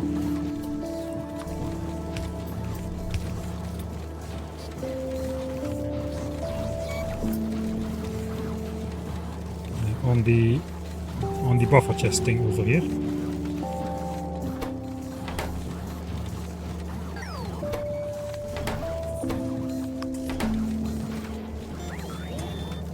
I guess we're not using stone at all almost, so but at least it will go somewhere. We're only using it for rails. Landfill we're not making in the base.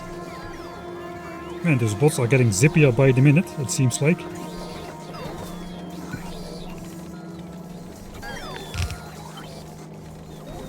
So I'll just make no more buffer chests here, only storage.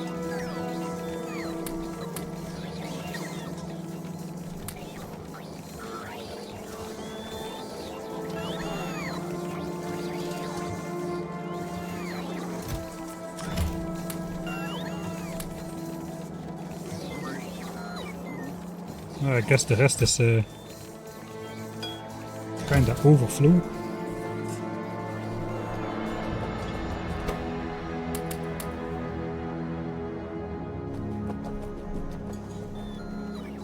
Alright, so now we've kinda cleaned up this area a bit, and this will eventually get consumed. I guess this will just leave. This is our general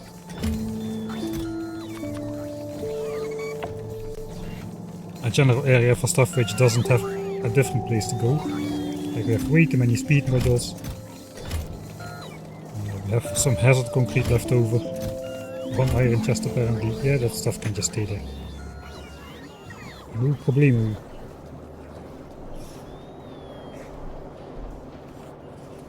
Yeah, I see. I probably missed a lot of chat, but probably it will be hard to find relevant stuff between, if any, between the rabbit hole of power discussion.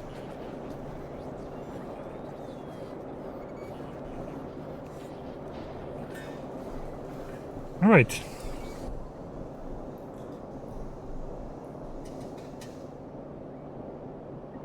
I think that's gonna be it for today. Short stream, but hey, at least it was a stream. It is time for dinner, and I don't think I will have a good chunk of time left over after dinner to stream something else relevantly cool. So I guess we will call it a day. Yeah, not yet to 7k substation. So this thing is working now. This thing is working. It is completely filled in.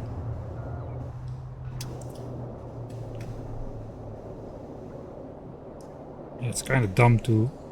I would like to do one more loop around, but it's kind of dumb to take a like 20 to 25 minute break to do 20 to 25 minutes of streaming after. So I guess we'll just save that for next time.